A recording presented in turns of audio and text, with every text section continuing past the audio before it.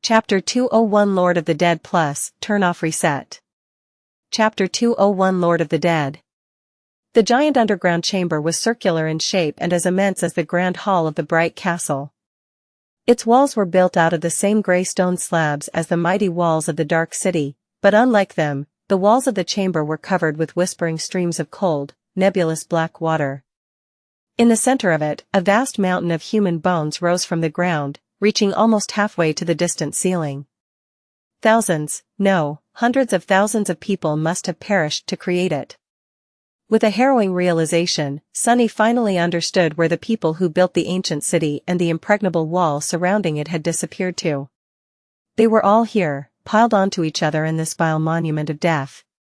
This horrid dark chamber was their final resting place.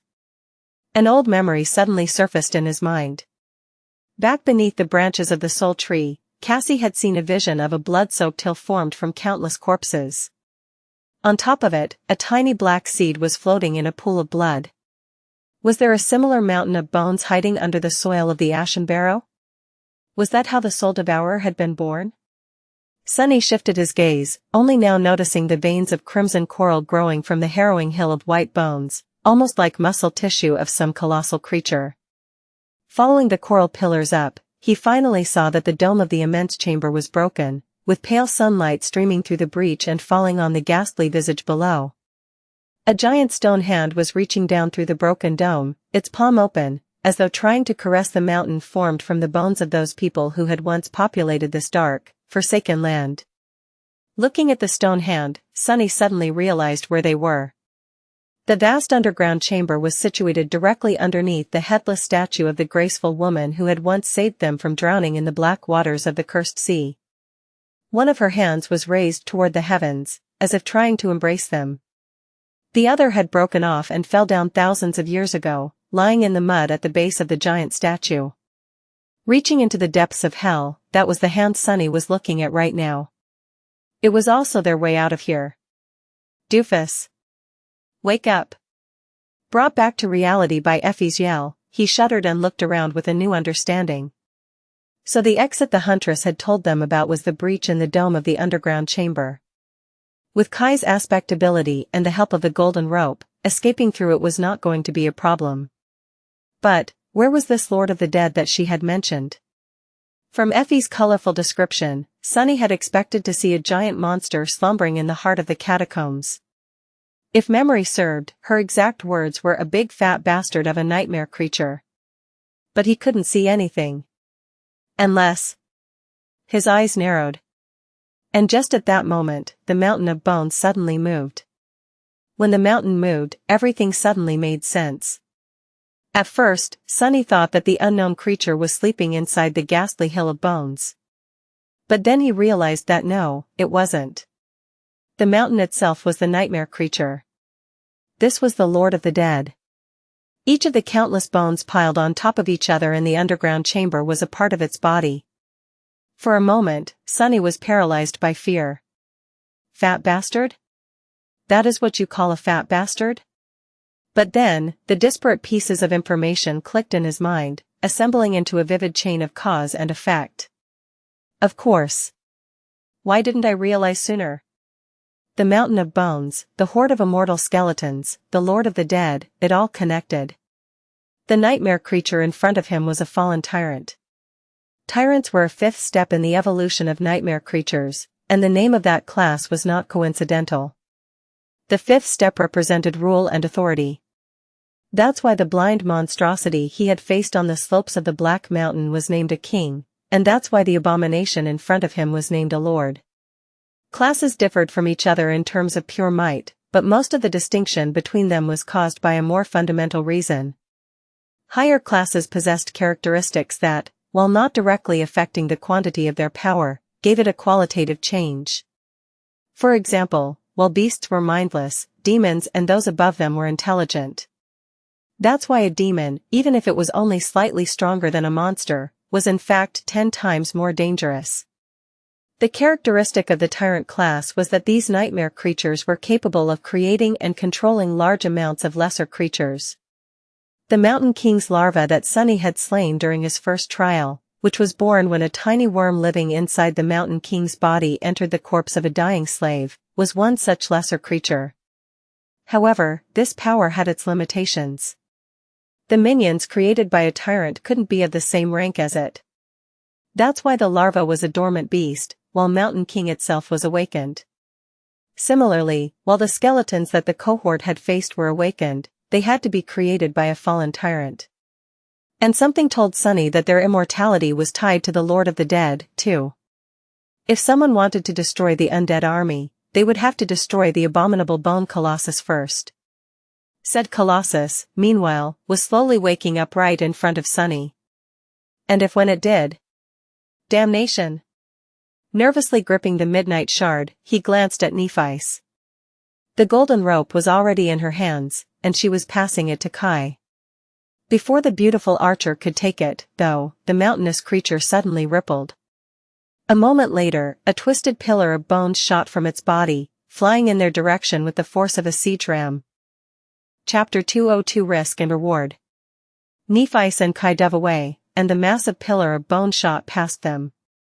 Before the thunderous sound of it crashing against the wall of the chamber even reached Sunny's ears, the pillar was already moving, whipping sideways with tremendous force.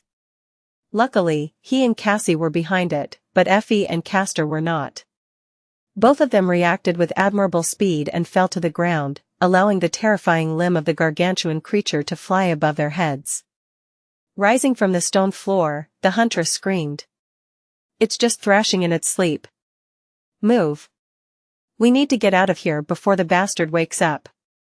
Cursing, Sunny dismissed the midnight shard and faced the mountain of bones, trying to predict its next move. He was beginning to understand how Effie's original hunting party had perished in the catacombs. Panned a novel, co-em. A sword wouldn't be of any use in this situation. The Lord of the Dead was slowly coming to its senses. The bones constituting its repulsive body moved and rippled, unfurling from within the white mass like giant, twisting limbs. It seemed to be slowly turning from a shapeless hill into some semblance of a creature. What shape that creature would assume once it fully awoke, Sunny didn't want to know. Another twisting pillar, limb? Suddenly shot from the mass of bones, blindly striking at the empty space behind the giant abomination. Sunny gritted his teeth, his ears ringing from the thunderclap of its impact against the wall. What followed was a deafening noise of thousands of ancient bones scraping against weathered stone. And a novel, c.om. The massive pillar whipped left and right, then fell to the ground and slowly retreated back inside the body of the Lord of the Dead. Meanwhile, Nephice was back at her feet. Dashing toward Kai, she pushed one end of the golden rope into his hands and pointed to the breach in the dome of the chamber. In the next moment, the archer soared into the air, flying to his destination with incredible speed. With a terrifying scraping sound, the whole white mountain rippled once again, and several devastating pillars of bone shot to intercept him. However, Sunny had no time to check on Kai. An oval. Because the Lord of the Dead had extended two more limbs in his direction. Diving under the first one, Sunny felt a wave of fetid air rush past him. Knowing that he only had a second left to live, he then strained his muscles and jumped with all his shadow-augmented might. Sunny's body flew several meters into the air, avoiding the rushing bone tentacle only by a few centimeters. Landing in a roll, Sunny cursed and got back to his feet. What kind of an infernal jumping rope game is this? SSS. The Lord of the Dead was slowly coming to its sense. More bone tentacles appeared from the massive corpses, each moving with growing precision. But Kai was already standing on the palm of the giant stone hand, the golden rope looped around one of its fingers. Cassie was the first one to climb up. With the flying rapier loyally hovering over her shoulder, the blind girl effortlessly moved up the rope, reaching the distant ceiling of the underground chamber less than 10 seconds later. It was easy to forget that she had absorbed as much soul essence as the rest of them. Her delicate arms had much more power than one would assume. However, back on the ground, those seconds were a real hell. The mountainous creature was waking up, making it hard for the rest of them to stay away from its blindly thrashing limbs. They needed to get out of here fast. Effie was the next one to take the rope. The huntress practically flew up, pushing herself with agility and Herculean strength worthy of an ancient hero. Then, it was Castor's turn. Effortlessly dodging a pillar of bone with his incredible speed, the legacy grabbed the rope, and turned into a barely visible blur. A second later, he was already landing on the giant stone palm. Nephice and Sunny were the only ones left in the reach of the fallen tyrant. Glancing at Sunny, Changing Star yelled, "Your turn." However, Sunny did not respond. His eyes were fixed on the base of the gargantuan abomination, where, amidst the ancient bones, a weak golden glow emanated from a small, partially concealed object. Sunny lingered for a moment, his thoughts moving with incredible speed. He knew that he was a greedy person by nature, and one cursed with insatiable curiosity, too. However, first and foremost, he was someone who put a tremendous amount of value on his own survival. That's why, right now, his reasoning was cold as sober. It was a question of risk and reward, as well as his ability. Would he be able to reach the object shining with the light of divinity and come back alive or not? A second later, he looked at Nephice and answered, "You go. I'll be just behind you." It would be a shame to go through all of this and not receive anything in return. He had to try. With that, Sunny turned around and dashed toward the Lord of the Dead. The decision was made, and now all that was left was to execute it. Summoning the prowling thorn, he threw it at the mountain of bones. Of course, Sunny didn't hope to wound the tyrant. He just wanted to lodge the kunai in its body. Just as the throwing dagger pierced the mass of bones, a white limb suddenly shot in his direction, obstructing everything with its repulsive expanse. Commanding the invisible string to contract, Sunny jumped high into the air and flew forward as though launched from a cannon. Landing on the other side of the pillar, just a few steps away from the unencompassable mass of bones, he gritted his teeth. AOL and then thrust his hand inside the fallen tyrant's body. A moment later, his fist closed around the concealed object, and with some effort, Sunny pulled it out in the clatter of breaking bones. A sharp pain pierced his forearm. Opening his fist, he saw a small, intricate iron key. It looked almost ordinary, if not for the ethereal golden glow emanating from within it. In the next moment, Sunny suddenly staggered, feeling a wave of weakness washed over his body. Rotating his forearm, he stared blankly at it for a split second, trying to comprehend what he was seeing. And when he did, his eyes widened in terror. Chapter 203 Corpse Eater. Glistening in the dim twilight of the underground chamber, an enormous leech was attached to his forearm. The creature was about a meter long, its slimy skin slightly translucent and red as dried blood. It was indescribably repulsive. What's worse, though, was that its sucker had effortlessly broken through the leather vambrace of the puppeteer's shroud and sunk deep into Sunny's arm, splitting open his skin and muscles. Currently, the leech was gorging on his blood, its belly slowly ballooning as crimson fluid rushed into it with frightening speed. With a sense of disgust and horror, Sunny slammed his fist into the spongy flesh of the revolting monster. Augmented with the power of shadows, his punch was powerful enough to easily break a human skull. The abhorrent slug, however, did not even react to it. It just continued sucking out his blood. All Sunny achieved was sending a wave of pain rolling through his body. Panda novel, co-m. Not good.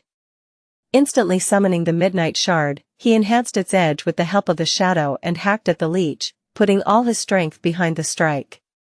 The blade of the tachi was as sharp as a razor, and with the augmentation provided by shadow, it slid helplessly off the leech's skin, not leaving even a scratch on it.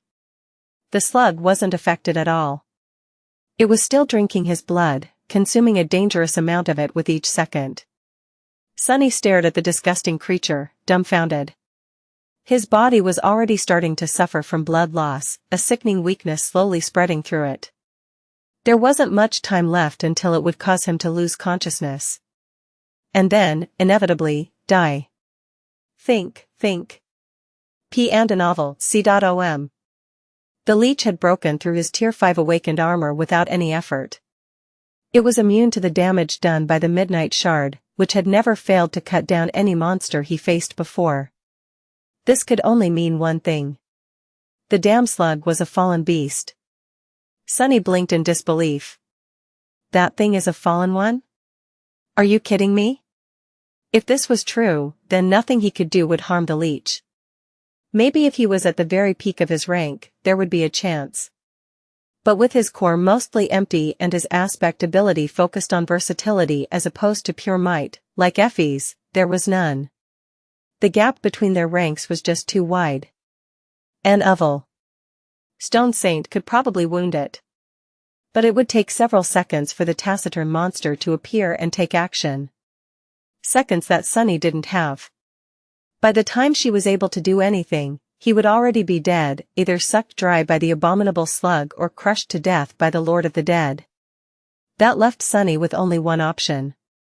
If he couldn't get rid of the leech, he was going to have to cut off his arm. Maybe Nephice would be able to grow him a new one. Or not.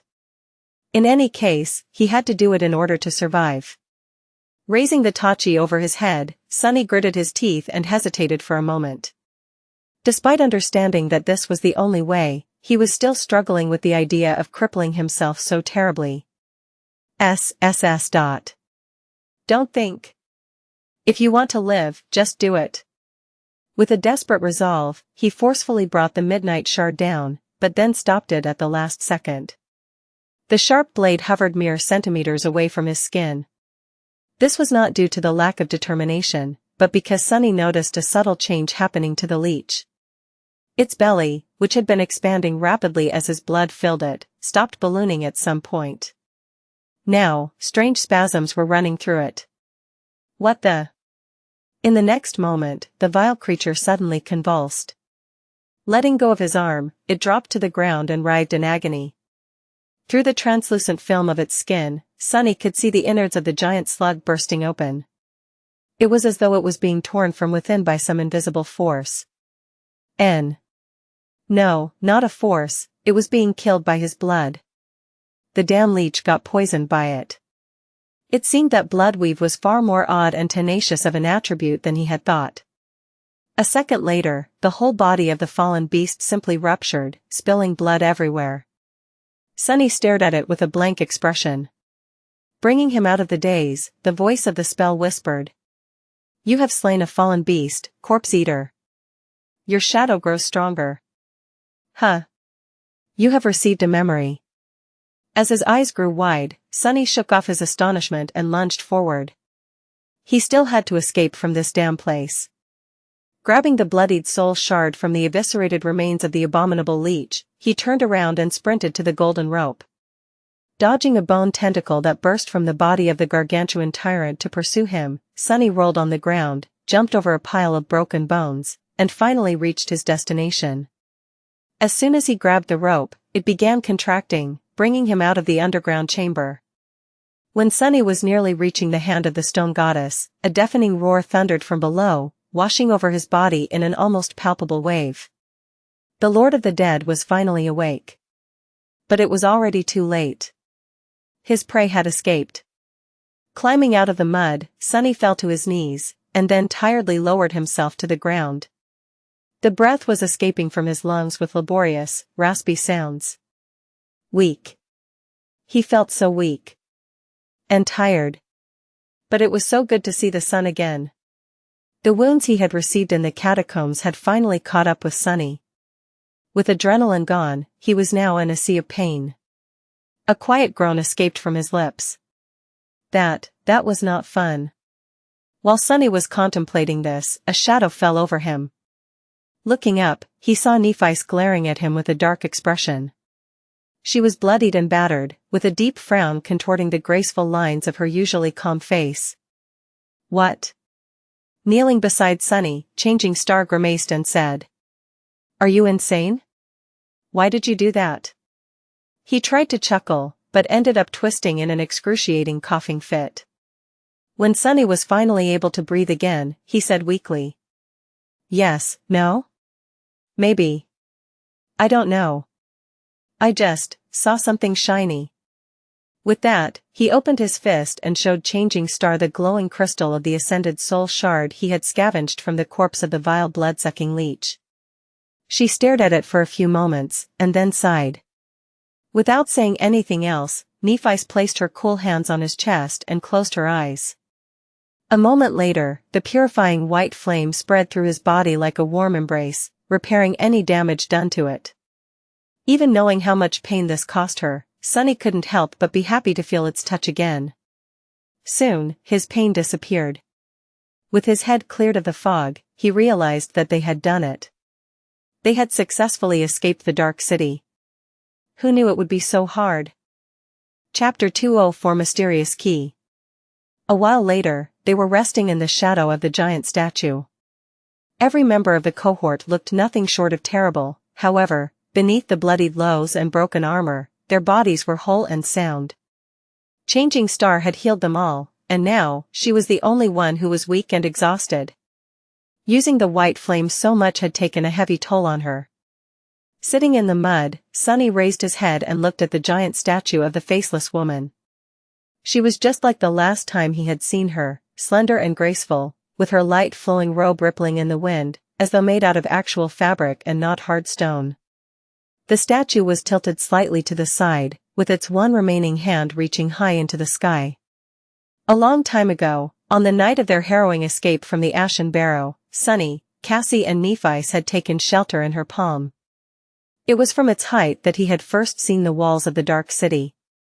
Looking down, Sunny stared at the other hand of the giant statue, which had broken off a long time ago and fell down, crushing through the dome of the underground chamber. The speed was too fast, and with a swoosh, Wang Xian was pulled into the whirlpool, like a little crucian carp that had been hooked and was violently pulled out of the water.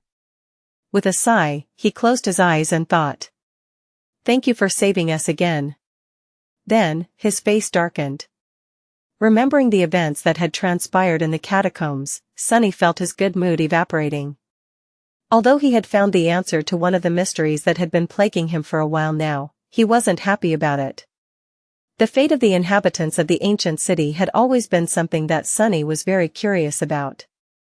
As an amateur explorer who spent most of his free time studying the ruins of the Dark City, he was familiar with subtle details of their culture more than most. Learning about the mundane facts of their lives was somewhat of a passion of his. If you dare to fish against him like this, no matter if it's a strange thing on a mobile phone or that ferocious giant fish, you'll have to pay the price. He had known that the history of this ancient civilization ended in tragedy, of course. A cataclysmic disaster had destroyed it, turning the once prosperous land into the desolate hell it was today. But against all logic, Sunny still hoped that these people had somehow managed to survive. Perhaps they had migrated somewhere, leaving the ruins of their city behind. But now he knew that it wasn't so. All of them were right there below him, buried forever in a damp underground chamber, piled onto each other high enough to form a ghastly mountain of bones. More than that, their remains had been soaked in the cursed waters of the Dark Sea and turned into a vessel for the soul of a vile nightmare creature. There were a lot of questions about the fate of these people still lingering in his mind.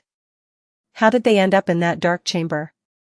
Had they died there, or had their bodies been brought there by someone, or something, later? How was the Lord of the Dead born? Was its inception the same as that of the Soul Devourer? But he didn't really want to know the answers anymore. He felt that learning them would only break his heart. The Fizzy is mocking him. With a sigh, Sunny decided to distract himself from these depressing thoughts with something uplifting and summoned the runes. One cluster, in particular, interested him the most. Shadow Fragments, 322/1000. He had received 4 fragments for killing the Corpse Eater, even though the manner of its death was rather peculiar. Having now killed nightmare creatures of the awakened, fallen, and great ranks, Sunny could surmise that his initial theory was right. The spell gave him double the fragments for killing enemies of higher ranks, according to the number of soul cores they possessed.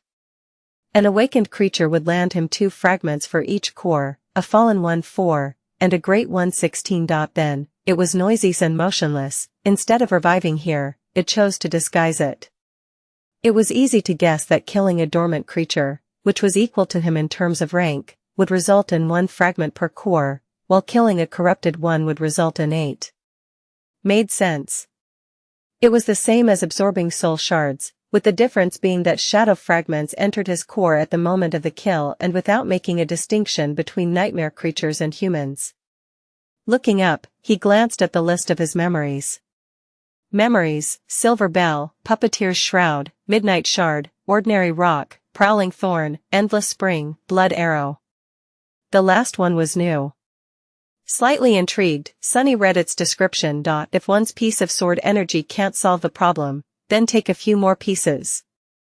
Wang Xian is going to kill it. N memory, Blood Arrow. Memory rank, Ascended. Memory tier, I. Memory type, Weapon. Memory description: a debt of blood must be paid in blood. Memory enchantments: Rain of Blood, Restitution.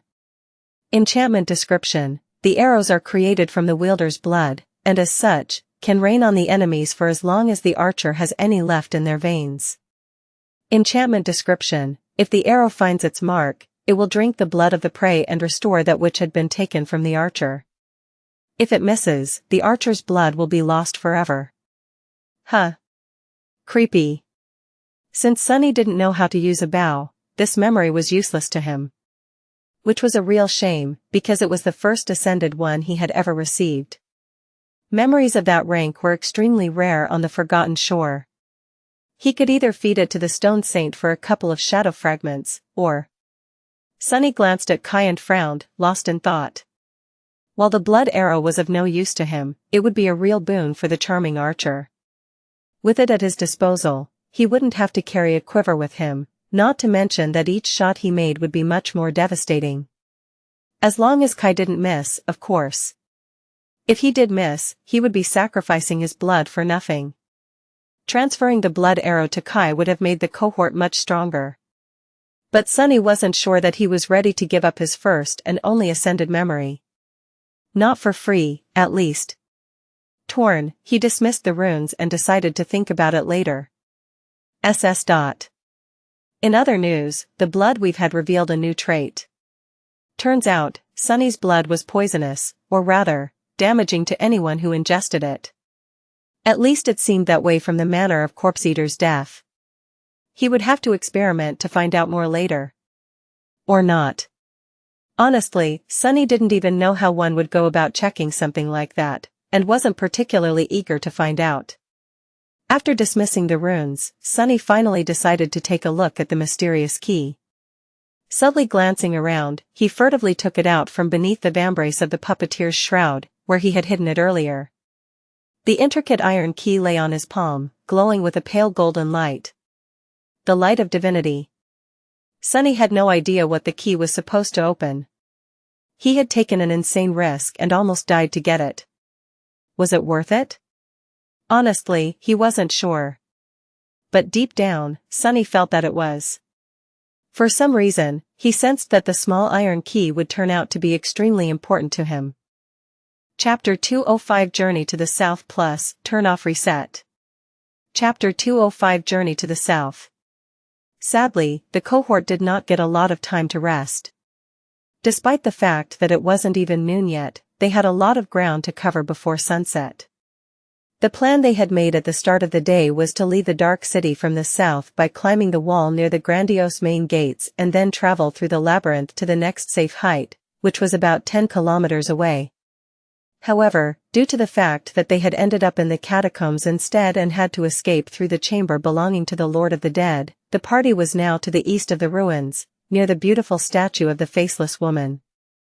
Not only did they have to circle around the city now, but there was also less time to reach safety before the flood of darkness devoured the Forgotten Shore once again. Standing up in a chorus of disappointed groans, the cohort assumed the marching formation and set out south. Walking through the mud of the colossal crater was not easy, but for the time being, they had no other choice, unless they wanted to scale the monumental stone wall and return to the Dark City, of course. Luckily, with both Sunny's shadow and Kai scouting the way ahead, they didn't have to worry about being ambushed by monsters. So, for the time being, the only thing the party had to struggle with was moving their feet through the wet dirt. The monotonous silence was broken only by laborious breathing and slurping of mud.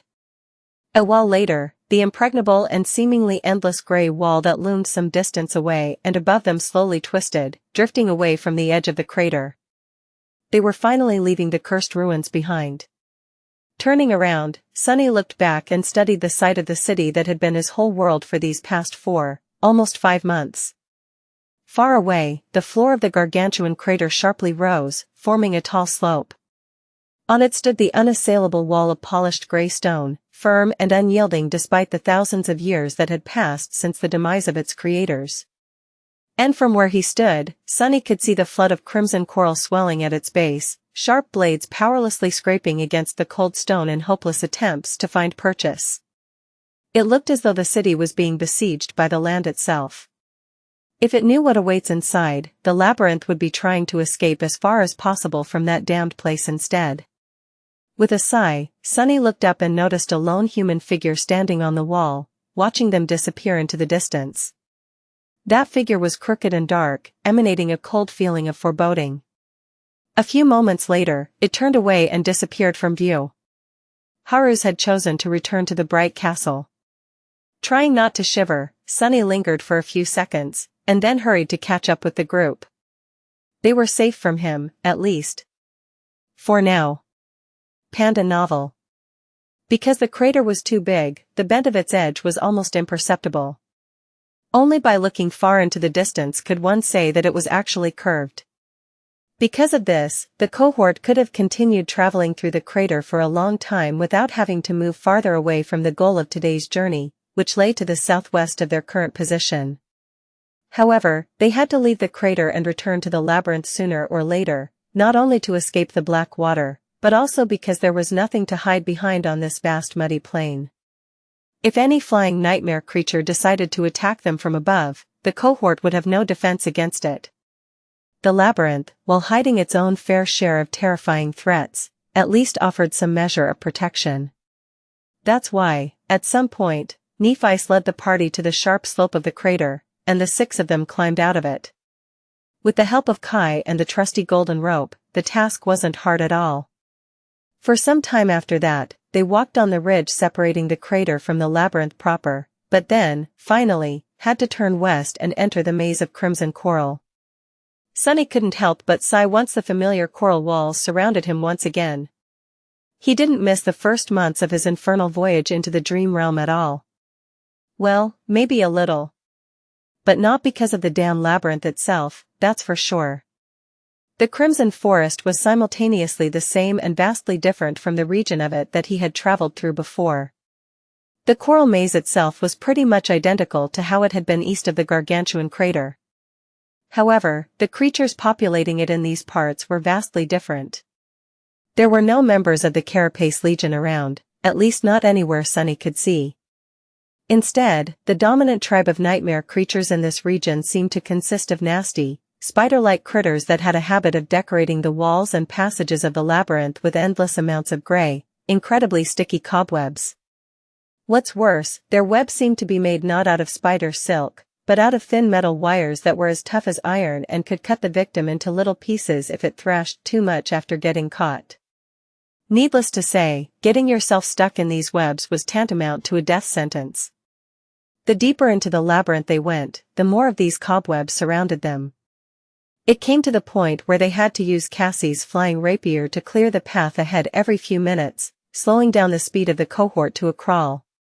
During one of these stops, Sunny rubbed his face and thought, "I just hope that nothing attacks us while we wait." Turning to him, the shadow glared for a few moments and then tiredly shook its head. It then placed one palm across its face and looked down, as if defeated. What did I say? A moment later, several massive spider-like creatures jumped out of the cracks in the coral and attacked them. Chapter 206 Triumph. The spiders were about the size of a human, incredibly fast, and had plates of something that resembled iron covering parts of their repulsive bodies. They looked like armored battle machines created for the sole purpose of slaughtering living things. They also looked strangely familiar. With a little effort, Sunny realized that these abominations looked a lot like lesser, much smaller versions of the giant fallen beasts that had destroyed the original Stone Saint and her kin. It's just that their size and armor weren't nearly as formidable. If so, I have bad news for you, fools. As soon as the spiders attacked, the members of the cohort reacted with the deadly calmness of experienced Dark City hunters. Weapons flashed in the air, severing limbs and piercing through iron as though it was paper. Effie straight up flattened one of the creatures with a devastating strike of her battered shield. The poor beast didn't even have time to understand what a huge mistake it had made. The others were no less efficient. Sunny himself threw the prowling thorn and pulled on the invisible string as soon as it sunk into the flesh of one of the spiders, bringing its jump to an abrupt end and sending it crashing to the ground. Before the beast could stand up, Quiet Dancer streaked through the air and pierced its head clean through. Just a few short seconds after the spiders had tried to ambush the group of humans, the battle was over. 3 dead nightmare creatures were sprawled in the mud, while the 4th one ended up pinned to a coral wall with several arrows. They could have even shaved a second or two if it weren't for the need to look out for the spiderwebs. Sunny shook his head. Disappointing. Wait. Why was he disappointed? Great. This was great. Not every victory had to almost cost him his life. If there was one thing to feel disappointed about, it was that this one was so swift that he had not even gotten the chance to finish any of the enemies himself, thus not receiving any rewards from the spell. But even then, he would be glad to only fight easy battles like this in the future. Nephi's cleaned the blade of her sword with a piece of cloth, listened to the silence for a few moments to make sure that nothing else was going to attack them, and then gave the cohort a go-ahead to start dressing the monsters down. Soon, soul shards, strips of meat and other useful parts were cut, cleaned, and put into Effie's enchanted bag. Everything was done with efficient speed and professionalism that could only come from a lot of experience. Sunny could only shake his head again. They were able to dispose of the iron spiders with such ease because of 2 reasons.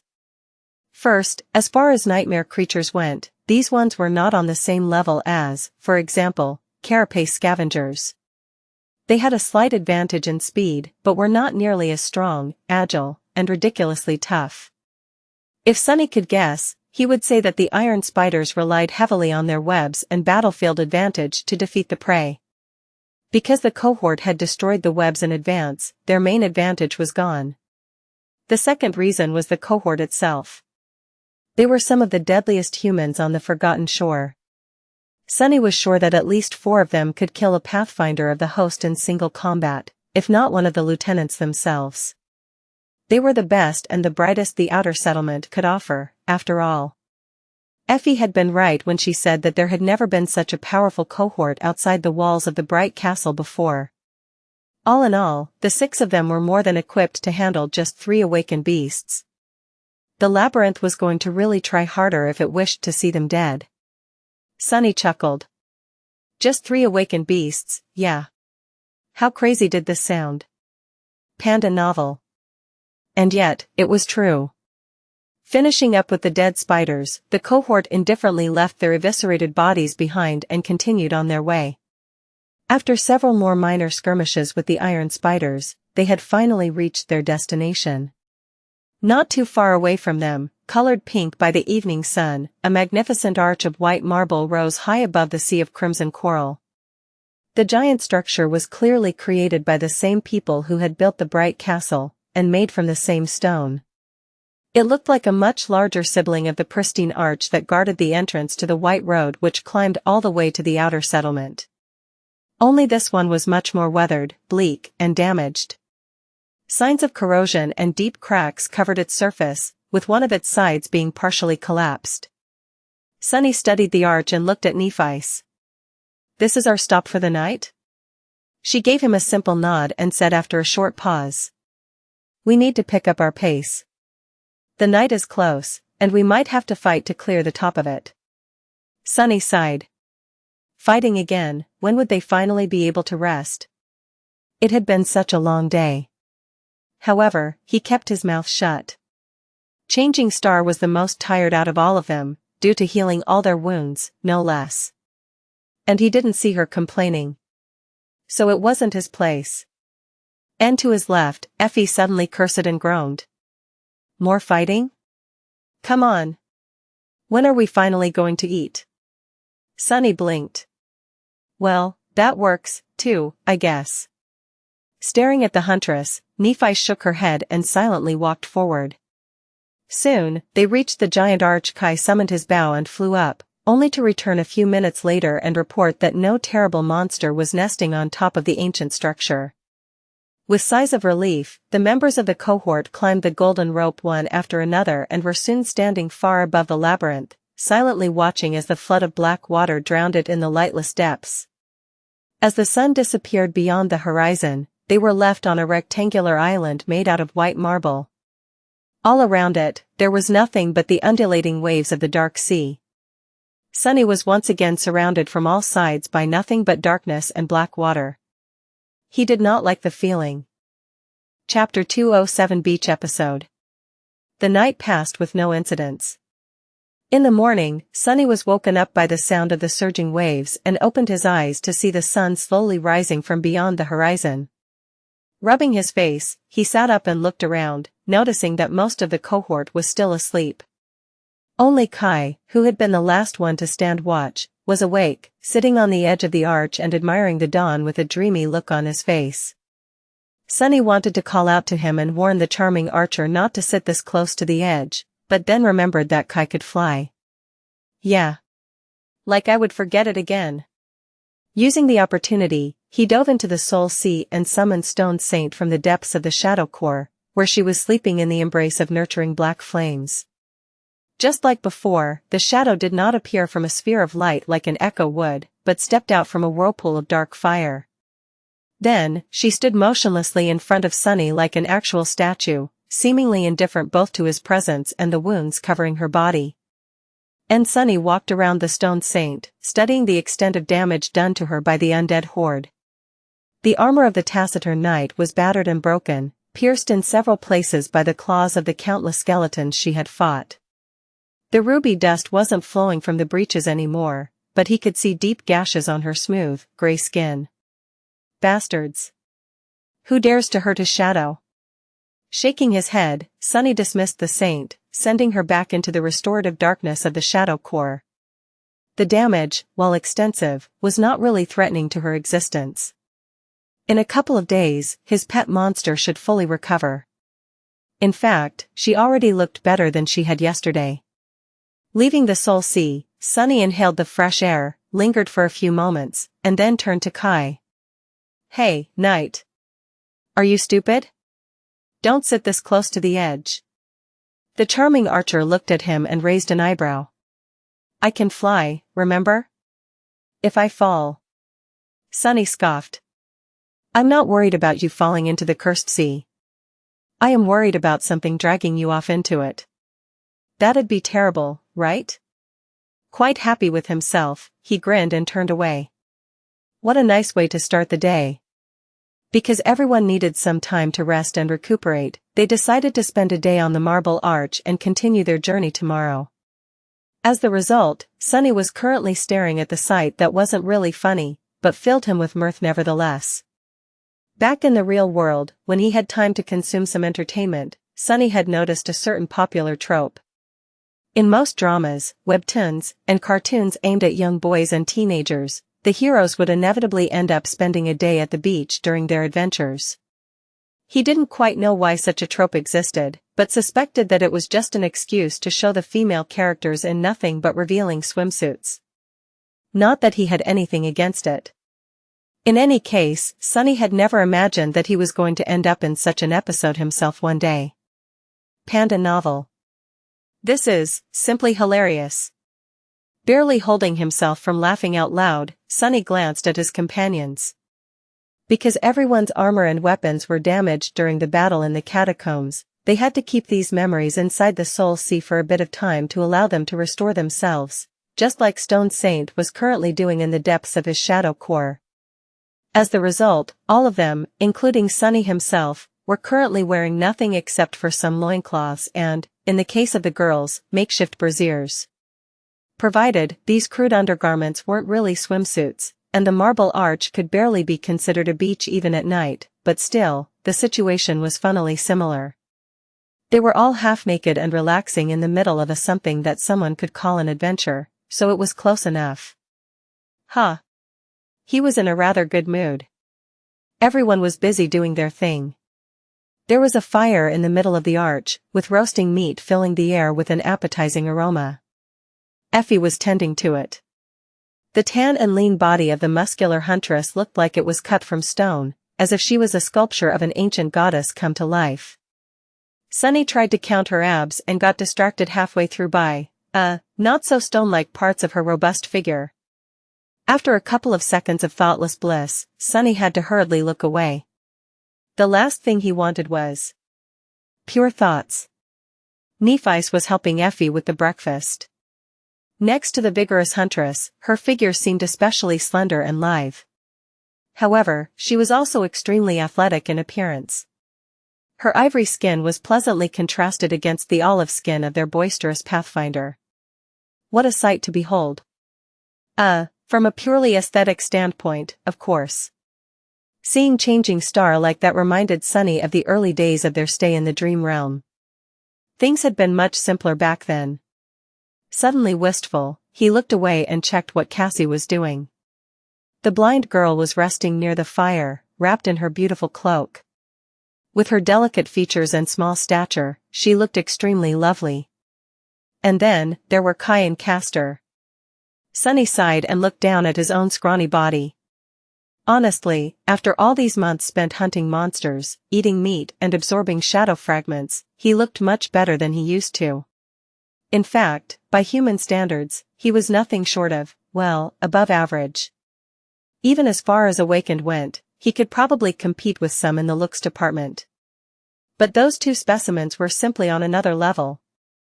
Kai was tall and shaped like a young god, with lean muscles rolling under his flawless skin and a svelte figure that begged to be sculpted into a marble masterpiece. Sunny could swear that even sunlight was attracted to him, illuminating the charming archer in just a way to make him look as gorgeous as possible. Currently, Kai was tending to his arrows, somehow managing to make even that simple task look glamorous. Castor was much the same, with a perfect body and broad shoulders that simply screamed of power, appeal, and potency. With a darker skin to match his gallant and manly image, he was basically the epitome of masculinity. This was contrasted by a handsome, but gentle face and humorous green eyes, creating a rather tempting visage. Sunny grimaced and turned away.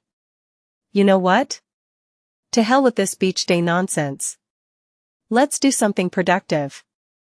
Chapter 208 Something Productive. Walking over to Kai, Sunny cleared his throat and forced himself to not cover his eyes. The damn archer was just too dazzling. Him being shirtless in crowded places should have honestly been categorized as a public hazard back in the real world. If not, there was a gross oversight. I wonder how he was made. Probably in a secret government laboratory or a magic cauldron of some sort. I mean, there's no way that this dude is the same species as me, right? After a few seconds of Sunny blankly staring at him, Kai smiled politely. Sunny? Did you want something? Sunny flinched and covered his eyes. Don't smile at me. Kai blinked. All right. Breathing heavily, Sunny glared at him and slowly lowered his hand. That's better. And yes, I did want something. Kai suddenly livened up and pointed at his chest. What is that? An accessory? What is he? Lowering his gaze, Sunny noticed the mysterious key hanging on a thread tied around his neck. He didn't really want to show it to anyone, but with the puppeteer's shroud restoring itself in the Soul Sea, there were not a lot of places where he could hide it. None that he was willing to use, at least. Plus, no one else was supposed to be able to see the light of divinity, so to them, it just looked like a small iron key. Sunny frowned. It's not an accessory. It's a key. Kai hesitated. Oh. What does it open? Sunny shrugged. How should I know? The charming archer seemed a little confused. But if it's not an accessory and it doesn't open anything, why are you carrying it around? His questions were starting to get tiresome. Sunny sighed. To open something, of course. Kai scratched his nose. But you just said that you don't know what it opens. Sunny gritted his teeth. It's a damn key, right? So it has to open something. I just carry it around in case I find something that can be opened by that damned key. What's so hard to understand? The beautiful archer gave him a strange look. Oh. I see. That definitely makes sense. Curses. That's not how I plan to approach him. Sunny instantly changed his expression and looked at Kai with a wide smile. The sudden shift looked sort of creepy. What I wanted to say, Knight, my dear friend, we are friends, right? Anyway, what I wanted to say was that I hope that this answer satisfies your curiosity. That's something a friend would say, right? The charming young man gave him a dubious look. I guess? Sunny made his smile wider, feeling his face hurt a little. Panda novel. Great. So we are friends. Well, some might say that it's your lucky day, buddy. Because today, and only today, probably. Sunny's gorgeous emporium offers customers an exclusive friendship deal. Just for friends of the establishment. Aren't you lucky? Kai suddenly coughed. Wasn't it Sunny's brilliant emporium last time? Sunny blinked. Was it? Well, doesn't matter. The deal still stands. Are you interested or not? The archer lingered for a few moments, and then cautiously said. But Sunny, you still haven't told me what exactly that deal entails. Is it a deal for customers you consider friends, or are you trying to sell me your friendship? Or wait, do you want to buy mine? Or both? I'm confused. As if waiting for that response, Sunny nodded energetically. Yes. I'm glad that you asked. In fact, I have an incredible item that I want to sell. It's so incredible that I am even reluctant to part with it. But since you are my friend, I am willing to give it away. Practically for free. Full friendship discount, just for you. No need to thank me, really. Attracted by the noise, the others left what they were doing and were now staring at the two of them. Effie got distracted from preparing meat and was now observing the circus with an expectant grin. Realizing that he is now the center of attention, Kai sighed. Alright, I'll bite. What is that incredible item you want to sell me? Sunny remained silent for a few moments, and then suddenly stopped smiling. Oh, just something I had gathering dust in my soul. See. It's a memory that can serve as an endless supply of arrows. As long as you don't miss. The beautiful archer's eyes suddenly lit up. He glanced at his quiver and said. Wait, really? You really have such a memory? And after thinking about it for a long time, Sunny had decided to give the blood arrow to Kai. Having the archer of their cohort armed with it would make a lot of things easier during this journey. He could potentially earn himself a bow in the future and learn how to use it, but it wouldn't be anytime soon. Plus, with how dangerous the enchantments of the blood arrow were, nothing short of excellence would fly. And excellence took a lot of time to achieve, time that he didn't have. So, giving it to a skilled archer like Kai was a better decision. Their recent encounters with the iron spiders only made Sunny more certain that this was the right thing to do. But he wasn't going to give it away for free. Yes, I do have such a memory. Then, he casually added. Oh, did I forget to say? It can provide an endless supply of arrows, and also all those arrows will be of the ascended rank. A grave silence settled over the marble arch. You're in possession of an ascended memory? That question was asked by Castor. Kai didn't have to ask, because he already knew that Sunny was telling the truth. His eyes slightly widened. On the Forgotten Shore, ascended memories were exceedingly rare, for an obvious reason. Sleepers could only get one by defeating a fallen nightmare creature, and there weren't a lot of people capable of such a feat. Added to that was the fact that not every kill provided a memory. In fact, most didn't. To receive one was the dream of every inhabitant of the Dark City. Sunny shrugged. Oh, I have a couple. Why? The other being the onyx armor. Which was broken and useless. But they didn't need to know that, honestly. He grinned. Only the best wares in the Sunny's astonishing emporium. Wait, was it astonishing? Ah, who cares? You get the sentiment. Castor shook his head. How did you get an ascended memory? You? The grin froze on Sunny's face. When he spoke a few moments later, all humor was gone from his voice, replaced by coldness. Well, if you have to know. I got it by killing a fallen beast. Before you ask, this time I didn't have to shake my finger or spit. I just looked at it, and it died. Then, he turned his head and looked straight at Castor. I am very proficient in killing things, you know. Chapter 209 Fireside Banter. In the end, Kai agreed to his deal. In exchange for the blood arrow, he gave Sunny 3 memories, the 2 weaker arrows he had and a small charm capable of producing fire.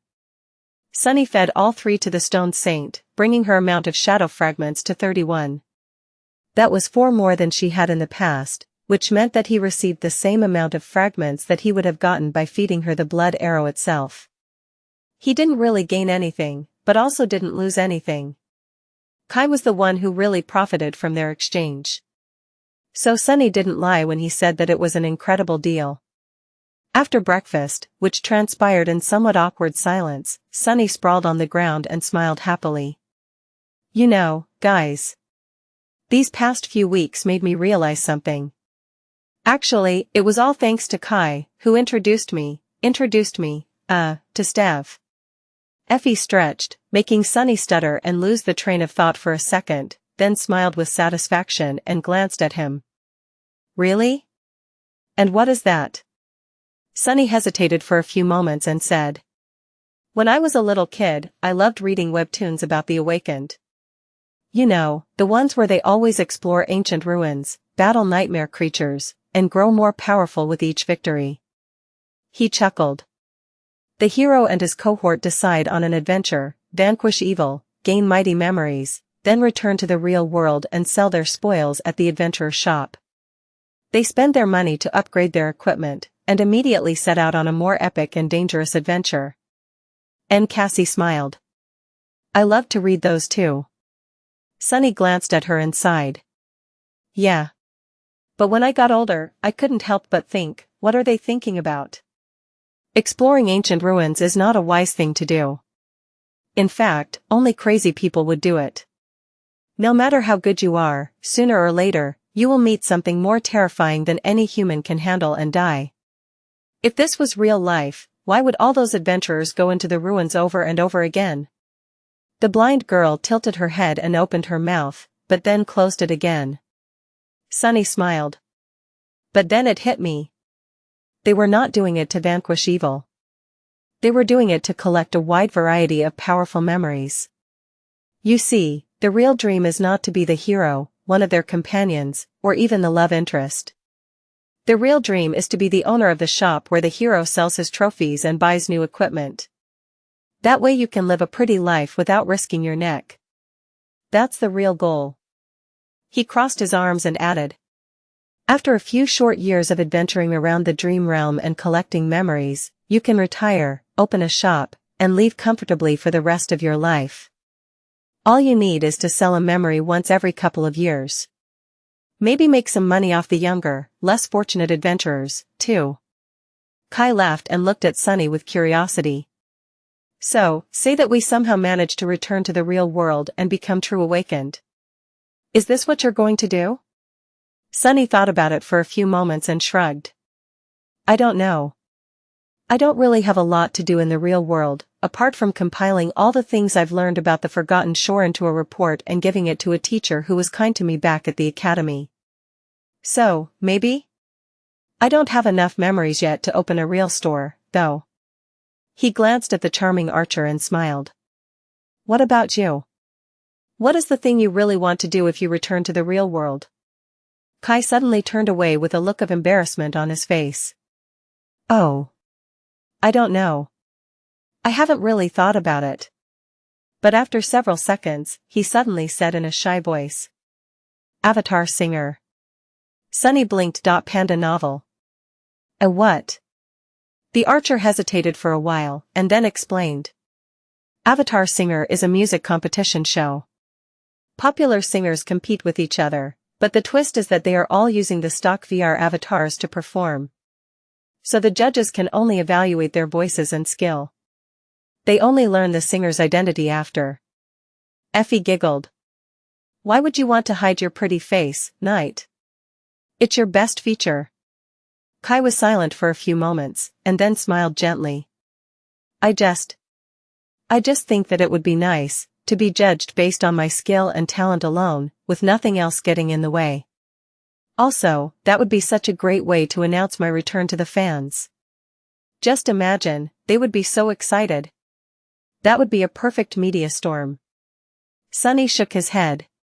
It seemed that Kai was really a celebrity. Talking about things like fan reactions and media storms with a straight face, did he even hear himself? But it was a nice dream, at least. Better than his own stupid desires, by far. Turning to Effie, he asked. What about you? What would you do in the real world? The huntress grinned. I don't even have to think about it. I would go eat chicken wings, the real ones. And then start preparing myself for the second nightmare. Pretty simple. Everybody grew silent. After a while, Cassie said. Are you sure that you want to challenge another nightmare? Effie shrugged. I have my reasons. So yes. For me, that is the only choice. The blind girl was quiet for a bit, and then said. I would go and spend time with my mom and dad.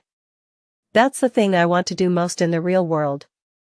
Castor glanced at her and Courtly nodded. I agree with Cassie.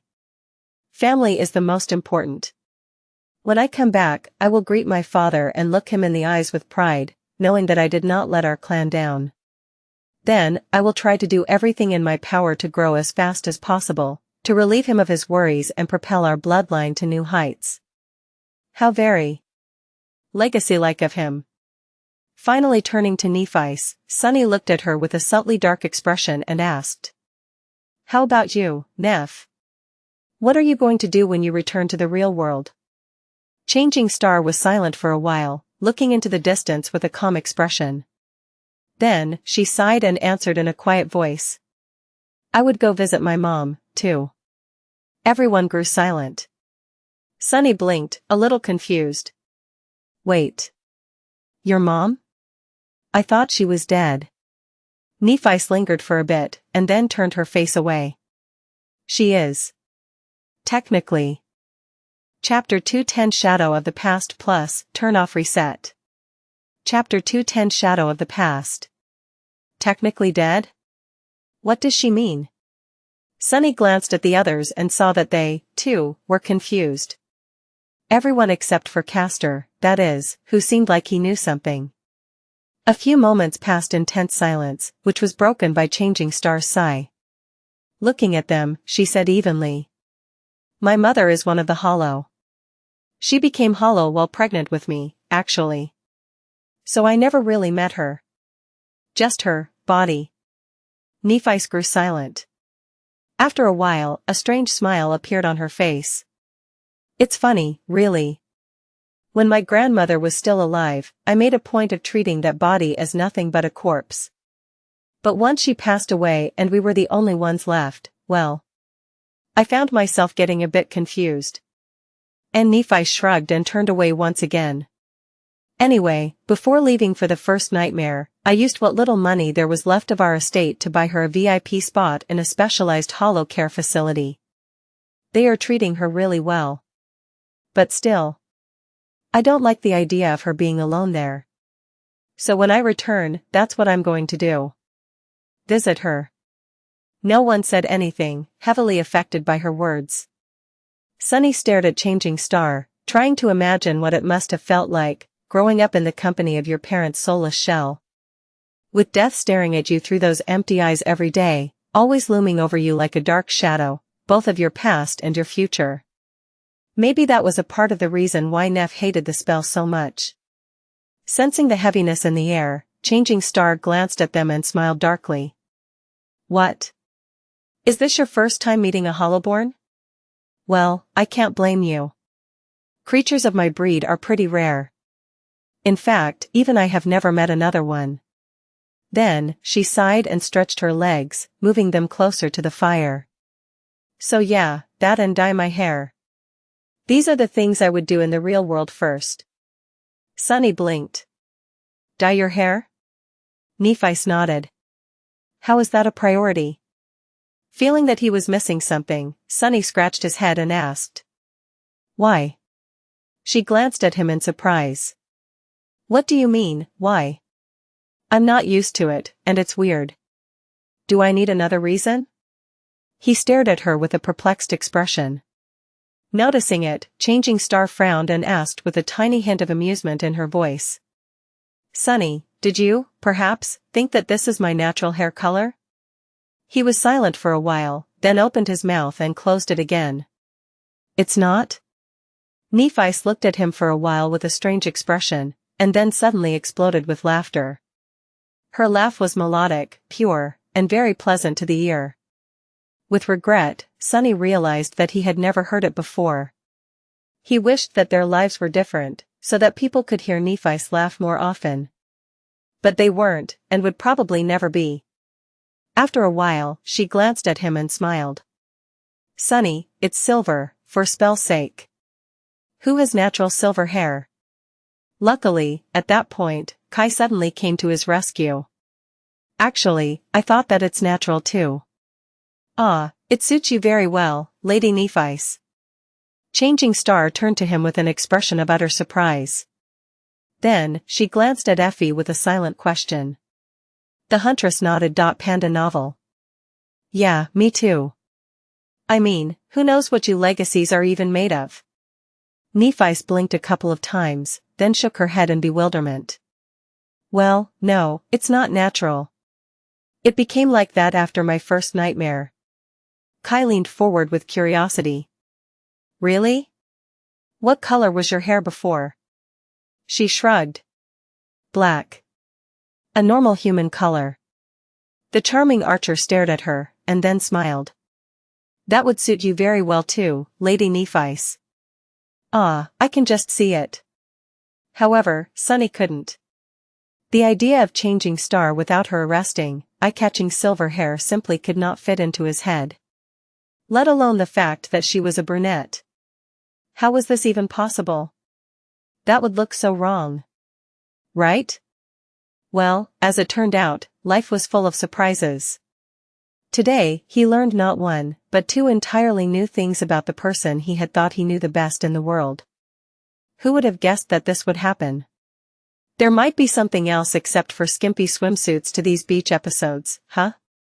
After that, they spent some time resting and lazily conversing with each other. However, pretty soon, people started to get restless from boredom. To combat it somehow, Sunny suggested the idea of playing a sports game. His motives were not at all dictated by a secret desire to see a bunch of absolutely gorgeous young people jump around and wrestle with each while very lightly dressed. Nope, not one bit. However, things didn't go as he had envisioned them. Pretty soon, Sunny found himself cursing as he was desperately pulling on the golden rope in a furious match of tug-of-war. Well, it was supposed to be furious. But what was actually transpiring was Effie casually holding the rope with one hand while the four of them, Sunny, Cassie, Kai and Castor, were trying to move her from the spot with no visible results whatsoever. After a while, the Huntress simply pulled on the rope and sent their entire team to the ground. That's cheating. With a satisfied grin, Effie walked over and towered above him, her arms akimbo. Looking down directly at Sunny, she smirked. Weak.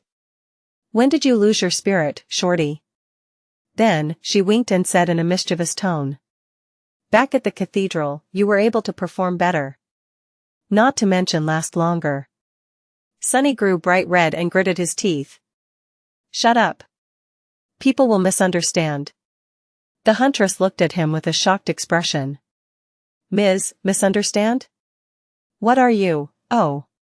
Then, she pretended to be horrified and covered her mouth with one hand. You, what kind of a degenerate are you? Training. I meant while you were training. While Sunny was staring at her in utter disbelief, his mouth wide open, Effie snorted, then turned away and exploded with laughter. Shaking her head, the boisterous huntress giggled one last time and walked away. No more sports games. Ever. That wretched troublemaker will win them all, anyway. He needed to teach himself how to come up with better ideas. Chapter 211 Game of Lies. With a bit of disappointment, Sunny realized that all types of physical activities were out of the question. Not only because Effie was going to win every damn game, but also because Cassie couldn't participate in most. If that was the case, they would have to settle for a battle of wit, instead. After thinking for a while, he made a few preparations and addressed his companions in a mischievous tone. Alright, let's have another competition. This time, it will be a challenge for your minds. Sunny paused for a few moments and then smiled. And to spice things up, this time, there will be a prize. The winner will get this. With that, he produced the Ascended Soul Shard that he had gotten from the Corpse Eater from behind his back and showed it to everyone. The beautiful crystal shined with an alluring, ethereal light. Except for Nephice, who was resting with her eyes closed, everyone stared at the shard with a lot of interest. Sunny grinned. Of course, they were interested. It was very rare to see one of these, after all. He didn't really have a use for this thing right now, though. And making the cohort stronger would, in turn, increase his own chances of getting through the expedition alive. So parting with the shard was not that detrimental. Especially if he could have some fun in return. Effie was the first one to speak. What are the terms of the competition? Sunny put the crystal away before answering. It's really simple. I'll give you a riddle, and the first person to answer correctly wins. How does that sound? The huntress looked at him with doubt and shrugged. Sounds boring. But alright, let's play. Smiling, Sunny commanded the shadow to separate from him and put the ordinary rock on it. Then, he turned to Effie and said. Listen carefully. Imagine if you will that the two of us, my shadow and I, are in possession of a rare treasure.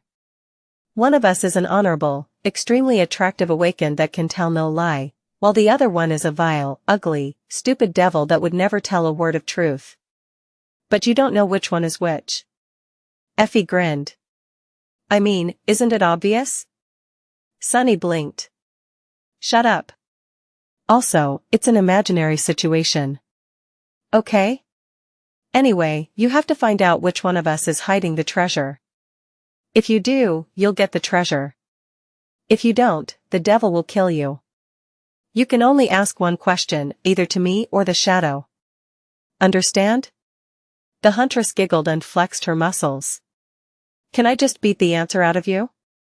Sunny observed her vigorous figure for a moment too long, and then smiled. You can. Also, you're dead. Effie stared at him in bewilderment. What? Why? He shrugged and glanced in her direction with disdain. Did I not tell you that you can only ask one question? Well, who told you to ask whether you can beat me up or not? What a stupid way to waste a question. And while the unruly huntress was throwing daggers at him with her eyes, Sunny turned away and said. Next? Kai smiled apologetically at Effie and approached him. Alright, Knight. What's your question? Do consider that our roles might have changed since the last round. The charming young man gestured at the marble beneath his feet and addressed the shadow. What color is the stone I am pointing to?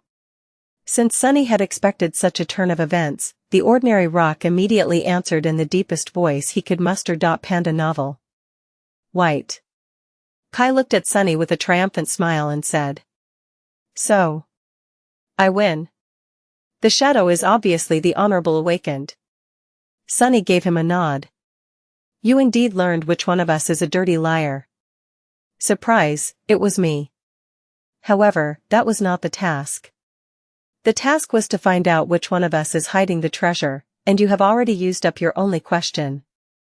So, sorry, buddy, but you're also dead. I'll miss you very much. In this hypothetical situation. The charming archer sighed and looked at him with reproach. Sunny raised his eyebrows. What? Why are you looking at me like this? Be grateful that I allowed you to play at all. With your flaw, you are like a walking cheat as far as this game is concerned. He scowled, then added. In fact, the mere fact that you claim to have a flaw is an affront to us, truly flawed people. Kai lingered for a bit and walked to the side to sit near Effie. Sunny had to suppress his laugh when he noticed that the boisterous huntress reacted to being this close to the charming young man's deific body pretty much exactly the same as he himself sometimes reacted to her. Get your head out of the gutter. Pure thoughts, Effie. A wide grin still found its way onto his face. Shaking his head, Sunny turned away to call the next contestant, but Kai suddenly spoke, interrupting him. You're not entirely right, you know, he said gently. Sunny raised an eyebrow. About what? The archer looked down before answering. About my flaw. Yes, it is not as heavy of a burden as many others have to carry. But it's still a curse. What is he talking about? It's almost entirely like a second aspect ability. Looking at Kai with a doubtful expression, Sunny asked. Yeah? How, exactly? Please explain, because I really can't think of a situation where this flaw of yours could be a burden. The beautiful young man was silent for a while, and then looked up at Sunny with a sad smile. Imagine hearing the person who is the most important to you in the whole wide world telling you that they love you, only to realize that they don't. Imagine listening to your friend's words of encouragement, only to understand that he secretly wishes for you to crash and burn. He sighed. Ignorance is bliss, Sunny. After returning from my first nightmare, I had to come to terms with the fact that most of the people in my life were not who I thought they were. And that what hid behind their smiles was ugly and vicious. Kai gestured to himself and said. Because of who I am, and how I am, there was always a whirlpool of people around me. But after learning their true faces, I couldn't, well. Let's just say that, if I had the choice, I would have preferred to stay blissfully blind to the truth forever. He grew quiet. Damn. Suddenly, Kai smiled. But that's why I enjoy spending time with you so much, Sunny. No matter how bizarre the things you say are, they're always true. I never met anyone as stupidly honest as you. It's very refreshing. Sunny shifted uncomfortably. Did he just call me stupid? Now he was kind of sorry for mocking the charming young man about his flaw. Perhaps it would be useful to someone like Sunny. But to a person like Kai, who always attracted the worst kind of attention from people, it could really be incredibly painful. The spell knew what it was doing. It always hit you in your most vulnerable spot. Damned spell. The being that weaved it must have been the worst kind of a sick bastard.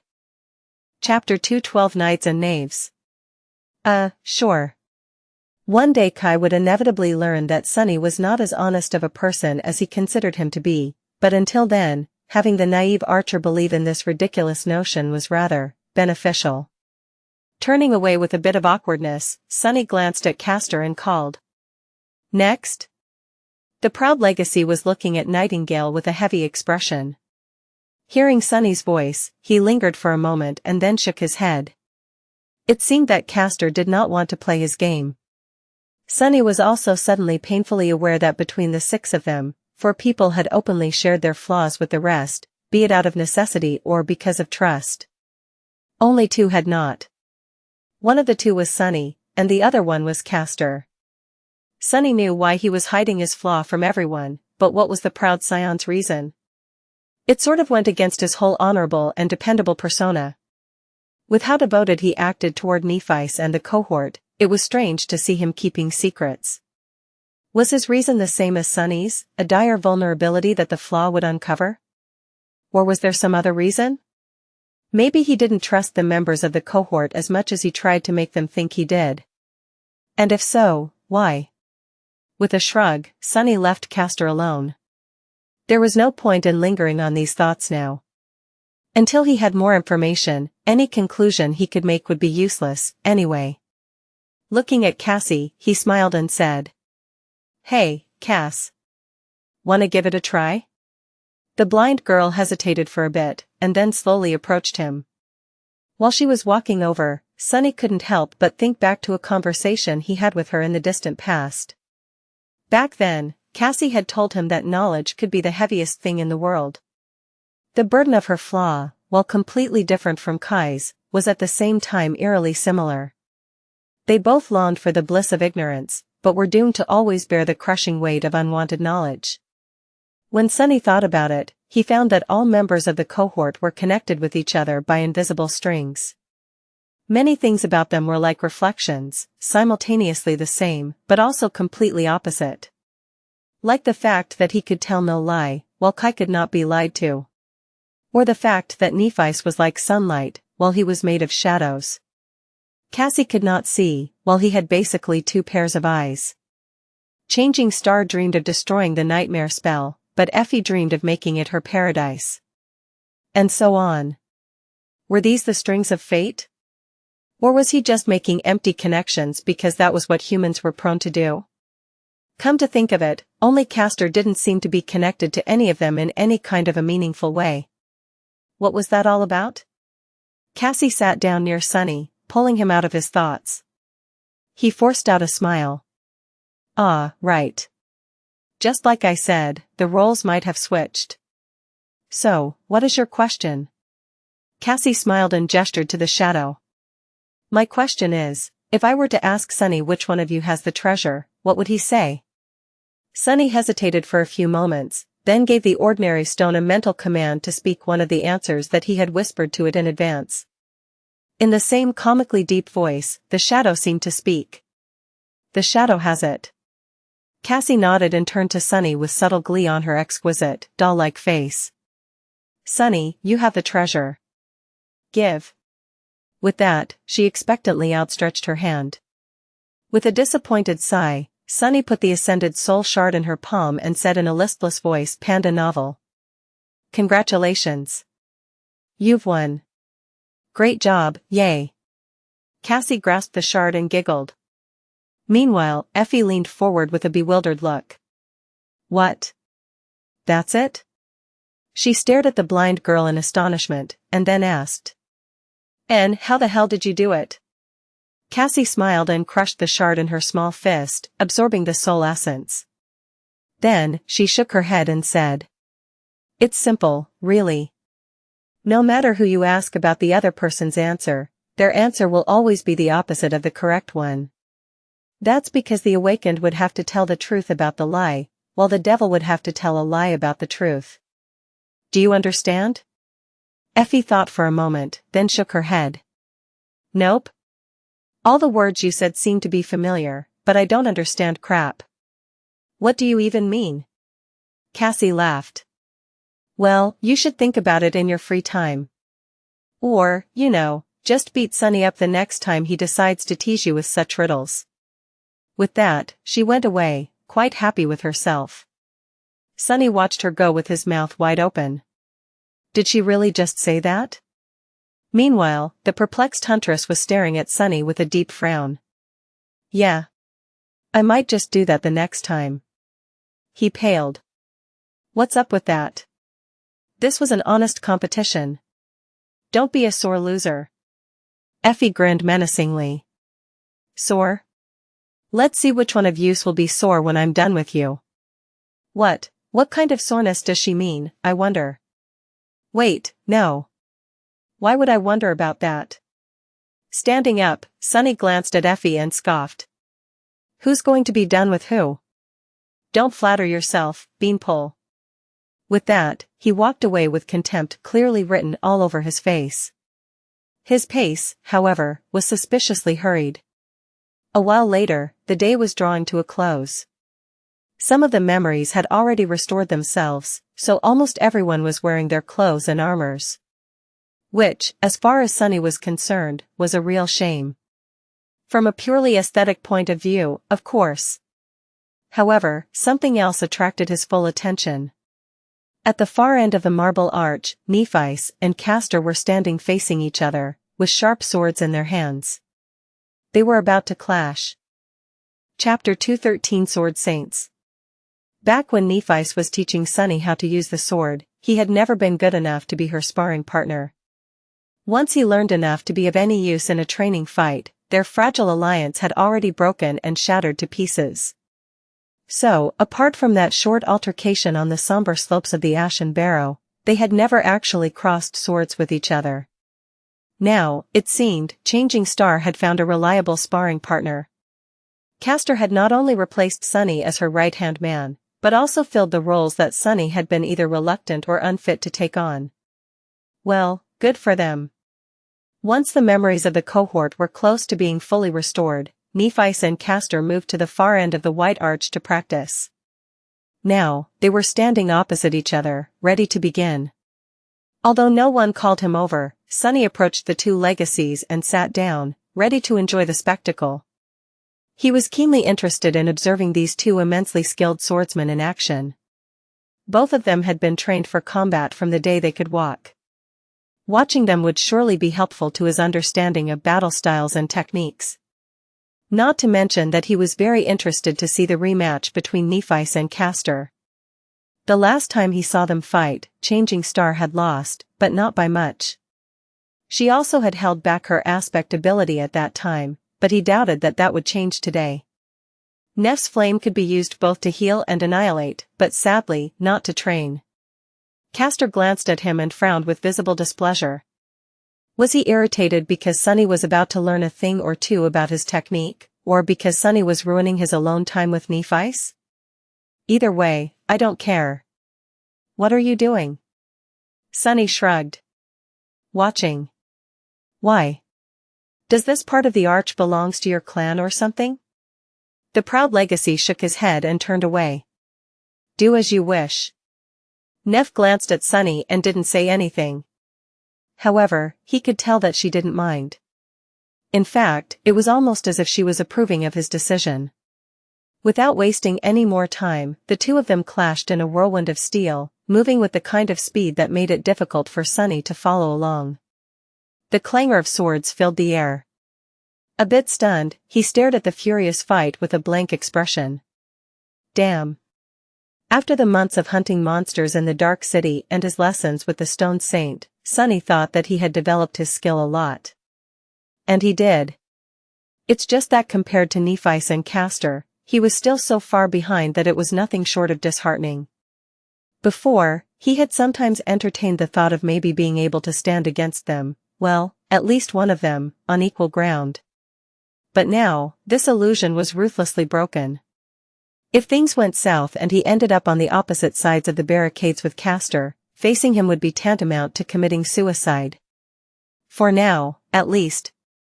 Which, of course, simply meant that instead of facing him, Sunny would have to stab him in the back. Duly noted. He wasn't going to take on an enemy of this caliber in a forthright manner, anyway. What was he, a fool? Concentrating on the fight, Sunny watched attentively. With the benefit of his new experience, he was able to discern more and learn more from how these two experts moved and acted. Sometimes, he was even able to predict what they were going to do next. However, as time passed, a subtle frown appeared on his face. What is she doing? That doesn't make sense. Sunny had been able to notice two unexpected things from how Nephice fought against Castor. The first one was rather easy to spot. While Castor did not use the full extent of his incredible speed, he did use a fair share of it, making it almost impossible for Nephice to win any of their matches. She lost much more than she won, almost always by a few fractions of a second. Which was seemingly not conducive to training at all. What was the point of training if one of the participants had almost no chance of winning because of how large the gap between them and their opponent was? There was a reason why Neff had never used Sunny as a sparring partner in the past, after all. But then, with a bit of amusement, he realized that Changing Star was doing exactly what he had done with the Stone Saint. She was tempering herself against an overwhelming force. That's why she had instructed Castor to use just enough of his aspect ability to always be much faster than her. Losing in a fight against a superior opponent was truly the best way to learn. Huh. So I was right in my approach, after all. If Changing Star was doing the same, he had to be right. The second thing he had noticed, however, was much more perplexing. It was that Nephice was not using her usual flowing and unpredictable battle style. Instead, she was moving with precise and firm elegance, hiding behind a carefully woven wall of defense and patiently waiting for an opening to appear, instead of creating one herself. While intricate and impressive, this style was still a bit lacking in comparison to her real one. What's more, while it was deliberate and dependable, it was also rigid. If there was one thing that Nephice would never tolerate in her battle art, it was rigidity. Her whole worldview was built around the idea that nothing had more value than adaptability. That's why the style she had taught Sunny suited her so well. It was designed to be the epitome of changeability. So, the question was, why the hell she was using something so alien to her against Castor? The answer was pretty obvious. Either Nephice was trying to experiment with something new in an effort to adopt elements of this style into her own, which didn't seem very likely. Or she didn't want Castor to know her true combat style too well, for some reason. But what could that reason be? Sunny rubbed his chin. Interesting. 214 Transient Shadow. Did Nephice distrust Castor for some reason? Sunny surely did, and to be entirely honest, he didn't even need any reason to do so. His intuition and general paranoia were enough. But Changing Star was different. He had learned a bitter lesson and now knew that everything she ever did had a firm logic behind it. Even if that logic was entirely different from that of a normal person. So if Nephice was hiding her true battle style from Castor, there was a reason for it. But it didn't make any sense. From everything else that she had done, he was her most trusted lieutenant. Changing Star entrusted more to Castor than she ever had to anyone else. Castor himself also had never acted against Neph's interests. In fact, he was even a bit too loyal. The bastard was always near Nephice, as though glued to her side. He also didn't seem to like it when others got too close to her. In that regard, he was almost like that flying rapier of Cassie's. During their entire day on the Marble Arch, the unfriendly Echo somehow always managed to remain between the blind girl and any man who tried to approach her for whatever reason. The message it was sending was quite clear. I'm watching you. It was honestly rather comical. Sunny shook his head. The dynamic of Changing Star's relationship with Castor was really weird. But once again, he didn't have enough information to make any conclusions. All he could do was keep his eyes open and try to sleep with one of them open when the handsome legacy was on watch duty. Maybe it was some strange legacy thing? Like guarding the secrets of the clan against the prying eyes of other clans. Who knew? Glancing at the fighting swordsman, Sunny suddenly got an idea. After considering it for a bit, he looked at them again. This time, his eyes were burning. That actually might work. The problem with his technique at the moment was that it lacked true individuality. Sunny knew that there was a secret hiding inside his shadow that could become the foundation of his own unique battle style. He just couldn't understand what that secret was. His progress at deciphering it had stalled. While training, Sunny had trouble keeping his eyes both on the Stone Saint and on the shadow. Whenever he tried, the taciturn night would inevitably send him into a sea of pain.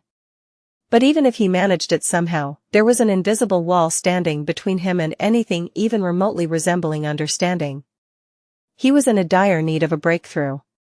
So what if his shadows tried to imitate someone else instead of him? And not just someone, but a real sword expert in the middle of a fight? Not only would Sunny be able to observe every tiny detail of its movements, but there would also be something to compare them against. The shadow was a part of him, after all. It was hard to tell where Sunny ended and the shadow began. That's why the difference in how it moved and how he moved was almost imperceptible. But if it followed someone else, he would be able to separate the cadence and pattern of that person's movements from the shadows by contrasting it against his own. This had to work. Burning with anticipation, Sunny waited for Nephice and Castor to take a short break, and then send the shadow over to the handsome legacy. Leisurely strolling over the white marble, the shadow approached Castor and brazenly glued itself to his feet. Then, it crossed its arms and glared at the legacy with almost palpable disdain. Castor stared at the shadow for a couple of seconds and then raised his head to look at Sunny. There was a very strange expression on his face. What are you doing? His voice did not sound happy at all. Sunny shrugged with a carefree smile. Oh, don't mind him. This cretin just lost me an ascended soul shard. As a form of punishment, I've decided to make him your shadow for a bit. So, just do your thing and don't worry about it. The shadow turned its head and pierced him with a menacing look. Sunny could practically hear its thoughts. Who are you calling a cretin, you cretin? That had to be it. Did I guess right, huh? Oh, sorry. I forgot you cannot answer. Not paying the offended shadow any more attention, he just smiled wider. Castor frowned, hesitated for a few moments, and then said through gritted teeth. I would prefer if you wouldn't. Sunny sighed. Ugh, alright. Whatever. With that, he gave the shadow the command to leave the proud legacy alone.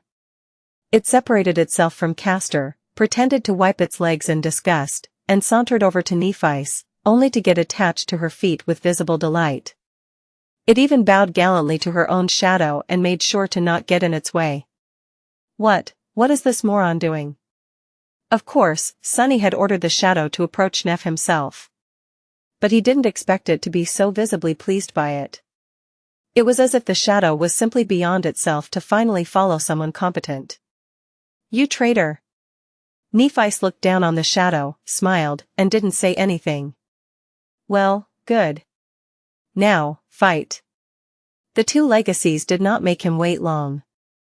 A few moments later, they were once again locked in a furious battle. Only this time, two shadows were following Nephi's. Both of them loyally imitated her movements, however, one of them was slightly, almost imperceptibly, different. Sunny looked at it with an intensity that threatened to burn two holes in the white marble. Soon, his eyes widened. I see it. I think I see it. There, in the tiniest difference between the way Changing Star's own shadow moved and the way his shadow moved, he finally saw it. He had found his breakthrough. Chapter 215 Shapeless. Observing the motions of two shadows that followed Nephi's, Sunny was finally able to understand the foundation of the elusive shadow style. Before, he only sensed a hint of its essence. He knew that just like the shadow, the hidden battle art was insidious, shapeless, and ever-changing. But this was where lay the problem. A battle style was, by definition, a structured framework of patterns and principles, a doctrine that dictated how one should act to defeat an enemy.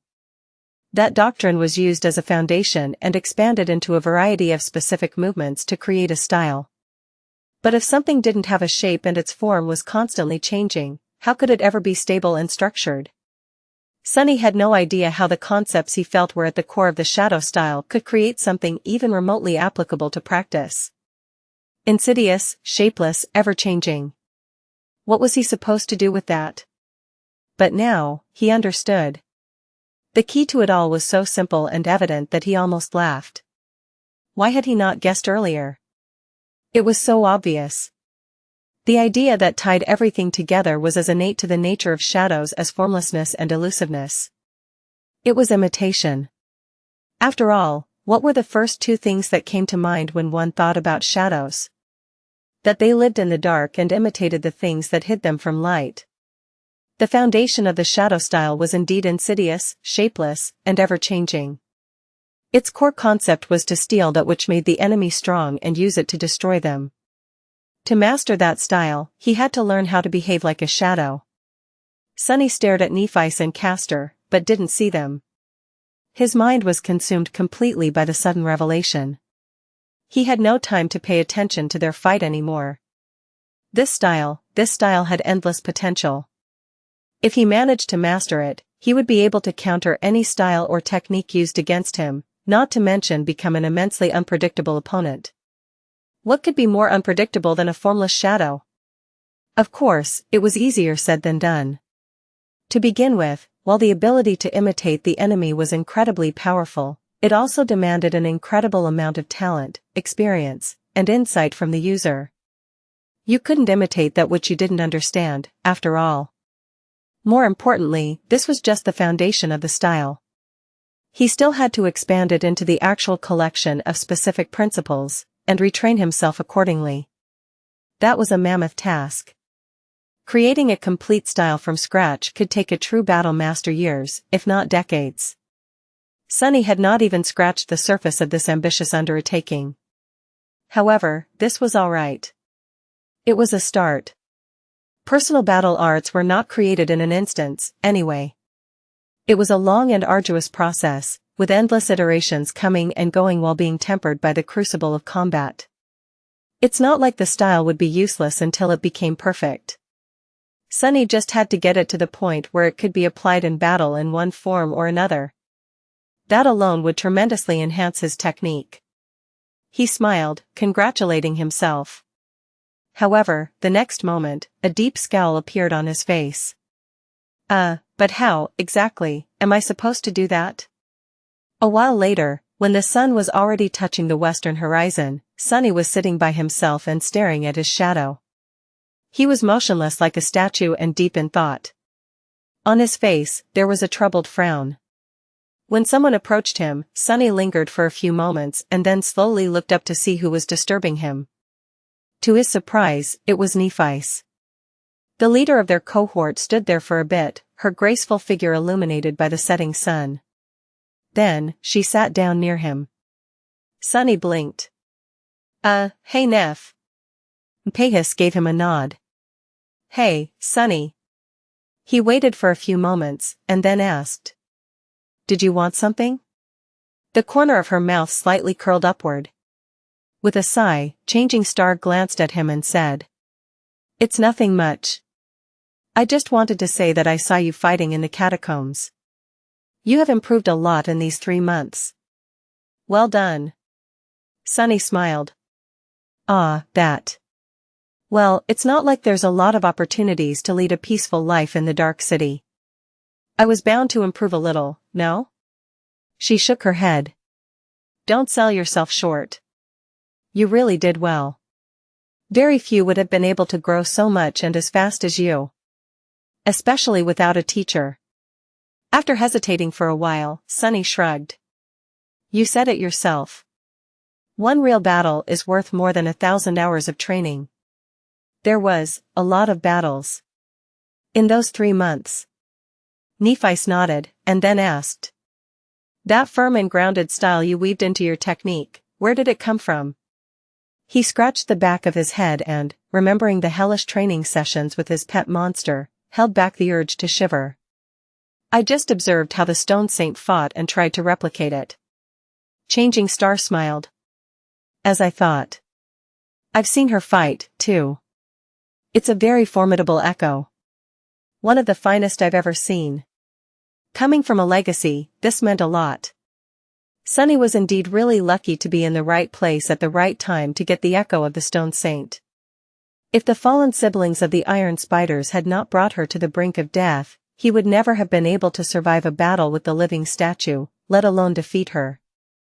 He was even luckier to have a divine aspect that allowed him to turn echoes into creatures that were even more fearsome. All in all, Sunny was extremely fortunate. His fortune was exactly as incredible as his misfortune. He grinned. You know my attributes. I do get lucky a lot. She lingered for a few moments, and then said. I'm glad that you were able to understand the true design of the battle style I taught you. So he was right on this point, too.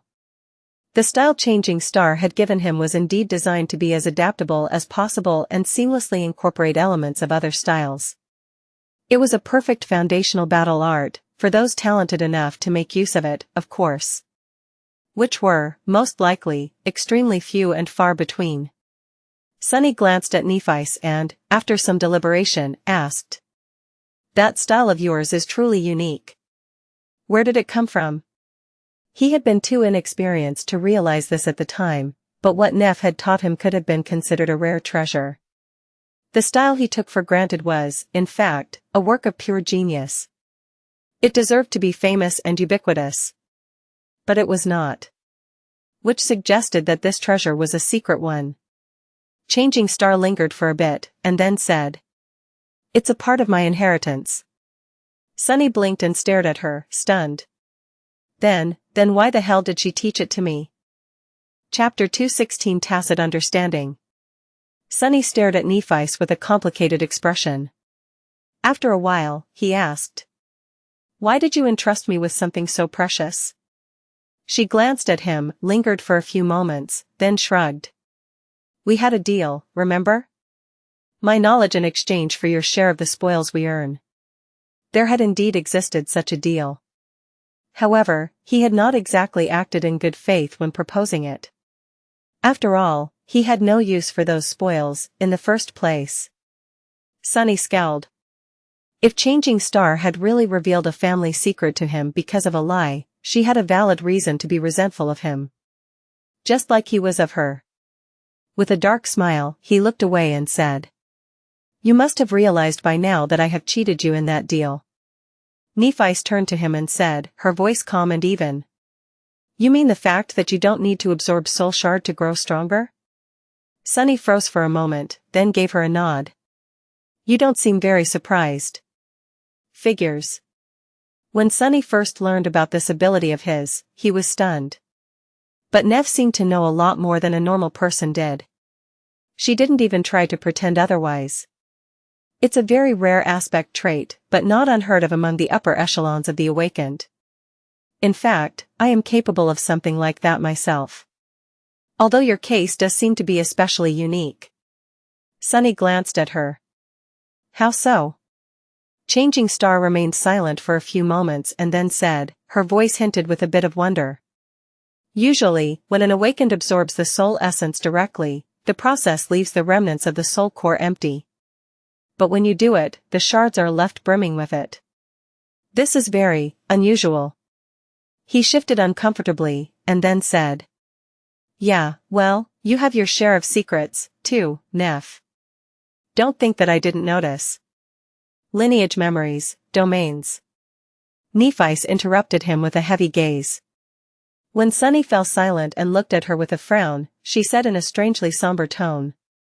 Never say those words aloud again, Sunny. I am serious. Just knowing them might get you killed. He stared at her for a long time and then scoffed.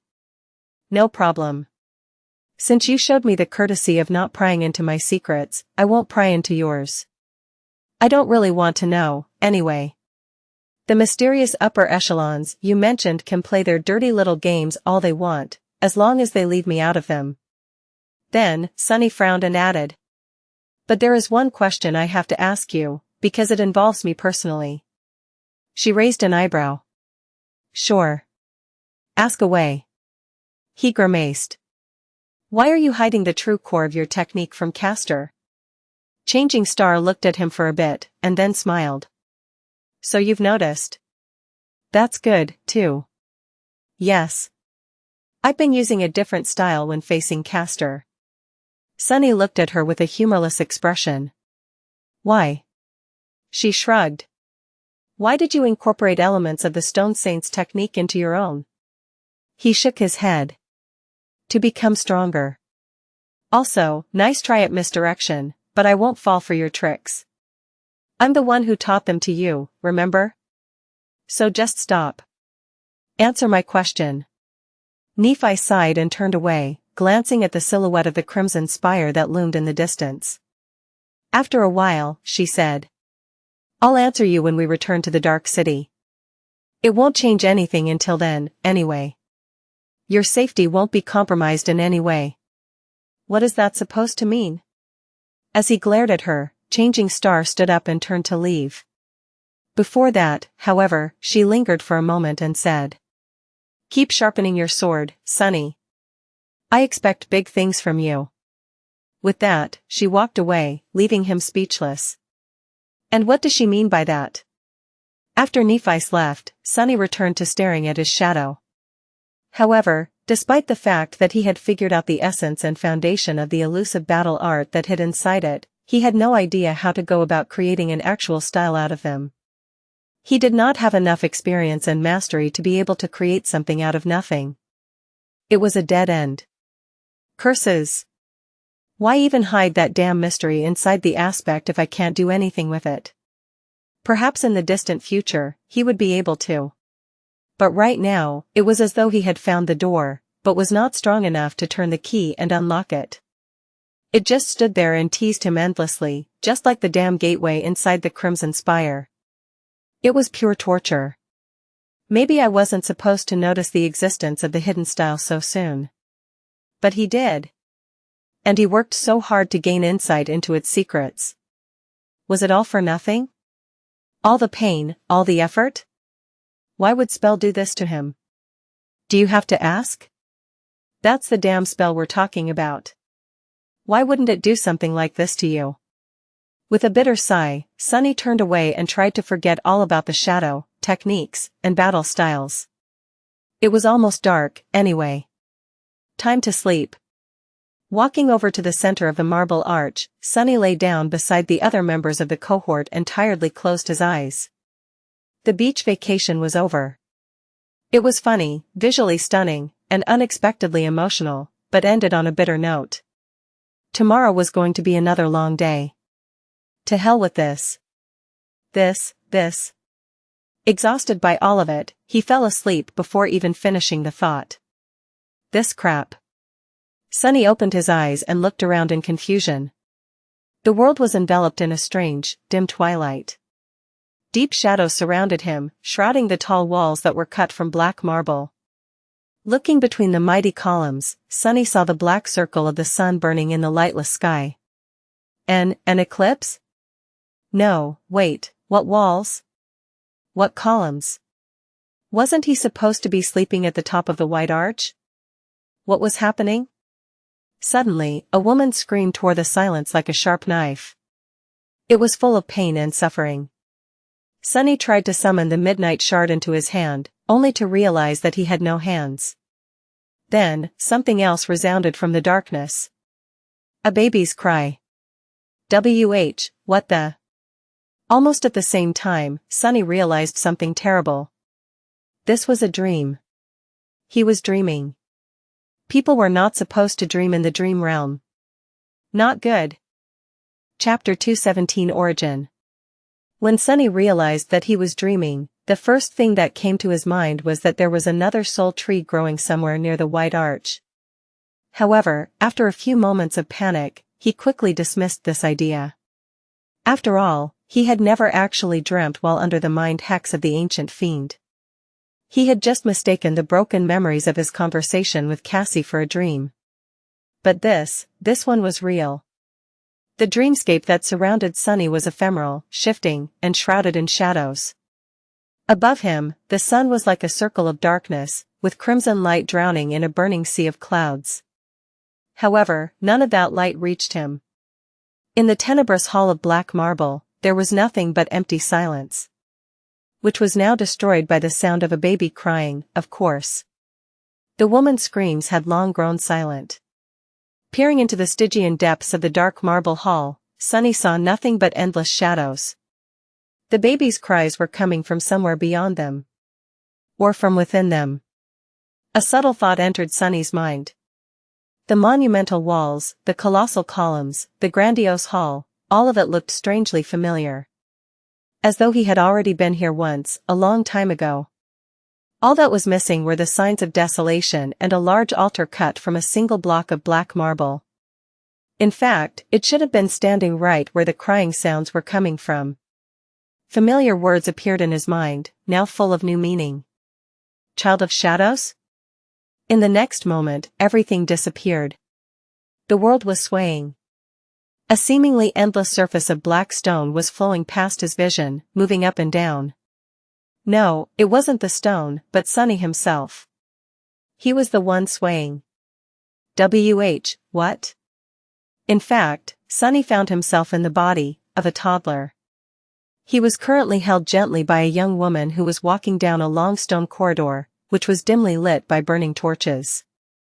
Hence, the swaying. The girl was very young, not older than Sunny himself, his actual body, that is. She was slender and exquisitely beautiful, with soft porcelain skin and long raven hair. The lissome beauty was dressed in a flowing silk tunic that left her delicate neck and shoulders exposed. A black serpent was coiled around her arms and neck, its scales so intricately tattooed that sometimes, it seemed as though the creature was moving. Whoever marked the girl's skin with this image was a true genius of their craft. Sunny had never seen anything like it in the real world. However, he had seen similar markings in a nightmare. This was the mark of a slave who belonged to the shadow god. The young girl was a temple slave, just like he had been in his first nightmare. The serpent coiled around her neck and arms served both as her collar and her shackles. She was also the toddler's mother. Sunny could tell from the love with which she held the child and the quiet smile that appeared on her face every time she looked at him. Sunny might have lost his own mother at a young age, but he still remembered that much, at least. If the mother is a slave, then the child is, too. Finally, Sunny began to understand what was happening to him. The dream he found himself in did not belong to him. Instead, it belonged to the nameless temple slave whose role he had assumed during the first nightmare. The original child of shadows. This vision was his memory. Soon, the young girl entered a vast hall that was shrouded in darkness. Judging by the black marble walls, they were in another part of the ancient temple. Sunny couldn't see much of his surroundings, but he could somehow tell that they were underground. In the center of the hall, 7 tall braziers were burning with strange, pale flames. On the edges of light, motionless, stood a dozen or so people. Sunny shivered, suddenly reminded of the silent shadows populating his soul sea. However, these were not ghosts, but humans. There were several other slaves, while the rest appeared to be priests. To tell the truth, there was not a lot of difference between them. It seemed as though the servants of the shadow god did not pursue opulence and status. In fact, many of the priests bore the same markings as the slaves, suggesting that they themselves had belonged to the temple once. What are they doing here? What is happening? Approaching one of the elder slaves, the young beauty entrusted the child to her. Separated from the warmth of his mother's chest, the toddler, Sunny, felt cold and scared. However, the older woman consoled him with gentle words, preventing the child from crying. Then, she moved back to stand with the rest of the people gathered in the underground hall. Their faces were calm and solemn. The young woman, meanwhile, slowly walked into the circle of light.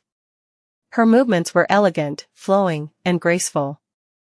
Stopping at the very center, she stood motionlessly between the 7 pale flames, surrounded by 7 shadows. Sunny stared at the beautiful slave, feeling that something important was about to happen. But, what? As he became pensive and uneasy, a sudden sound broke the silence. It was the deep and reverberating ringing of a zither. As the musical instrument sang, the slave girl suddenly moved. As she did, her 7 shadows moved with her. This is... With his eyes wide open, Sunny watched the young woman. She was dancing.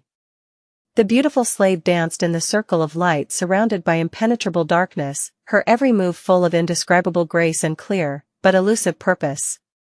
Her young body was flexible and lithe, but also strong and trained as much as a warrior's. Her skill as a dancer was like that of a battle master. It was mesmerizing. The young woman weaved a beautiful pattern with her movements, their cadence and nature simultaneously firm and flowing, sharp and gentle, clear and unpredictable. She danced alone but also with 7 partners, effortlessly controlling both her own body and the 7 shadows cast by it. At times, it was hard to tell which one of them was real. Her dance was insidious, shapeless, and ever-changing. Sunny froze. He recognized these movements. They were the same as how his shadow moved. This was the source and origin of the battle style he wanted to create. This was Shadow Dance. Chapter 218 Shadow Dance. Sunny opened his eyes. The grand arch of white marble was exactly the same as when he had last seen it. The sun was already climbing the gray dome of the sky, chasing the remnants of the dark sea away. The rest of the cohort had woken up some time ago and were now preparing for the journey ahead. He had overslept. However, it didn't matter. With eyes burning with excitement, Sunny sat up and recalled everything that he had witnessed in his dream. The memories were still there, clear as day. He could recall every movement, every step, every breath of the dance that the beautiful slave had performed.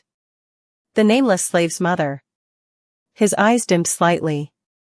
That dream of his, while a precious gift, was also a source of numerous questions. Now that he was awake, Sunny was able to see a few things with more clarity. The scene that he had witnessed at the very beginning of it was that of the nameless slaves, the original child of Shadow's birth. He was born during a solar eclipse, not unlike Sunny. That fact put a lot of things into perspective. Everyone knew that the spell did not choose the role an aspirant would play during their first nightmare randomly. That was apparent from the fact that the bodies they inhabited in it, while different, were very close to their real ones. However, the actual principle of how the spell chose these roles and the events of the nightmares were largely unclear. But now, Sunny knew that he shared more than simply outer appearance with the temple slave whose body he inhabited for a few short days.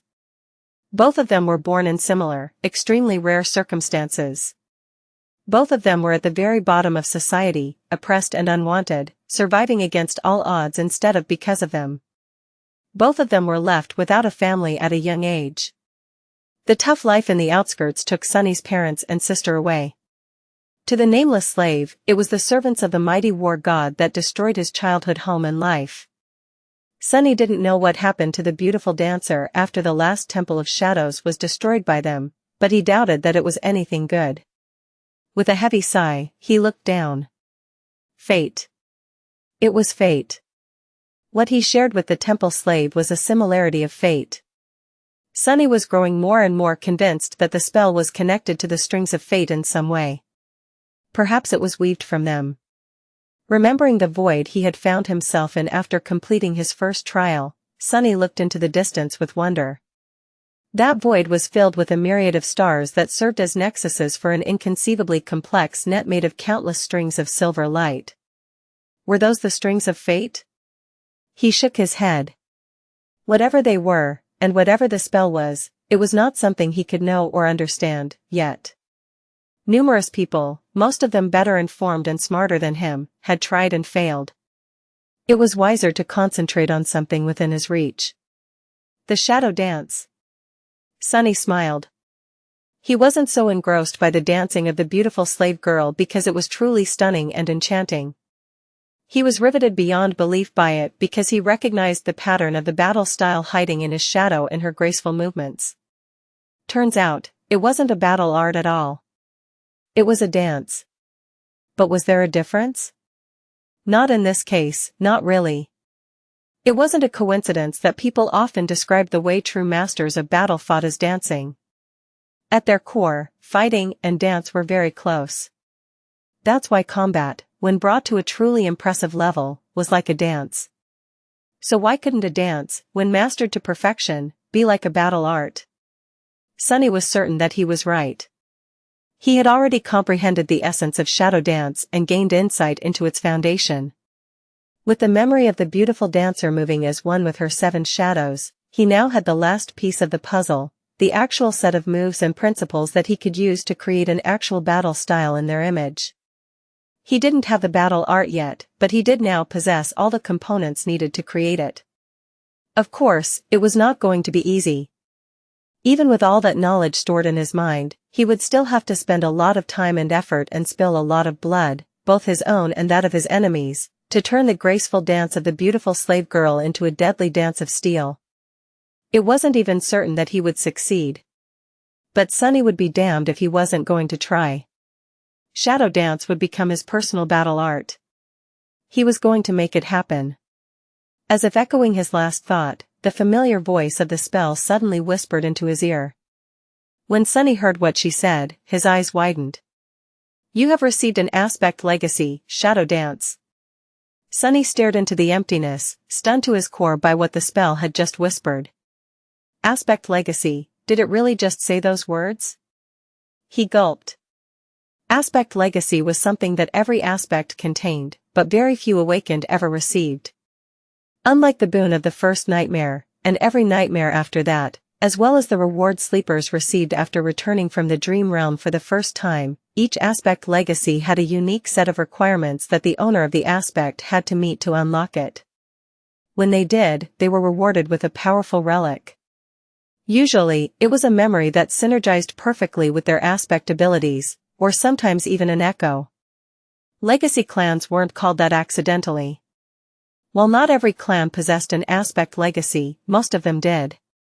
In fact, it was the acquisition of the aspect legacy that laid the foundation for the creation of many of these clans. By now, some of the most powerful clans even had several. But getting an aspect legacy was not an easy feat. Most of them were received by saints, followed by master, and only a few were won by mere awakened. Getting the aspect legacy while still being a sleeper, that was simply unheard of. Just like getting a true name during the first nightmare, I guess. Sunny couldn't believe his luck.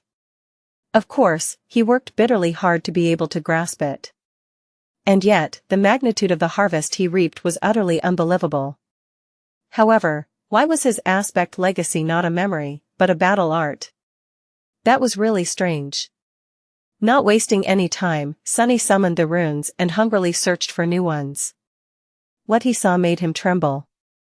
Chapter 219 Relics of the Past Plus, Turn Off Reset. Chapter 219 Relics of the Past. Right there in the glimmering field of familiar runes, in the cluster describing his aspect, a new string of them appeared. Aspect, Shadow Slave. Aspect rank, Divine. Aspect abilities, Shadow Control. Aspect legacy, Shadow Dance. As soon as Sunny concentrated on the aspect legacy, new runes shined to describe it. Shadow Dance description, once an elegant dance, now a deadly battle art. This mysterious style was created by the treacherous Lost from Light after witnessing a graceful slave dancing with her shadows. Who else could have taken something so beautiful and turned it into something so vile? Sunny coughed, trying hard not to think too much about the manner in which the spell had described him. Again with this treacherous stuff. I'm not that treacherous, okay? So what if I lie, manipulate, and backstab people all the time? That's just being smart. However, what grabbed his attention was not the description itself, but what glimmered beneath it. Shadow Dance Mastery Level, 0 out of 7. First Relic, Unearned. Second Relic, Unearned. Third Relic.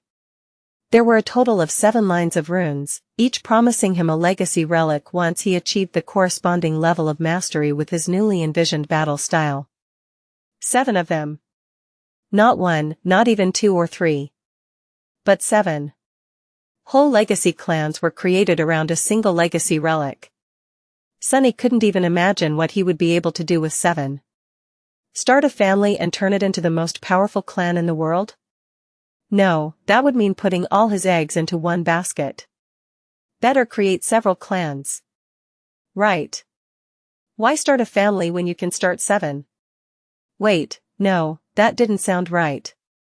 Right? Consumed by avarice, Sunny looked at the rising sun with an excited grin. This was great. This was incredible. However, his excitement was short-lived. Yeah, right. I would have to get back to the real world first. And that's not going to happen. Turning his head slightly, he stared at the distant silhouette of the crimson spire and lost himself in thought. A while later, Effie's voice brought him back to reality. Hey, doofus. Breakfast is ready. Why are spacing out and smiling like an idiot? Sunny answered without thinking. Just thinking about creating a legacy clan. Have you ever thought about creating a clan, huh, Effie? The robust huntress stared at him for a few seconds with a strange expression, and then grinned. Is that an invitation? Still lost in thought, Sunny tilted his head and glanced at her astutely. Huh, not bad, not bad. The choice of a partner has to be of utmost importance when starting a legacy clan. Take Effie, for example. She is a very fearsome awakened. Her aspect is extravagant and powerful beyond belief. Plus, her physique is nothing short of divine. Any heir she gives birth to is bound to be both strong and gorgeous, a very suitable candidate, I guess. Huh, what? No, not an invitation. Just considering different options. At that moment, Sunny suddenly realized that he had been unceremoniously ogling Effie up and down for a better half of a minute, and that her grin had long turned dangerous at some point. The huntress stretched her neck and said lazily. I see. So you have chosen death. He blinked. No. Wait. I didn't mean it like that. I was just, theorizing. The unruly huntress cracked her knuckles and smiled menacingly. Oh, so you were theorizing about me, huh? Do tell, do tell. No, no. Wait. Stop. STO. Surprisingly, Sunny survived. Barely. Soon after that, they left the grandiose marble arch and continued their journey into the depths of the labyrinth. Before the expedition started, Nephi's had told him that they had a fast and comparatively safe way to reach the southern edges of the Forgotten Shore, as much as anything could be safe in this cursed place. Without it, getting to their destination would have taken them months. Now that they had left the Dark City, Sunny finally decided to satisfy his curiosity and asked what that mysterious method of traveling with incredible speed was. When he heard the answer, he just stared blankly at Changing Star for a few minutes, trying to guess if she was kidding or not. She wasn't. In the end, he didn't even ask any questions and just waved his hand dejectedly. There was no point. If Nephi's had come to know of this secret from Cassie's visions and believed that it was doable, then he did not have to worry. Too much. It's not like he could turn back now, anyway. Plus, the expedition had shown itself to be extremely lucrative for him so far. Mere days after its start, he had already gotten plenty of shadow fragments and an ascended memory, not to mention making a breakthrough in his exploration of battle styles and earning an aspect legacy for his effort. In any case, they had to travel about a week's worth of time south to get the chance to access that fast method of travel. The heights they were going to use on the way as shelters during the nights there were planned in advance with the help of the Forgotten Shore map Nephi's had created. To make sure that these shelters were really where the map showed and remove any possibility of ending up stranded in the middle of the labyrinth with no way to escape the Dark Sea, she had even employed Kai during the week that Sunny had spent with Effie. The charming archer scouted the way ahead and confirmed that her map was correct. Now, the only danger they really faced from the Forgotten Shore itself was that of a sudden storm. However, with a true oracle in the ranks of the cohort, this danger was dramatically diminished. Now that Cassie had grown into her powers and absorbed a lot of soul essence, she was often able to warn them in advance if something like that was going to happen. There were also the usual perils of the labyrinth, of course. And as they went deeper into its deadly maze, the situation slowly began to turn from bad to worse. Chapter 220 So you're a spider, so what? As they ventured deeper into the southern reaches of the Crimson Labyrinth, the situation slowly turned worse and worse. The iron spiders that had been not too threatening to the cohort of powerful, experienced Dark City hunters at the start of it all were growing more and more deadly with each step of the way. Their numbers grew exponentially, becoming a real danger pretty soon. More and more often bigger and stronger monsters appeared at the head of the attacking beasts, bringing with them all sorts of problems. What's worse, the spiderweb they used to trap their prey was changing, too. The metal wires from which it was weaved became so thin that it was at times almost impossible to notice it, and sharp enough to cut through armor and bone, while maintaining the resilience of superb steel. The whole labyrinth was covered in it, turning from crimson to dull gray. The cohort bled much more because of the invisible webs than they did because of the spiders themselves. Of course, the iron spiders were cunning creatures, too. More often than not, they only attacked once one of the humans was caught in their nets, leading to a few really harrowing experiences for the members of Changing Star's party. And there was a wide variety of other terrifying creatures waiting to ambush them in the twisting pathways of the Crimson Coral, too. What made them so dangerous was that the cohort didn't know anything about their anatomy and abilities. Every fight was a gamble, often resulting in one or several of them sustaining serious wounds. There were three things that made the situation somewhat bearable. The first one was Nephi's and her healing flames.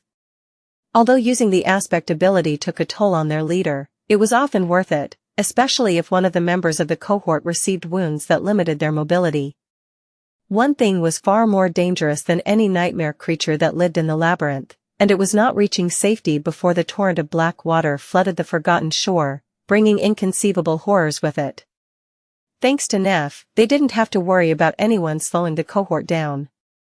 The second reason, unexpectedly, was the iron spiders themselves.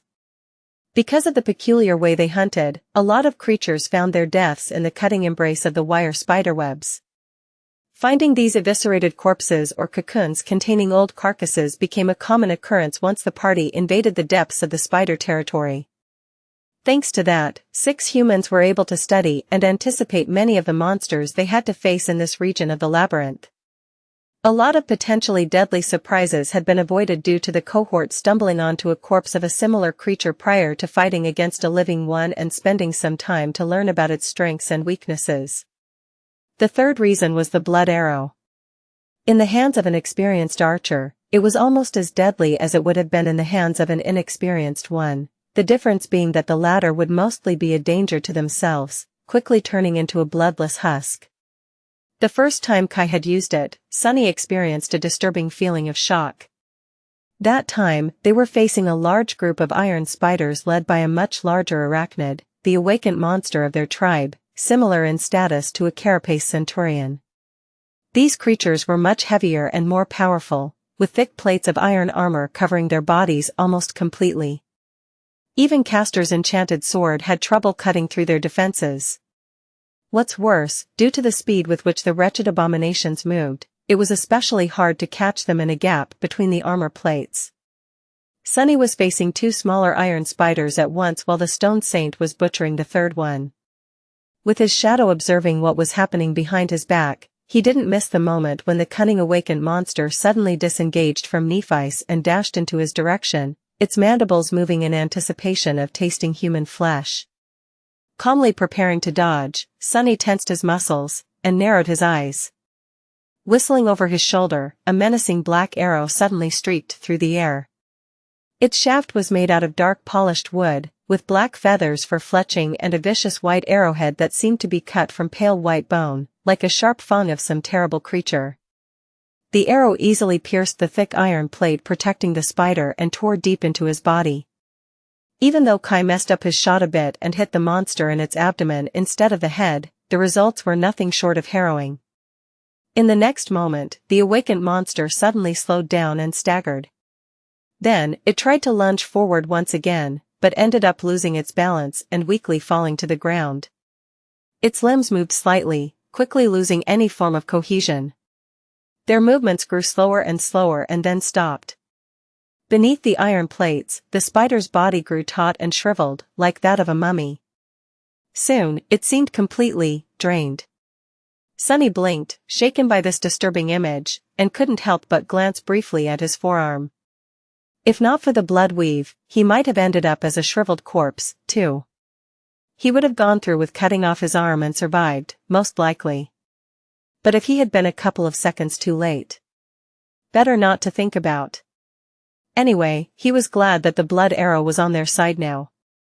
Not too far away from him, gliding through the air, Kai suddenly made a strange gasping sound. Sunny didn't know what it felt like to have your blood magically drained and then suddenly return to your body, but he doubted that it was pleasant. Also, there was this question, if Kai's blood was used to create the arrow and then returned to him, if he had hit his mark, of course, then, where did the blood drained from the prey went? He wasn't sure that he wanted to know.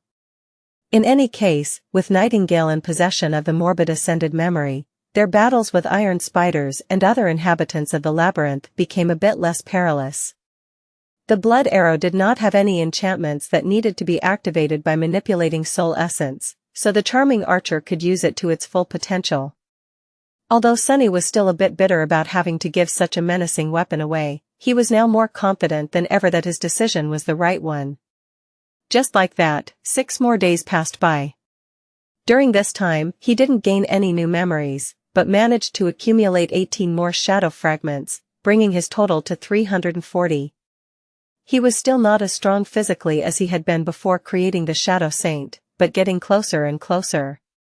In the evening of the 6th day, bloodied and exhausted, the cohort had finally approached the goal of the first leg of their expedition.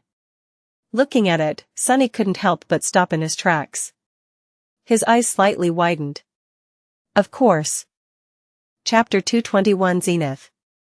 In front of them, the ground was shattered, creating a titanic fracture. The canyon was so deep and vast that Sunny had to strain his eyes to see the other side of it. Crimson coral clung to its walls, spilling over the edge like a torrent of blood. A long time ago, a graceful bridge of white stone connected the two sides of the canyon together. Now, however, it was broken, with only its base remaining in place. Looking at the bridge, Sunny realized that there must have been an ancient road somewhere beneath their feet. It led directly to the main gates of the ancient city, moving across the colossal canyon by means of the miraculous bridge and passing beneath the grandiose arch of white marble. Come to think of it, the headless knight, the ashen barrow, and the graceful woman whose hands had saved him twice were also situated in a straight line. Perhaps there was another road leading east, too. However, this thought disappeared from his head as quickly as it had appeared. All his attention was drawn to the remnants of the stone bridge, where stood another giant statue. Right above the weathered ruin stood a colossal stone warrior. He was clad in an archaic cuirass, with a beautiful spear resting on his shoulder. The warrior was facing south, as though greeting the travelers who traveled on the road to reach the ancient city. Of course, his head was missing. More than that, the whole statue was covered in vast sheets of dull gray spiderweb, as if dressed in a solemn burial shroud. Sunny shivered, afraid to imagine what kind of creature was capable of creating the thick metal cables of the web that encompassed the stone colossus. Noticing his expression, Effie smiled. Scary, huh? Sunny gave her a nod, hoping against all hope that they would not have to find out the answer to his question. For once, his hopes were not shattered to pieces. The vivacious huntress sighed. I haven't seen it myself, but I heard stories of the creature that used to make its nest here. It was the mother of all these damnable spiders we've been dealing with for the past week. A huge menace of a nightmare creature, as big as a house and utterly deadly. Armored like a hover tank, too. Sunny gulped and cast a sideways look at Nephi's. What's a hover tank? Effie blinked a couple of times, then answered in an amused tone. Oh, right. You're a school dropout, I almost forgot. You've seen a PTV before, right? PTV stands for Personal Transport Vehicle, as you know. I hope. Well, a tank is sort of like that, only much bigger and heavier, with thick armor and a kinetic or energy cannon installed on it. The government sometimes employs them to support Awakened when a gate opens near populated areas. Sunny tried to imagine such a vehicle and hazily remembered seeing something like this on the news when he was a kid. Mostly, these tanks Effie had described were shown opened like tin cans, with their crews pulled out and eaten by attacking monsters. He shivered. Mundane people had no business fighting against nightmare creatures. To be completely honest, even Awakened had no business facing them. It's just that they had no other choice. We're not going to try and kill that big spider, are we? Effie laughed. Actually, it's you lucky day. We won't be meeting the spider mommy. In fact, no one ever will. She's long dead. Sunny sighed with relief and glanced at the huntress. Yeah, great. But how do you know? She shrugged. She was killed by the second ruler of the Bright Castle, before he went and got himself killed trying to conquer the Crimson Spire. The huntress who showed me the ropes when I arrived on the Forgotten Shore had actually been one of the members of his cohort once, if you can believe it. In fact, she was the one who dealt the finishing blow to that abomination. Effie looked at the giant mass of spiderwebs and shook her head. It must have been one hell of a battle, huh? Anyway, I'm glad that she did. That's how she received the Zenith shard, which I then inherited. Sunny frowned. What exactly are you talking about? The huntress leaned on her beautiful bronze spear and patted its shaft. My spear. It's a Tier 5 awakened memory, so the big bad spider was an awakened tyrant, I guess. Can you imagine?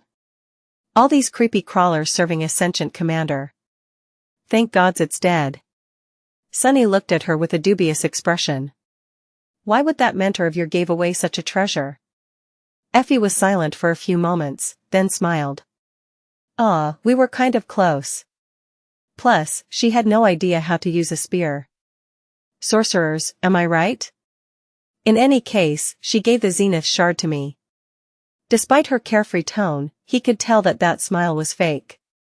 Effie did not let it show, but Sunny could tell that the death of this huntress whose name he didn't even know had met affected her more than she was telling. Who knows? Since Effie's original cohort had perished in the catacombs, their corpses might still be somewhere there, in those cursed tunnels. However, something else was on his mind. Sunny furrowed his brow. Midnight Shard, Zenith Shard. Was there a connection? He didn't know. There might have been. He had received the Midnight Shard from Knaves, who had gotten it after killing the Carapace demon. The demon, even though it had been enthralled by the Soul Devourer, appeared as the leader of the nightmare creature in that region of the labyrinth, just like the brood mother of the iron spiders had been. Two headless statues, two powerful abominations, two memories with similar names. Wasn't it a little bit too much to be a coincidence? Glancing at Effie, he asked. Was your spear forged from a shard of a fallen star, by chance? Just as he said it, Cassie slightly turned her head, listening to their conversation. That small detail told Sunny everything he wanted to know. The huntress raised her eyebrows. It was, at least according to its description. Who told you? A corner of Sunny's lips slightly curled upward. No one. I just guessed. With that, he left Effie alone and walked forward. It seemed as though he was right. There was some hidden meaning behind the names of these two memories. Cassie seemed to know something about it, and that meant that Knaves did, too. And yet, they chose to keep it from Sunny and the rest of the cohort. He sighed. So this expedition is not as simple as it seems.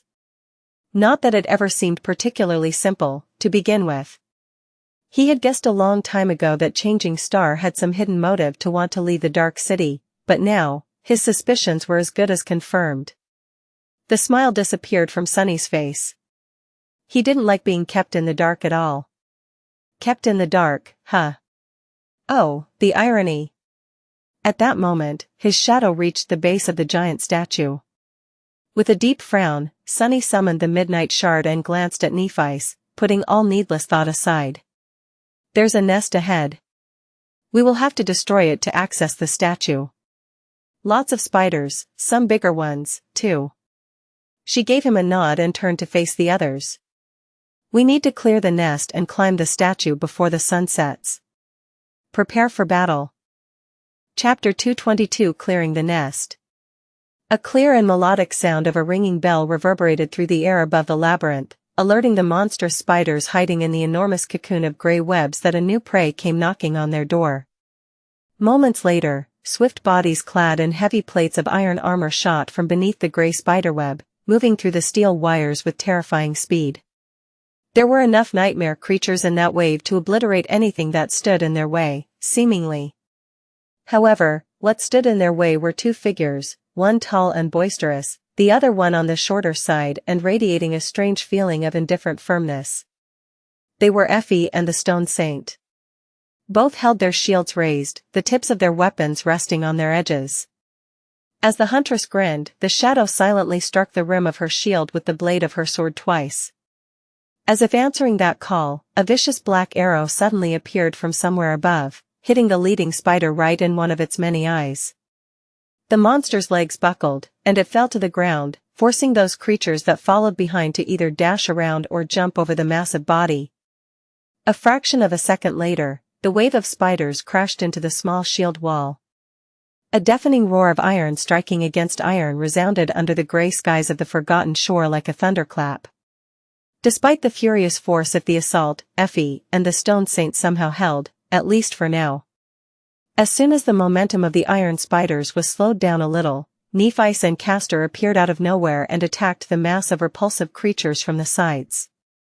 At the same time, a stone-like sword and a beautiful bronze spear lashed out from behind the shields.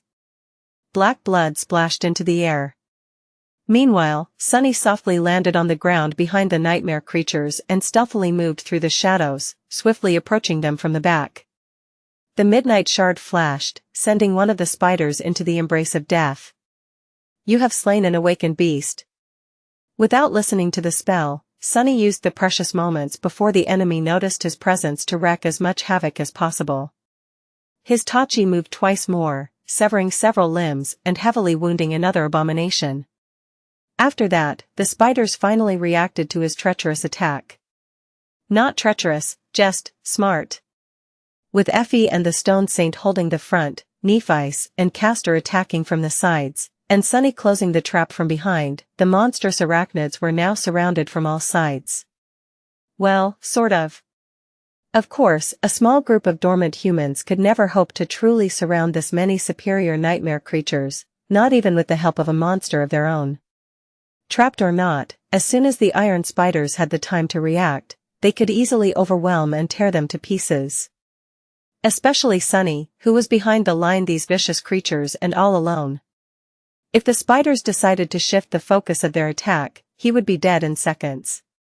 As another black arrow hit one of the larger spiders in the abdomen, Sunny hissed and dove under a spider scythe, then thrust his sword forward, ruthlessly piercing the head of the beast through its open, salivating mouth. You have. With no time to tear the midnight shard from the spider's core, Sunny let go of its hilt and jumped back, narrowly avoiding being crushed by another ironclad creature. The few seconds of the advantage they had were coming to an end. A moment or two later, the spiders were bound to come to their senses. Even though the cohort had managed to kill 10 or so in this short window of time, there were still enough of the deadly creatures to rip them to shreds. Sunny didn't even have to look at Nephice to feel the shift in her movements. The silent understanding the two of them developed during their journey through the labyrinth many months ago was still there, allowing them to cooperate perfectly without the need to use any words, as though they were two parts of the same whole. In fact, despite the rift in their relationship, this bond was stronger than ever. Perhaps because they understood each other so much better now, for better or for worse. It was so exhilarating to fight side by side with Changing Star once again. Just before the spiders were able to turn the tide of the battle in their favor, Effie and the Stone Saint, who was following Sunny's command, suddenly moved to the sides. Nephice, Castor, and Sunny braced themselves. Behind the improvised shield wall stood Cassie. She was holding a wooden staff in her hands, while an elegant rapier hovered in the air above her shoulder. The tip of the rapier pointed directly at the spiders. As though following the direction of the quiet dancer's blade, Cassie moved her staff and activated its enchantment. Immediately, a powerful gust of hurricane wind slammed into the mass of the nightmare creatures, sending several of them reeling and throwing clouds of dust into the air. Of course, it wasn't strong enough to truly throw these abominations off their balance or damage them in any way. However, that wasn't the plan. Spiderkin of these creatures back on Earth had a uniquely powerful sense of hearing. Which was rather strange, considering that they had no organs that resembled ears at all. The truth of the matter was that spiders were able to feel the vibrations of sound waves. They were also masterful architects, using the vibrations in the specially created threads weaved into their webs to sense the movements of their prey from afar. These nightmare creatures were much the same. As the powerful wind threw dust into the air and made every wire of every surrounding spiderweb vibrate all at once, they were momentarily disoriented. The members of the cohort were waiting for this exact moment. Instantly, they attacked with ferocious determination, spilling rivers of viscous black blood onto the ground. Sunny himself had already gotten his austere sword back, and now used its razor-sharp blade to gut the beast that had forced him to retreat a couple of seconds ago. You have slain. By the time the iron spiders came back to their senses, their numbers were significantly diminished. But there were still so many of them. After that, the battlefield became consumed with chaos. There was no time for plans or tactics anymore. Every member of the cohort had to face off against multiple opponents, fighting with desperate resolve against enemies that surpassed them both in terms of personal power and numbers. Only the Stone Saint was calm and indifferent, moving through the ranks of the iron spiders like a graceful incarnation of pure darkness. The battle fell apart into several small pockets of fearsome violence. Kai was trying to support his companions from above, but with how intense the fighting got, he was having trouble finding the opportunities to take shots without risking hitting them. He was too afraid to take a risk, knowing all too well how harrowing the effects of the blood arrow were. If even the nightmare creatures of higher rank were doomed to succumb to a torturous death after being wounded by the ghastly memory, humans like them had no chance of surviving. For now, people on the ground were on their own. Sunny was struggling against two ironclad abominations, gritting his teeth in exasperation. The damn bastards were too fast to reliably hit them in the gaps in armor and too damn powerful to face them directly. As the result, he was forced to constantly dance between the two of them, dodging the whirlwind of strikes that rained on him from all sides. Curses! Jumping back, he held the midnight shard with one hand and used another to throw the prowling thorn in the direction of one of the spiders. The creature easily dodged the kunai and continued its attack, threatening to slice Sunny's hand clean off. He had no choice but to retreat once again. Behind the menacing beast, the throwing dagger continued to spin. A few moments later, it cut a smooth arch in the air and flew back, as if turning into a boomerang. Sadly, just like the spiders back on Earth, these repulsive creatures had an almost absolute field of vision. The second spider simply moved its head down at the last moment without even bothering to turn it, dodging the heavy kunai that approached it from behind. But Sunny was never trying to wound the nightmare creatures with the prowling thorn, to begin with. Instead, he wanted to let them taste their own medicine. A moment later, the invisible string of his kunai drew taut, wrapped around two massive bodies. Just like prey used to be caught in their webs, the iron spiders were now caught by the invisible string of the prowling thorn, tripping over it and crashing into each other. Sunny dashed forward and let the midnight shard sing. The graceful blade flashed twice, sending two ugly spider heads spinning into the air. You have slain an awakened beast, Iron Spider. Your shadow grows stronger. Kicking one of the heads away, Sunny swiftly glanced around, searching for a new enemy. But there were none. You have slain an awakened beast, Iron Spider.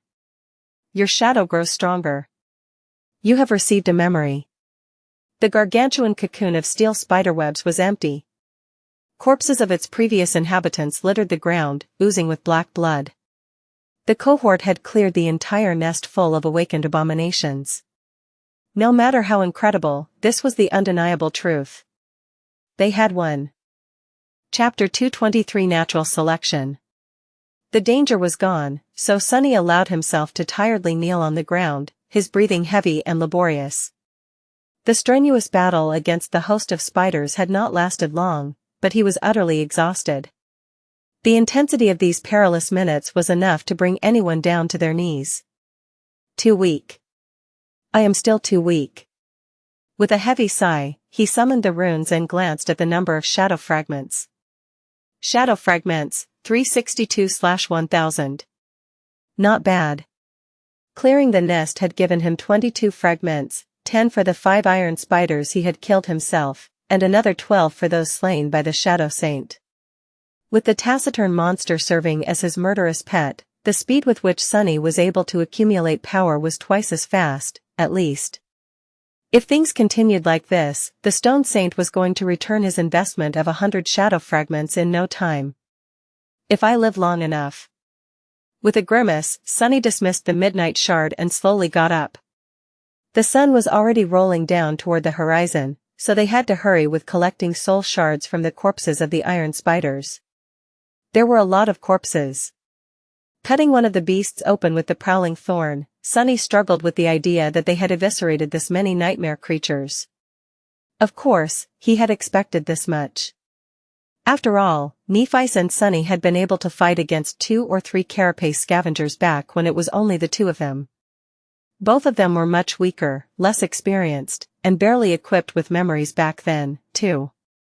Now that they had spent 7 whole months in the dream realm, many times more than most sleepers ever had to, and tempered themselves against the perilous hellscape of the Forgotten Shore, both their skill and level of power had dramatically increased. Add the fact that there were two other powerhouses fighting alongside them, as well as Nightingale and the menacing Stone Saint, and the outcome of the battle ceased to be that surprising. And yet, observing the carnage that they had left if their wake still made Sunny doubt his eyes. These were awakened nightmare creatures, still.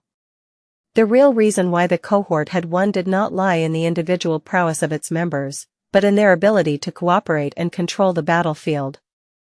The iron spiders were powerful and deadly, but at the end of the day, they were still mindless beasts. That's why they had allowed themselves to be surrounded and trapped. Had they been commanded by a creature of a higher class, one that was as cunning and smart as the humans it faced, things would have turned out very differently. Sunny sighed. Come to think of it, the labyrinth was a curious place. It teemed with abominable creatures of all kinds, but almost all of them were of the mindless variety. The only two exceptions he knew about were the carapace demon and the spider matriarch, who had been either a devil or a tyrant. Perhaps it was just the nature of this place. Nothing too big and strong could escape from the flood of black water that drowned the world every night. Only comparatively small monsters were able to run away or hide, both from the dark sea itself and from the hungry terrors that inhabited it. These monsters were an almost insurmountable threat to those unfortunate young people who were sent to this forsaken hell by the spell, but by the standards of the Forgotten Shore itself, they were nothing but insects.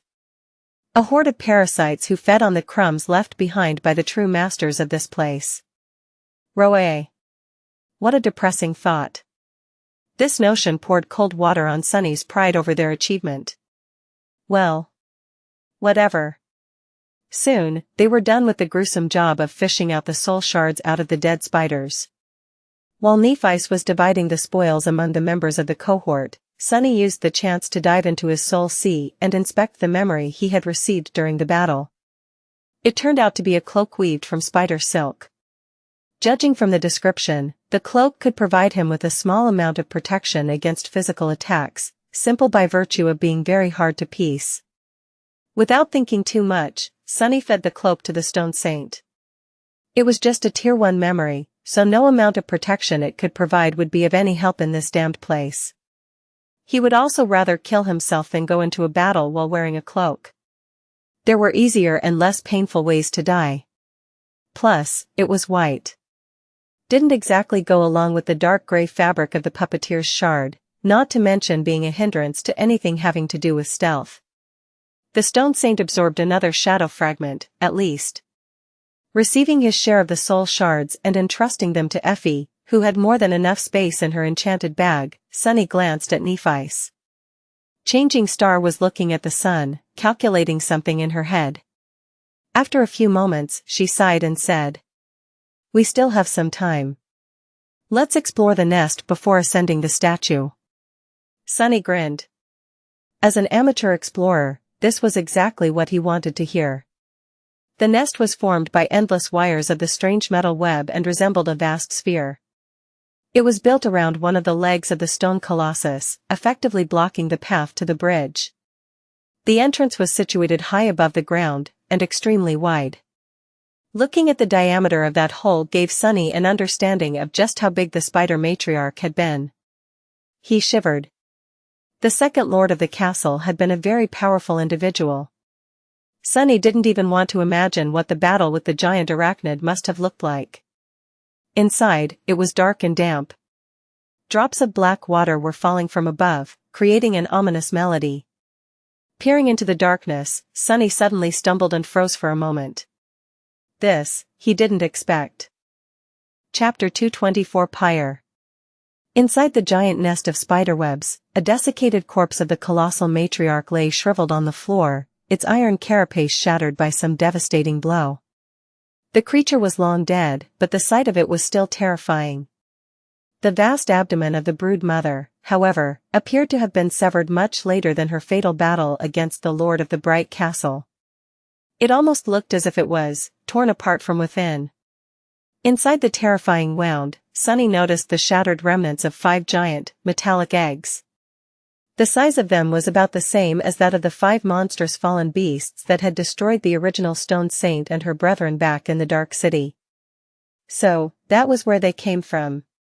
Looking away with a shiver, Sunny noticed numerous cocoons of spiderwebs attached to the walls of the nest all around the dead matriarch. Inside them, withered carcasses of nightmare creatures of all shapes and sizes were preserved in a strangely good condition. This was a true museum of terror. The nightmare creatures appeared as though they were kept alive inside the cocoons for a long, long time before finally succumbing to death and turning into mummified corpses. Perhaps the abominable spiders stored them there for later consumption. Or, not. Noticing a few cocoons that had been broken open and what was inside of them, Sunny had to try hard to stop himself from vomiting. The iron spiders did not use the monsters caught in the cocoons for food. They used them as incubators. The creatures in the broken cocoons had been devoured from within. A few of them still had hundreds of small, moist eggs embedded into their flesh, with embryonic spiderlings moving weakly behind the slightly transparent shells. Curse it all. Damn these spiders, damn the labyrinth, damn the forgotten shore, and especially damn the damned nightmare spell that had brought him here. Sunny suddenly felt tired of this long, feverish, never-ending nightmare he had found himself in. But the worst was still to come. He was the first to notice it. With a dark grimace suddenly appearing on his face, Sunny called out to his companions. Then, he led them deeper into the nest, where, attached to the wall, hung a cocoon that was different from all the others. Because this one had a rough silhouette of a human body.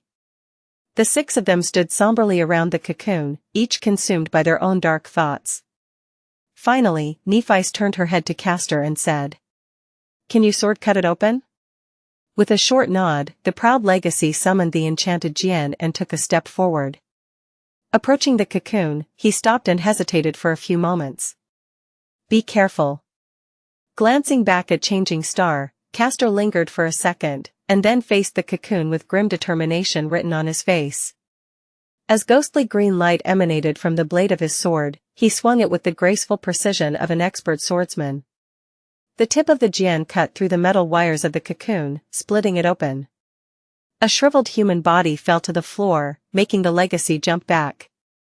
Nephis, Castor, and Sunny stared at it, their faces pale and full of ghastly resentment. Then, Sunny bent over and emptied the contents of his stomach. This was just too much. The young man whose corpse they found in this harrowing place did not die an easy death. In fact, being eaten alive from the inside by 100 of tiny nightmare creatures was probably the worst fate imaginable. At least Sunny couldn't think of anything worse. But even worse still, he recognized the dead sleeper. His face was strangely intact, with an expression of horrifying agony frozen on it forever. Despite the overall condition of the corpse, Sunny knew who it was just from one look. Roaa. It was the young man who had attended the academy with them, the one who had called him a shorty when Sunny first approached Castor to create the impression that he was a boastful lunatic. Looking at their condition, Effie frowned. "Did you guys know him?" After a few moments of silence, Castor slowly nodded. "Yes. His name was Stephen. He was the youngest heir of the Pandavar clan." Stephen.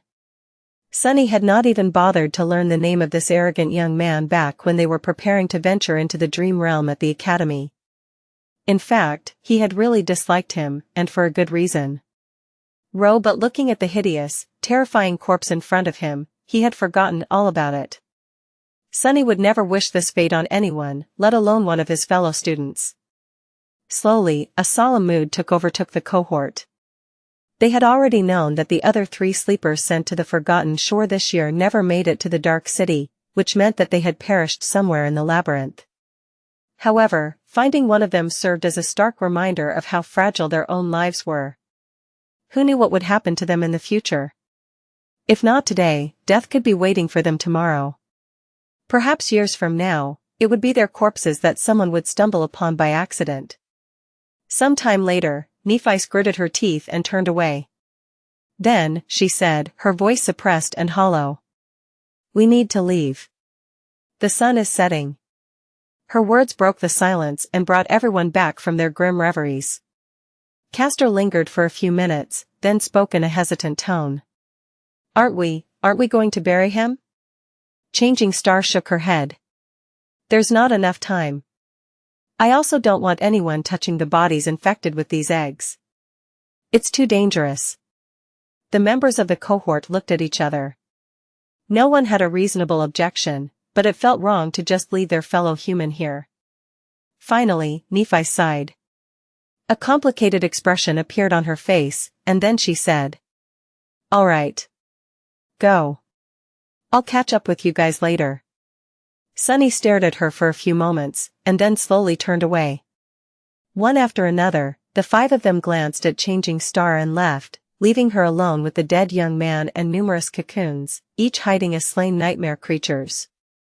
As soon as the last member of the cohort climbed out of the nest, a beam of pure radiance suddenly shot from the dark hole of its entrance, followed by a wave of scorching heat. The purifying fire unleashed by Changing Star engulfed the remains of their fellow student and then spread to the numerous cocoons, the nightmare creatures inside of them, and even the corpse of the spider matriarch herself. The insides of the nest turned into an incandescent, incinerating furnace. Everything inside of it was doomed to be annihilated and turned to ashes. A few minutes later, the whole structure was consumed by furious white flames. Nephi had escaped the burning nest shortly after the rest of her cohort, her face pale and tired. Leaving the grandiose funeral pyre behind, they began ascending the statue of the ancient warrior. The night was approaching. Chapter 225 On the Shoulders of Giants Plus, Turn Off Reset. Chapter 225 On the Shoulders of Giants. Once they climbed all the way to the broad shoulders of the statue and found a suitable place to make camp, everyone looked down without having to say anything. Far below them, the giant nest was still aflame. The cables that constituted it were melting and turning into rivers of liquid metal, flowing down from the edges into the vast abyss of the canyon. The turbulent black waters were rising from below to meet them. When the 2 streams met, one lightless, the other incandescent, billowing columns of hot vapor shot into the air. For a few moments, it seemed as though light and darkness were on equal footing. But then the cursed sea rose from the depths of the canyon in a surge and washed away the brightness of melting iron away. The flood of blackness crashed into the burning nest, dousing it. A minute or so later, the white flames were gone. The surface of the dark sea continued to rise, as though nothing had ever happened. Sunny sighed and turned to Nephi. Now that they had reached their goal, it was time to face the real danger. With a grim expression on his face, he asked, "So, now what?"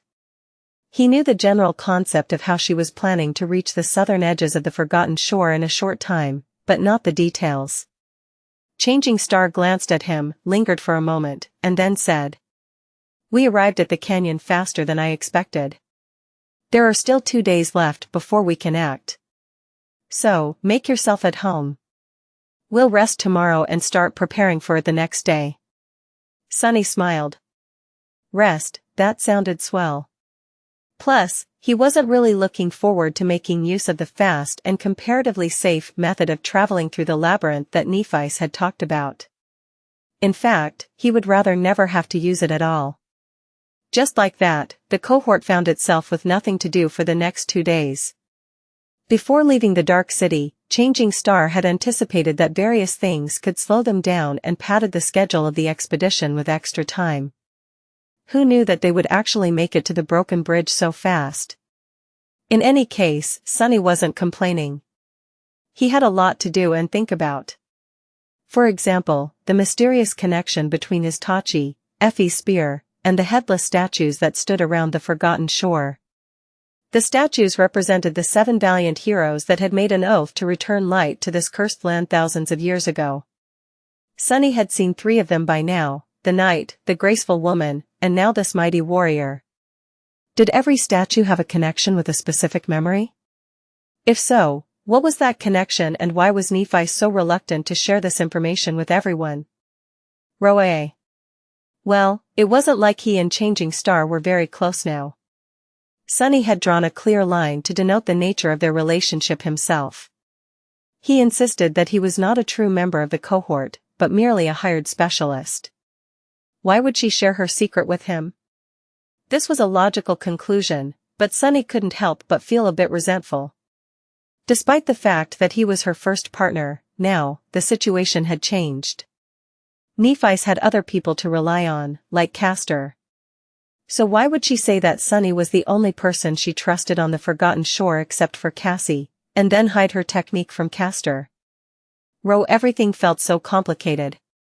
In any case, there was an invisible line drawn between the core members of the hunting party and the outsiders, Sunny and Kai.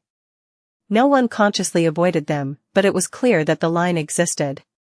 When all was said and done, the 4 true members of the cohort preferred each other's company. That's why Sunny and Kai ended up spending a lot of time together, chatting about this and that and generally having a nice time. Honestly, Sunny couldn't complain. As far as companions went, the charming archer was not the worst option. Plus, their conversations were extremely entertaining. Kai had a lot of fun stories about his life as a celebrity, while Sunny had plenty of macabre anecdotes about his life in the outskirts. Their life experiences were so vastly different that it was almost as if they were from different worlds.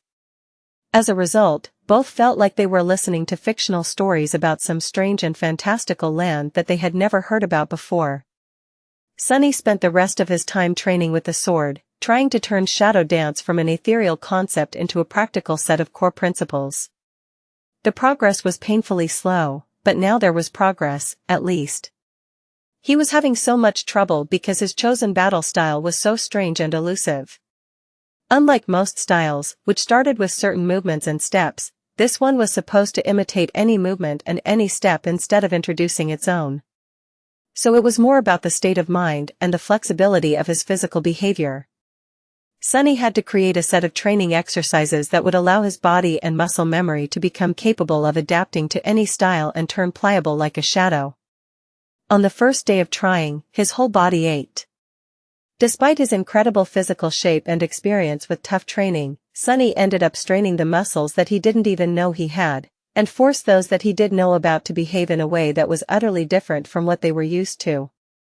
Actually, his previous training was even detrimental to the whole process.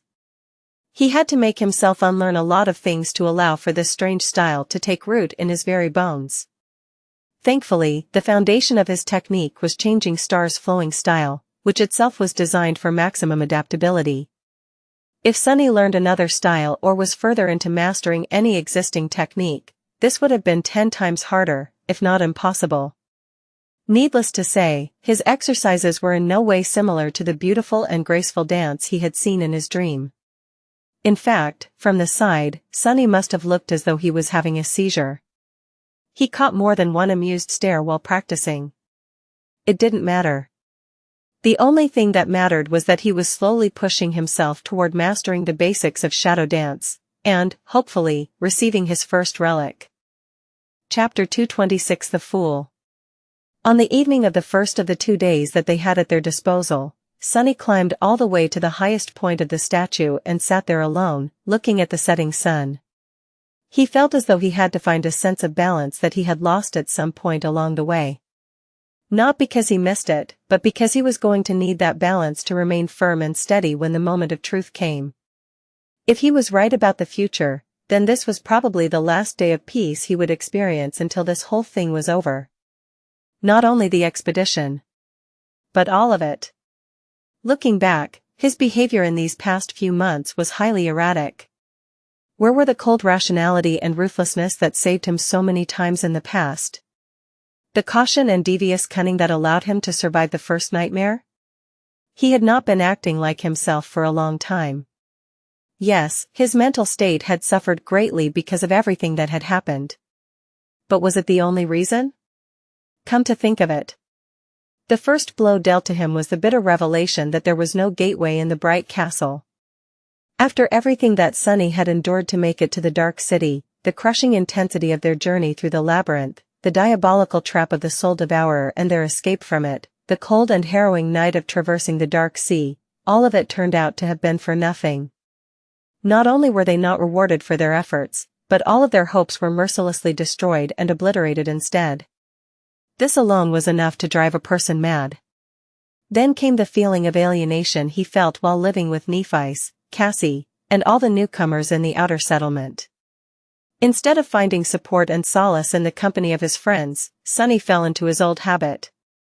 Unconsciously, he turned himself into an outcast to prevent anyone from making him one.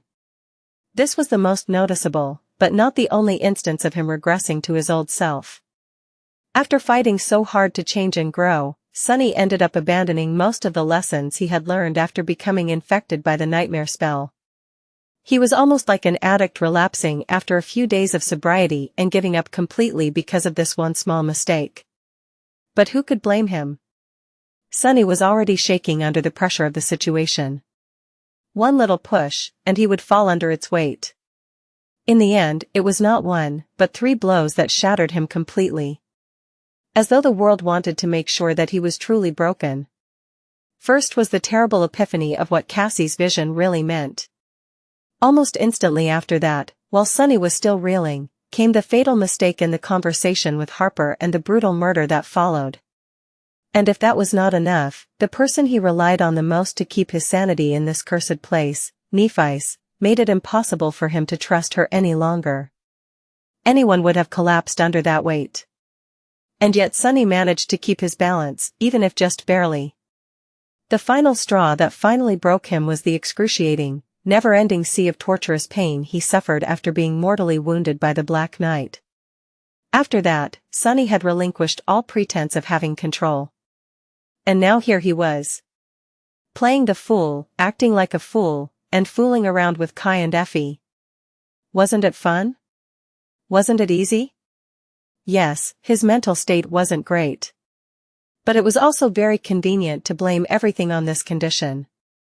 The truth of it was that Sunny did not try to rein himself in at all. In fact, he welcomed this madness. Being a bit crazy was comforting, simple, and safe. Roaa.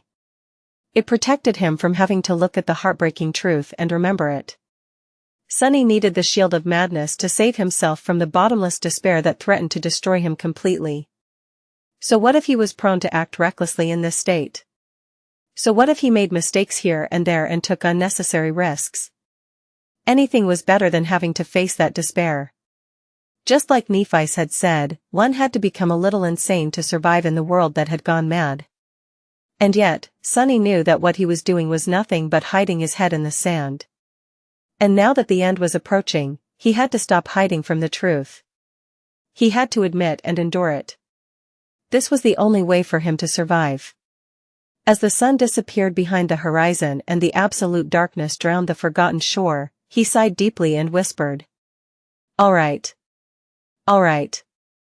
It's time to wake up.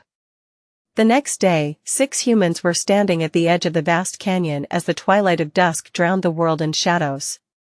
Far below them, the black waters of the cursed sea were raging, rising from the depths in a terrifying, obliterating wave.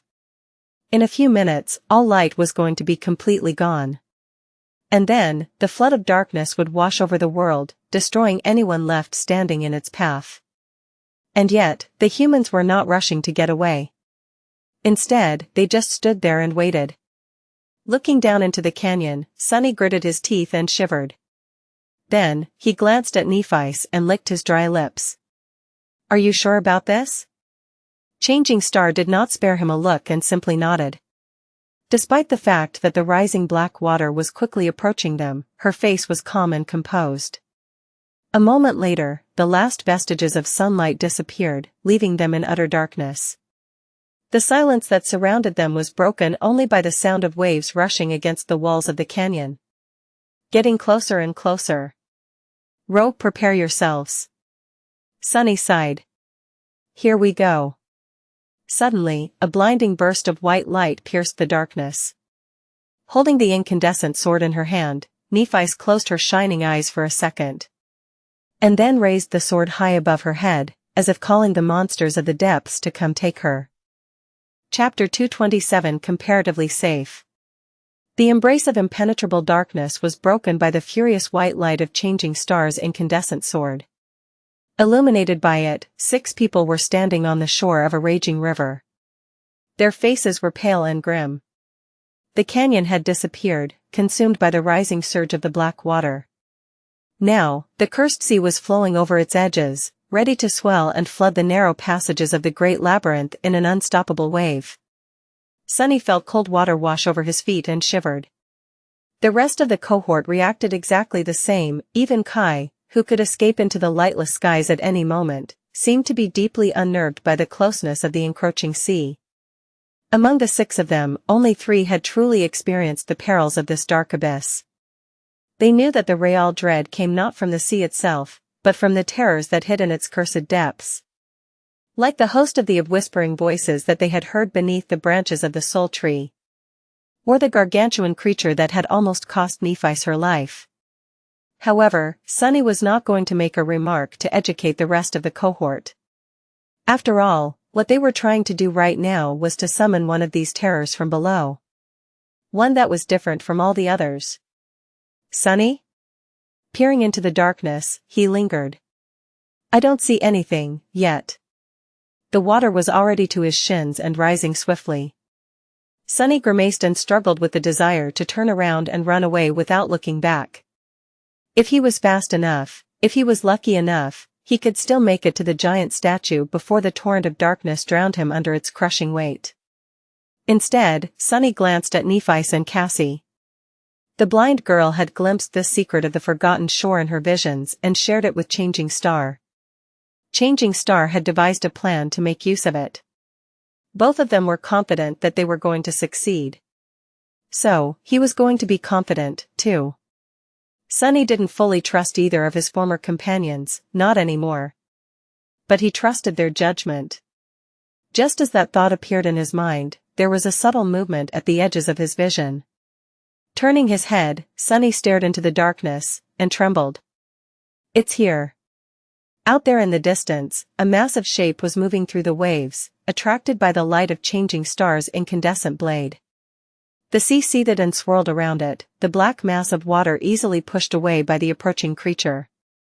Nephi gritted her teeth and somehow made her flames burn even brighter, forcing the darkness to retreat another dozen steps. Get ready. A few moments later, the furious sounds of a massive body moving through the dark water reached their ears. The creature was a true giant, easily towering above the waves even though it was walking on the bottom of the canyon. Well, no surprise. Full of terror and awe, Sunny watched as the thing they were waiting for came closer. Soon, he could discern the general shape of it. 2 hills that rose above water were its shoulders. And right between them, where the head should have been, there was nothing but emptiness. There were 7 headless statues on the forgotten shore, but only 6 marks on the map created by Nephi. Not because she had failed to learn of the 7th one. But because the 7th statue never stayed in one place for too long. And now, that stone colossus was walking through the flooded canyon, his shoulder scraping against one of its walls. The wide chest of the headless giant pushed the water away, creating whirlpools in his wake. Raising one colossal arm, the statue easily destroyed the protruding remnants of the ancient bridge that got in its way. The debris rained into the black waves, disappearing into them without a trace. This was their fast and safe, comparatively, method of traveling to the edges of the forgotten shore. Truly insane, Sunny thought, stunned by the sheer scale of everything that was happening. Come to think of it, it was really ironic. The next day after he had decided to return to some semblance of sanity, something this crazy was about to transpire. It was as though the whole world was mocking him. Shaking his head, Sunny turned to the cohort and yelled. He's coming. The black water was already to their knees. The members of the cohort tensed and prepared themselves for what was about to come. They only had one chance to do this. Failure meant death. A few moments later, the massive shape of the stone colossus entered the circle of light created by Nephi. Its shoulders rose above the waves, close enough to the now invisible shore of the flooded canyon for them to see every tiny crack on the surface of the weathered stone. Now wasting any time, Changing Star ran forward and jumped. A moment later, the blade of her sword hit the surface of the statue and slid deep into it, as if melting the ancient stone. Using the sword as purchase, Nephi started to climb to the giant's shoulder. The other members of the cohort were following closely behind her. Kai was carrying Cassie in his arms, flying to the top of the Colossus with no problem at all. Castor seemed to simply disappear and appear a moment later on the giant's shoulder, standing side by side with Changing Star. Only Sunny was having trouble. With him not being very tall and the water level rising with each second, he found it hard to gain enough momentum for a proper jump. Damn, how irritating. However, before he could come up with a solution, Effie simply grabbed him by the collar and tossed Sunny into the air. What? For a few short moments, Sunny was flying. All he could hear was wind whistling in his ears. Then, he landed on top of the giant statue, rolled, and barely prevented himself from falling back into the cold embrace of the dark sea. Before he could even stand up, the mighty huntress landed near him and grinned. Such a light. However, before she could finish the phrase, the stone colossus moved, making everyone stumble and fall. Leaving the ruins of the bridge behind, he turned around and indifferently began walking away from it. He was walking south. Chapter 228 Crossing the Canyon. The stone colossus wandered the forgotten shore aimlessly for thousands of years. Cassie did not know what power had brought him to life, nor what he was searching for in the depths of the dark sea. She had seen a vision of the headless giant passing the ruins of the ancient bridge on a certain day and then traveling south to the very edges of this desolate land. She also knew that the leader of the cohort that had conquered the bright castle pursued the seventh statue across the labyrinth for a long time before leaving on his doomed journey. His reasons for doing so were, presumably, unknown. Sunny wasn't sure that the blind girl had told him the whole truth about the wandering colossus. In fact, he was certain that there was a deeper layer of secrets surrounding the 7 ancient statues and their importance to the riddle of the forgotten shore. However, he was in no hurry to hunt these secrets down. Sunny knew that all 3 of them, Nephi's, Cassie, and himself, were bound together to this cursed place. The strings of fate were wrapped around them tightly, stretching far into the future, where the final revelations waited. He was going to learn the truth sooner or later. Until then, Sunny was content knowing no more than he needed to know. The stone giant walked across the dark sea, cutting its surface with his wide chest. The 6 humans were gathered on the circular platform of his severed neck, pressing themselves against the swaying stone. The cold water was spraying into their faces and the furious winds were threatening to throw them off the moving statue into the deadly waves below. Nephi's had long extinguished her flames, so they were surrounded by absolute darkness. Sunny was the only one who could see what was happening around them, so his role was to serve as the eyes of the cohort. Using the strength of the shadow to hold on to the slippery stones, he looked forward with a grim expression on his face. Currently, there was only one thought on his mind. Were they going to make it in time?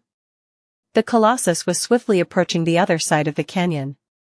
Sunny could identify it by the remnants of the ancient bridge that were still above the turbulent black waves. However, the water level was rising much faster. Sunny? Looking toward Effie, who called out his name, he lingered for a few moments and then yelled. Prepare yourself.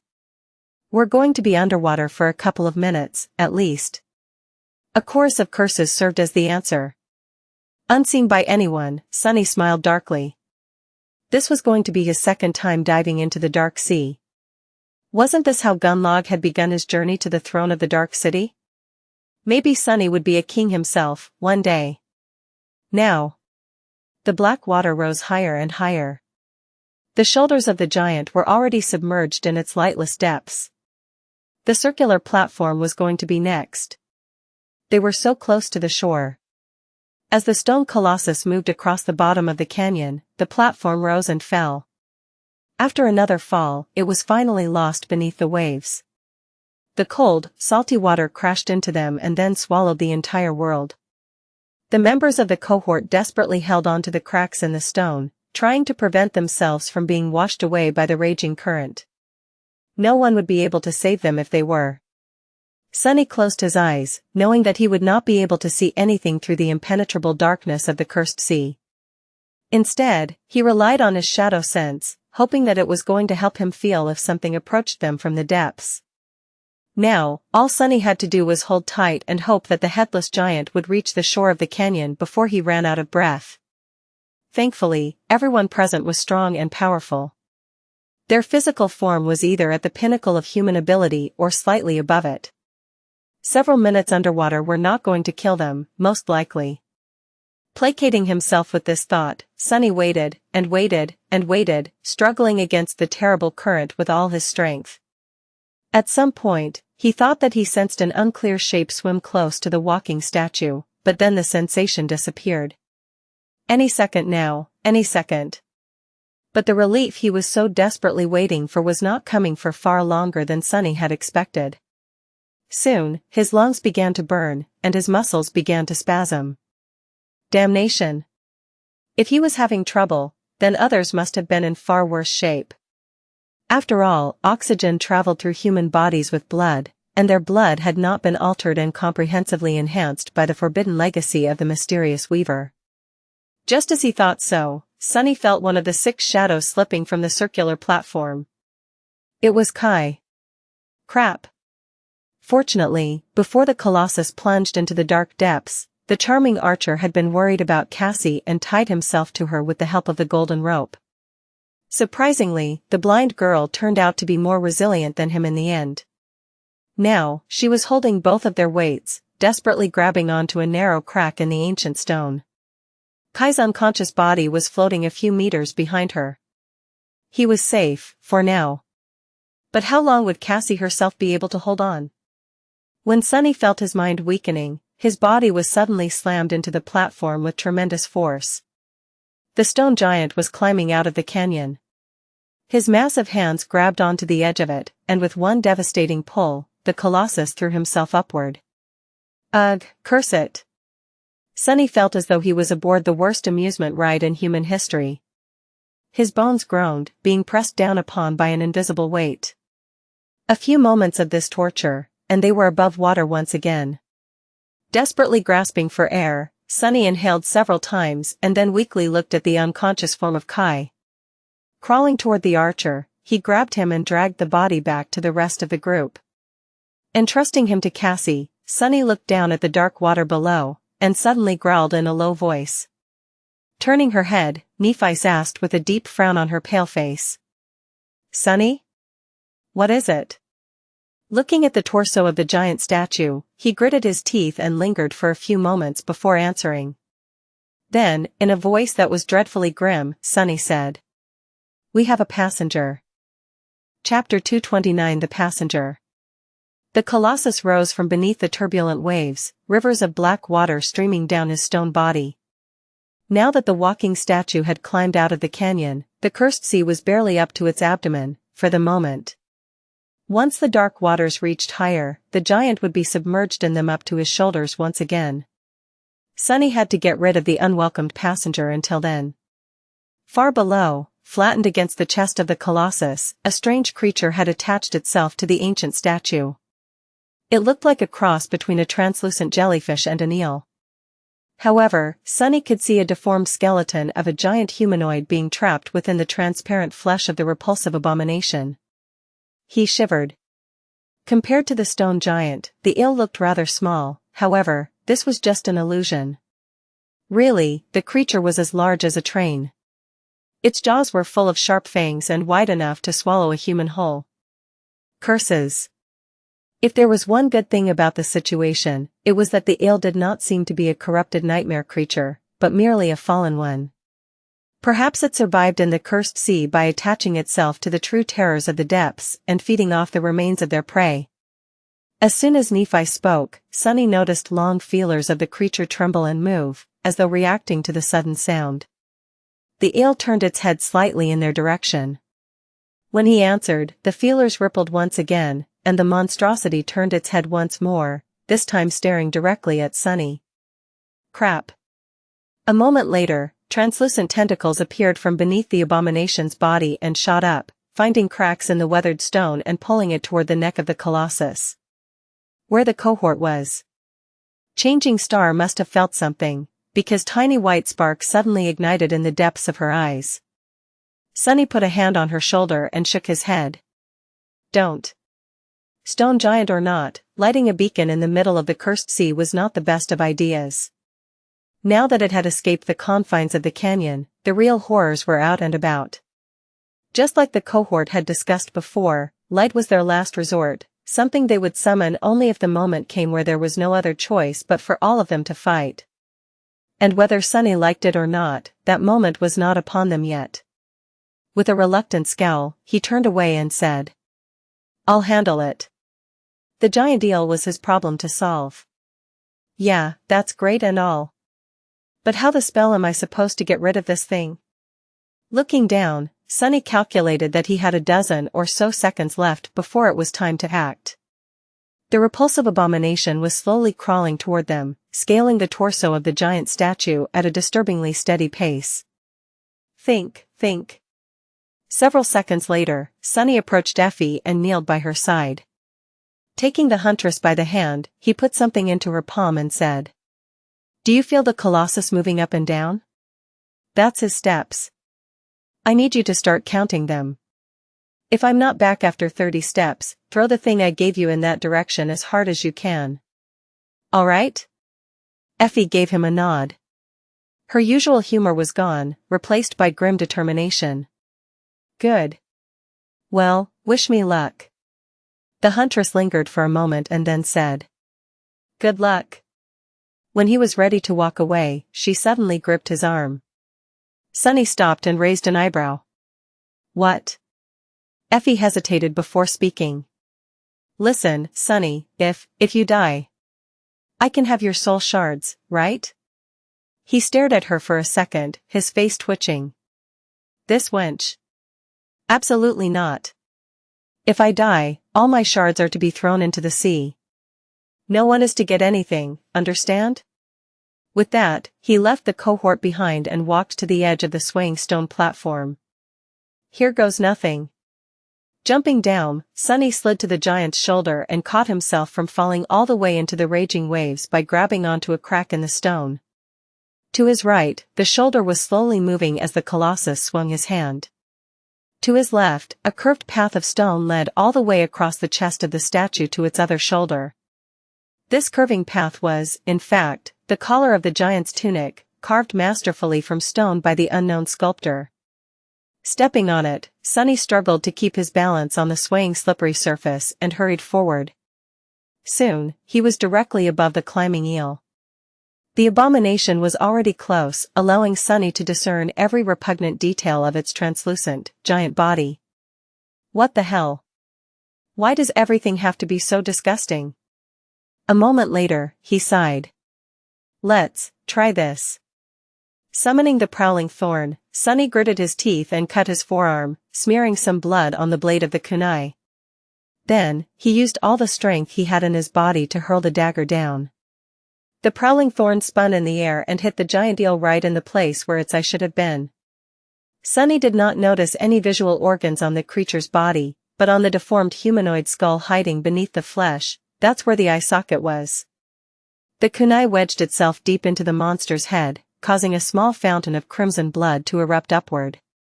Of course, such a tiny wound was nothing for a creature of this size. For a moment, everything became silent. Then, hundreds of slender tentacles suddenly exploded from the eel's flesh and shot in Sunny's direction in a chaotic, slithering mass of translucent flesh. Damn it! Forced to dismiss the prowling thorn to avoid being thrown off the ledge, Sunny lunged forward. A moment later, the tentacles reached his previous position and crashed into the stone, sending shards flying into the air. Sunny kept running, knowing that the tentacles were just a second away from piercing him. The sounds of breaking stone were thundering just behind his back, getting closer and closer with each moment. The prowling thorn appeared in his hand once again. Reaching the end of the path and with nowhere left to run, Sunny cursed, and jumped straight into the darkness. Chapter 230 Precarious Battle. The eel tried to catch him, but was a second too late. Crap! Falling toward the dark waves, Sunny threw the kunai in the direction of the stone giant's hand. Instead of a weapon, the colossus was holding a tool that resembled a mason's hammer. The kunai curved in the air and wrapped the invisible string around its shaft. "This is going to hurt." Sunny plunged into the darkness.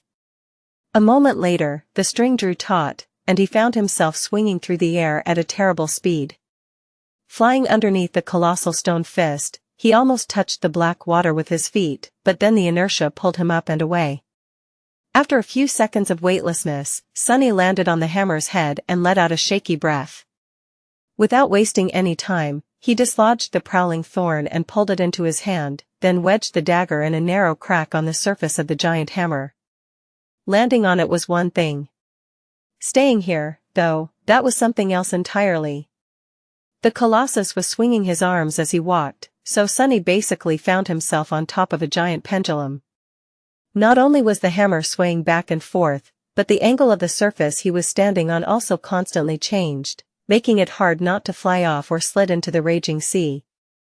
Almost kneeling, Sunny held onto the kunai and tried to keep himself from falling. Then, his face pale and grim, he looked up and glanced at the eel. "I'm right here, you slimy worm." The abomination lingered for a few moments, considering whether it should continue to climb up or follow the sound made by the prey. Finally, it twisted its long, repulsive body and slid over the shoulder of the giant, crawling down his arm. Toward Sunny. "Come on, come on." He was hoping that his blood will have the same effect on the giant eel as it had on the corpse eater. Both were, presumably, fallen creatures. If one was poisoned to death by blood weave, why couldn't the other? Sunny had not cut himself with the prowling thorn for the fun of it. Sadly, his blood seemed to have no effect on the eel whatsoever. The monster continued to pursue its prey without showing any signs of being poisoned. So, it's not poisonous, really. It just tore that leech from inside because the stupid thing swallowed a whole lot, and the weave imbued my blood with the odd quality of always being attracted back to the larger mass of it. The corpse eater's innards were in the way, so. Damn it. His hopes of killing the eel were crushed. Now, Sunny was stuck on the swinging hammer, with his only path of escape blocked by the swiftly approaching abomination. Damn it all. Letting go of the kunai, Sunny summoned the midnight shard and slashed at the slender tentacle that approached him. Even enhanced by the shadow, the blade of the tachi failed to cut the flesh of the fallen creature, and instead simply batted it away.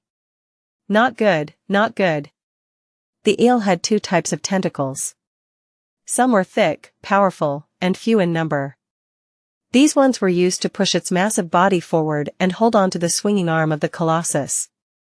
The other tentacles were slender, long, and numerous. These were the ones that Sunny now had to dodge and fight against. The closer the eel got, the more tentacles assaulted Sunny from all sides. Dodging and deflecting them while maintaining his balance on the chaotically swinging hammer was an almost impossible task. Luckily, Sunny had practiced the firm battle style of the Stone Saint and incorporated it into his own technique. Its steadiness and indomitability were translated through grounded footwork, which allowed him to plant himself on the stone surface of the hammer and refuse to be thrown off or moved even by an inch. Between choking breaths, Sunny couldn't help but think that Nephi's was right. The best fighters weren't those who were the strongest, but those who were the most adaptable. The foundational style he had learned from her had served him well on the streets of the Dark City. But if he had continued to follow it narrowly and neglected to add flexibility to his technique by incorporating the Stone Saint style into it, he would be dead by now. The dream realm was wild, unpredictable, and often defied logic. It threw all kinds of horrors at those unfortunate enough to step foot inside its vast expanse. Take this situation, for example. What kind of a person would imagine that, one day, they would have to fight a translucent eel the size of a train atop a walking stone colossus? Sunny certainly never expected to find himself in such a situation. Only a complete lunatic would. That's why adaptability was the most important trait an awakened fighter could possess. But even though Sunny had taken all the right steps, the seconds he had left to live were numbered. The onslaught of the slender tentacles was already too much for him to handle. And they were only growing in number. 28. With an inaudible sigh, Sunny allowed the shadow to slide off his body and rush toward the approaching eel. Instantly weakened, he gritted his teeth and tried to resist the attacking tentacles as best as he could. One of them hit against the blade of the midnight shard with tremendous force, sending it flying from his hand into the darkness of the night. The other hit him across the chest, causing Sunny to yelp in pain and roll back, almost sliding off the surface of the hammer. Catching himself at the last moment, he pushed away and rolled, barely avoiding being pierced through the chest by the third. He had nowhere to retreat anymore. But it was fine. 29. Back at the circular platform, Effie strained her muscles and hurled the thing entrusted to her by Sunny into the air. It was the ordinary rock. Flying away, the memory suddenly screamed. 30 steps. Its loud scream caused the feelers on the eel's head to ripple. The giant creature suddenly turned its head in the direction of the noise, its terrifying maw opening in hunger. For a moment, it paid Sunny no attention. Its weight also shifted, leaning over the abyss of black water. Right then, a human shadow glided right in front of it, and 2 crimson eyes ignited in its depths. The stone saint stepped out of the shadow, which then instantly wrapped itself around the taciturn monster and filled her with immeasurable power. The shadow sword flashed. Sunny wasn't trying to kill the eel. Despite all of the stone saint's might, she was too weak to slay something that abominable. He just wanted to sever one of the main tentacles that supported most of the eel's weight.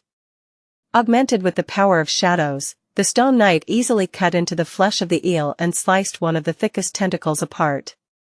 Losing its purchase, the repulsive creature shuddered, and slid helplessly from the swinging arm of the colossus, falling into the turbulent black waves with a splash. Then, it was gone, pulled away by the strong current. Sunny fell to his knees and drew in a deep breath.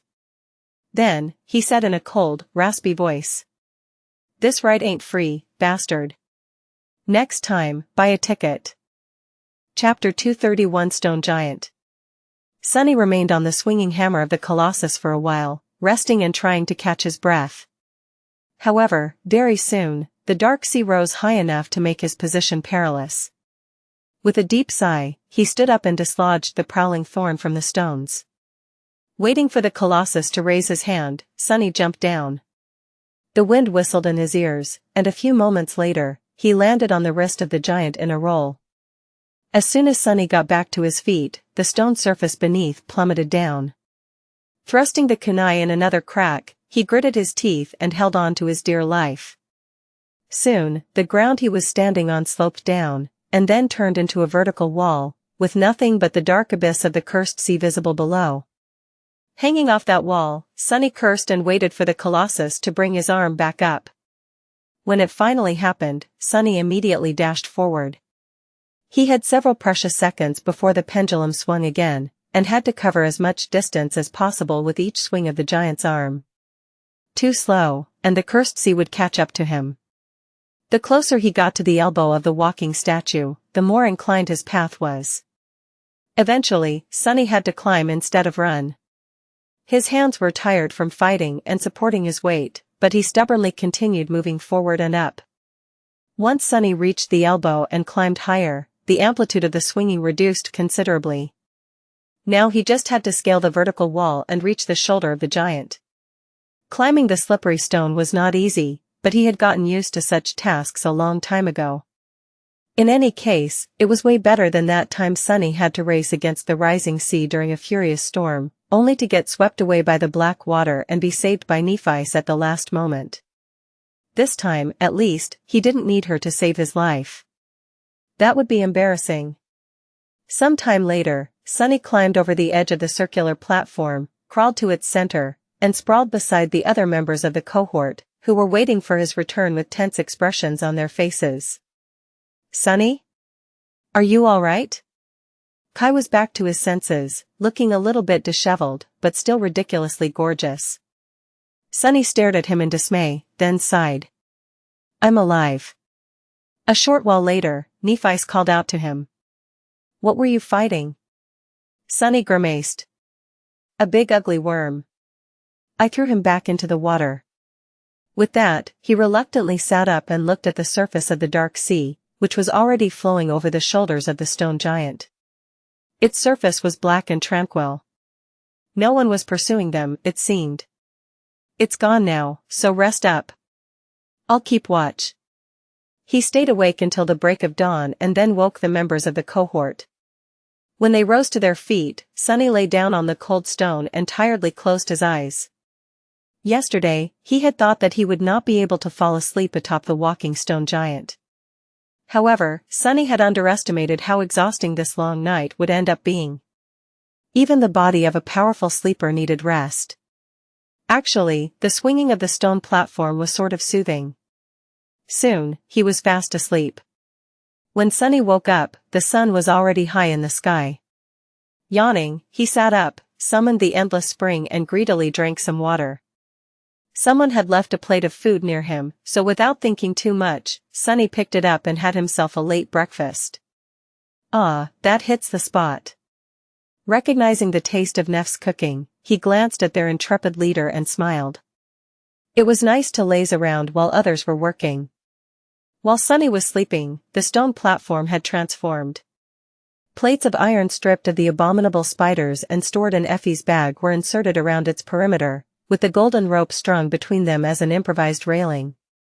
More of these plates were shaped into makeshift rods and placed in the center to serve as throwing spears in case the cohort was attacked from the air. Currently, Kai and Effie were building additional battlements on the left shoulder of the giant while Nephi observed their progress from above. They were taking no chances. A trip through the labyrinth, no matter how fantastical, was still full of danger. It was better to be safe than sorry. Sunny scoffed. So much work. What's the wars? No. I'm not going to finish that thought. No thanks. On the stone beside him, the shadow applauded sarcastically. Shaking his head, Sunny finished his food in silence and moved to the edge of the platform to look down at the vista of the forgotten shore. Far below, the landscape of the labyrinth was slowly moving past them. The stone giant was marching south, indifferently crushing mountains of crimson coral under his feet with each step. The view was simultaneously hypnotic and depressing. In every direction, as far away as Sunny could see, there was nothing but red coral, with rare heights protruding from it into the gray skies here and there. The forgotten shore was truly vast. And every inch of it was full of unspeakable dangers. Not too far from him, Castor was also busy studying the landscape. However, his interest wasn't purely idle. Changing Star's map was on the stones beside him, and the proud legacy was drawing new marks on it from time to time. Sunny sighed. The cohort might have caught a ride on the shoulder of the stone giant to reach their destination at the edges of the forgotten shore, but they were going to have to walk all the way back to the dark city by themselves. That was months of traveling through this treacherous hellscape, with nothing but their own strength and wit to keep them alive. The information Castor was putting on the map today was going to be priceless to them in the future. But that was a problem for tomorrow. Right now, Sunny deserved a little respite. Turning away from the handsome young man, he lowered his gaze and peered at the sights below. It was not every day that one got an opportunity to enjoy a beautiful view of hell. Chapter 232 Before the Storm. In the next few hours, Sunny did nothing but leisurely gaze at the vistas of the labyrinth. While monotonous, they were still picturesque and breathtaking. The forgotten shore was a harrowing, but beautiful place. The somber gray sky and the black earth created a perfect backdrop for the vibrant crimson sea of twisting coral blades. Here and there, strange landmarks broke the dullness of the landscape, igniting the flames of curiosity in Sunny's heart. After all, he was nothing if not a passionate explorer. Provided, most of his explorations ended with something dying at the end of his blade. But still. Out there in the depths of the labyrinth, Sunny saw many things that piqued his interest. The skeletal remains of colossal monsters, with signs of ferocious battles written in the marks on their bones. Broken wrecks of giant vessels, with terrible breaches in their mighty hulls.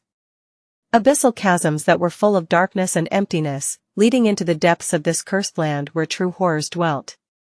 And things he couldn't even describe, let alone identify. He even saw several vast ruins that must have been entire cities once. Now, only unclear shapes of magnificent buildings remained, overgrown with crimson coral and barely resembling anything made by a human hand. He didn't know if they had existed before or simultaneously with the Dark City. Regardless, it seemed that no other human settlement on the Forgotten Shore had withstood the curse of darkness as the Cursed City had. They were all destroyed and devoured, first by the Crimson Quarrel, then by the ruthless flow of time. Now, no one was left to remember that these proud cities had ever existed. The 7 heroes that created the Starlight Legion were described as those born in all-consuming darkness. That suggested that humans had resisted the curse for a while, at least. Maybe the Dark City was built long after the darkness had devoured this land, as the last sanctuary and fortress for those who remained. A lot of good had that done, in the end. His reverie was broken by Cassie, who suddenly turned south and frowned. Her quick movement drew everyone's attention. Sunny instantly had a bad feeling. Nephi's turned to the blind girl and frowned. Cassie? Do you feel something? Kasha lingered for a few moments and then said, her voice uncertain. I think a storm is coming. Sunny looked at the sky, which like always was covered in a gray veil of clouds. Nothing seemed to indicate that there was going to be a tempest turning it impenetrably dark and furious soon. But that was just how things worked on the Forgotten Shore. Storms came out of nowhere and destroyed everyone unfortunate enough to be caught in their murderous embrace. If Cassie said that she felt one approaching, then it was. Their oracle had a good track record of sensing such things. Damn. A storm meant that the cursed sea would rise from the depths earlier than usual. It also meant that there would be rain and lightning, which would make the behavior of the dwellers of the depths unpredictable. It also meant hurricane winds, and that was really bad news when you were stuck on a moving colossus 200 meters above the ground. Nephi gritted her teeth. You heard her. Prepare. However, the blind girl interrupted her. Wait. There is something else. Changing Star lingered for a moment, then asked. You are sensing another threat? Cassie scowled, then said in a strange tone. No, not sensing. I can hear something strange. It's like a rustle. Everyone stared at her for a few seconds, trying to understand the meaning behind her words. Strangely, Kai was the first one to react. Suddenly pale, he spun around and summoned his bow. Before anyone could understand what was happening, something whistled in the air, and a dark shape forcefully crashed into the stone platform, smearing it with blood. A black arrow was protruding from its body. Sunny jumped out of the way and gasped, stunned by the force with which the monster impacted against the stone. It had to have been in a long dive before being pierced by Kai's arrow, mere moments away from snatching one of them away. The creature looked somewhat like a giant locust. Its body was covered in black chitin and comparatively small, no bigger than that of an adult human. Its wide wings were thin and transparent. As it convulsed in death throes, the wings moved, threatening to push the members of the cohort off of the platform. Nephi dashed forward, grabbed the disgusting creature and threw it down. Kai was already grabbing another arrow. There was an expression of panic on his face. Sunny blinked. Why is he panicking?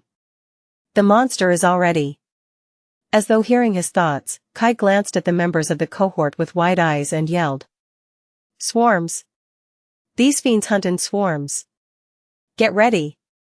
Before he could finish, Sunny was already summoning the Midnight Shard and the Stone Saint. Dead. By now, everyone could hear the rustling sound Cassie had told them about. It seemed to be coming from nowhere, surrounding them like a wave. For a few moments, nothing happened. The members of the cohort tensely stared up. Why? Suddenly, a black dot appeared in the gray clouds and swiftly fell down, covering the distance to the neck of the colossus almost instantly. Before it could attack, though, Effie's spear collided with it. The giant locust practically exploded, sending a rain of blood splattering against the stone back of the colossus. But by the time the huntress dismissed her spear and before she had the time to summon it again, there was another dot, and another, and another. Kai shot one more creature out of the air, while Castor used a strange sling he summoned from his soul sea to break the wings of another. Nephi raised her sword and yelled. Cassie! Wind! Flinching, the blind girl began to call upon her wooden staff. While white sparks of light were still weaving the shape of it in her hands, the quiet dancer flew out of its scabbard by itself and flashed into the air, piercing an approaching locust clean through. A few moments later, a powerful gale shot from the wooden staff into the skies, slowing the attacking locusts down and sending them staggering. One of these stragglers somehow managed to land on the platform and immediately jumped at Sunny. Changing his stance on the fly, Sunny slashed with his sword, decapitating the repulsive creature. However, because of the inertia, the massive body continued to move forward, slamming into him at great speed. With a curse, Sunny flew back and fell over the railing. Sliding on the stone, he rolled down to the stone giant's shoulder and caught himself on the part of the defensive fence built by Effie and Kai. Then, he stood up and spat a mouthful of blood. A moment later, Sunny froze, his eyes widening. Because of the tumble, he accidentally looked down to the ground. What he saw there made him shiver. Numerous dark shapes were appearing from the labyrinth and jumping at the colossus, swiftly climbing up his giant stone body. Chapter 233 Swarm. As the members of the cohort killed several giant locusts, their repulsive black bodies fell to the ground, raining blood on the walking colossus and the crimson coral of the labyrinth. As soon as their corpses hit the ground, it suddenly moved. Dark figures appeared from beneath the mud, rushing at the dead locusts to devour them. Hundreds of monsters were suddenly competing for the few scraps of meat. After several bloody fights broke out and the winners were decided, those who had not gotten to satiate their hunger turned their heads and followed the smell of blood. Right back to the moving stone giant. Looking down with dark resentment, Sunny saw numerous creatures jumping at the legs of the walking statue from the mounds of coral and quickly climbing up. They were headed right to where the cohort was being besieged by the swarm of winged abominations. He couldn't see the shape of them clearly, but there was no doubt that these monsters were bad news. Damnation! Slain an awakened beast, Flesh Reaver. Your shadow grows stronger. Turning around, Sunny summoned the prowling thorn and hurled it upward. A moment later, using the invisible string as support, he was flying through the air. Grabbing onto the edge of the circular platform, he hoisted himself up and once again faced the carnage. The kunai flashed, cutting the wing of one of the locusts clean off. Suddenly crippled, the creature toppled and plummeted down, no doubt to be devoured by the horde of nightmare creatures approaching from below.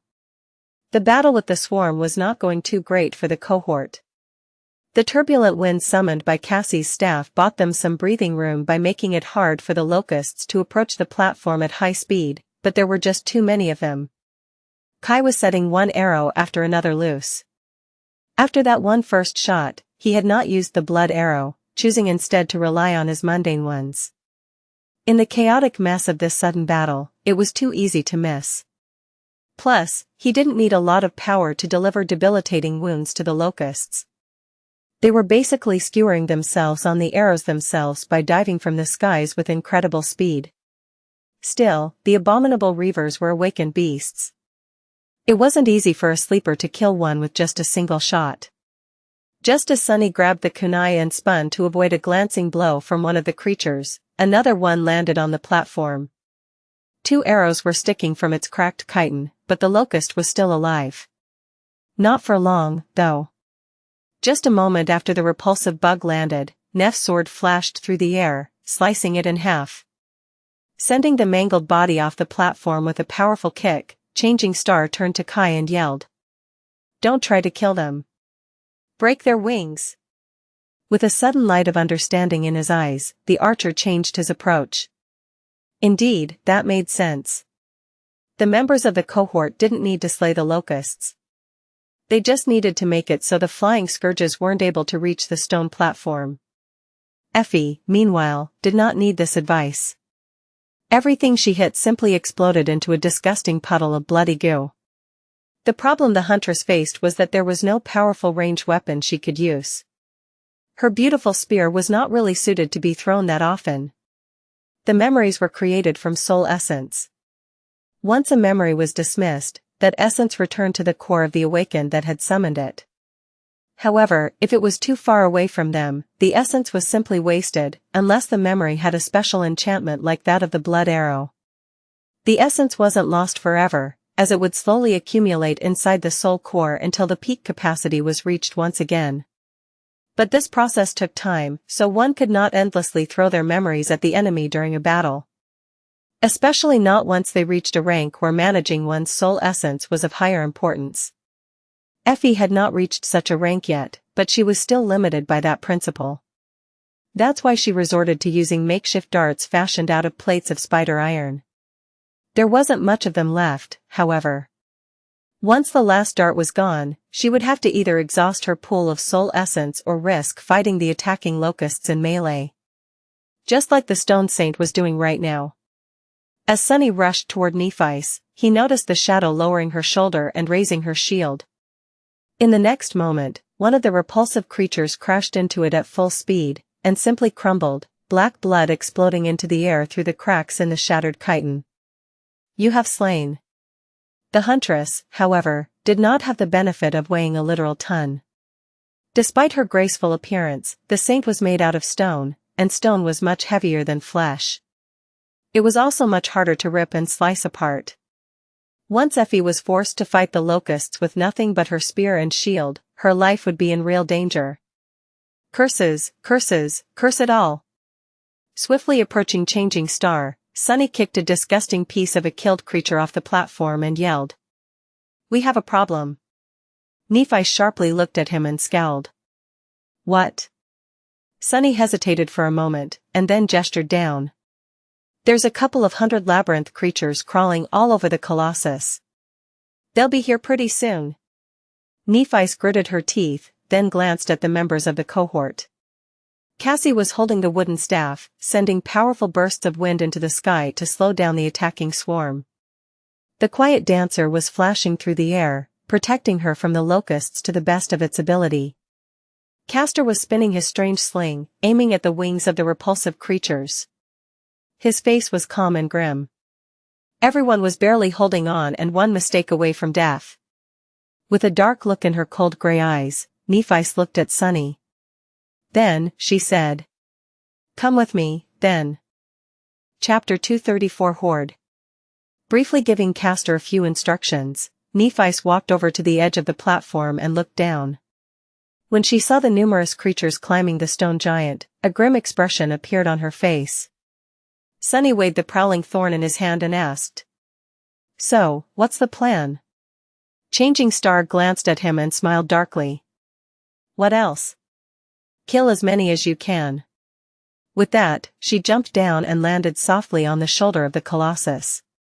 With a sigh, Sunny followed. Figures. A moment later, they separated.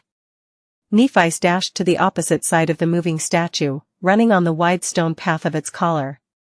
She was going to try and deal with those creatures that were climbing the front and the left side of the giant. Sunny was going to have to stop those coming from the right and the back. He wasn't sure that just two of them were going to be enough to cover all that space, but they didn't have a lot of choices. Sunny and Nephi at least had the high ground advantage against the enemy. Those fighting against the swarm of monstrous locusts, however, did not. The cohort couldn't spare anyone else for this task. Looking down, he was finally able to discern the shape of the attacking labyrinth dwellers. They looked like massive primates covered in dirty, gray fur. Their arms were strong and muscular, easily pulling their heavy bodies up the ancient stone surface. Each had a mouth full of sharp teeth, with two curved tusks protruding from it, as long as daggers. The most disturbing fact about these beasts was that there were crimson flowers growing from within the bloody gaps in their flesh. Some even had pale stems slithering from one eye socket to another. With a shiver, Sunny realized that this tribe of nightmare creatures were simply hosts for a different, much more terrifying one. The primates were nothing but meat puppets for those ghoulish flowers. Oh gods! Summoning the ordinary rock, Sunny wrapped his body in the shadow, strained his muscles, and threw it down as hard as he could. The small rock plunged through the air and collided with one of the creatures far below, hitting it right in the forehead and splitting its rotten skull apart. Not paying any attention to the fact that half of its head was missing, the primate continued climbing up. Sunny gritted his teeth and dismissed the rock. Just as I thought. Nothing could ever be simple on the Forgotten Shore. The cohort would never be just attacked by a swarm of flying abominations. There had to be a horde of monstrous primates attacking them from the ground, too. And gods forbid those powerful beasts were not parasitized by even more ghastly horrors.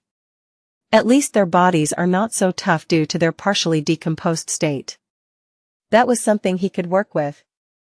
Just as the first primate climbed into the range of the prowling thorn, something thundered above Sunny, and in the next moment, he was doused from head to toe in fetid black blood. A mangled corpse of a giant locust flew past him and fell down. Sunny frozen for a second, then growled. I am a walking target now, aren't I? Well, great. Let them come. The more, the merrier. Extending the invisible string to its maximum length, Sunny aimed and hurled the kunai down. He guided it by ever so slightly pulling on the string.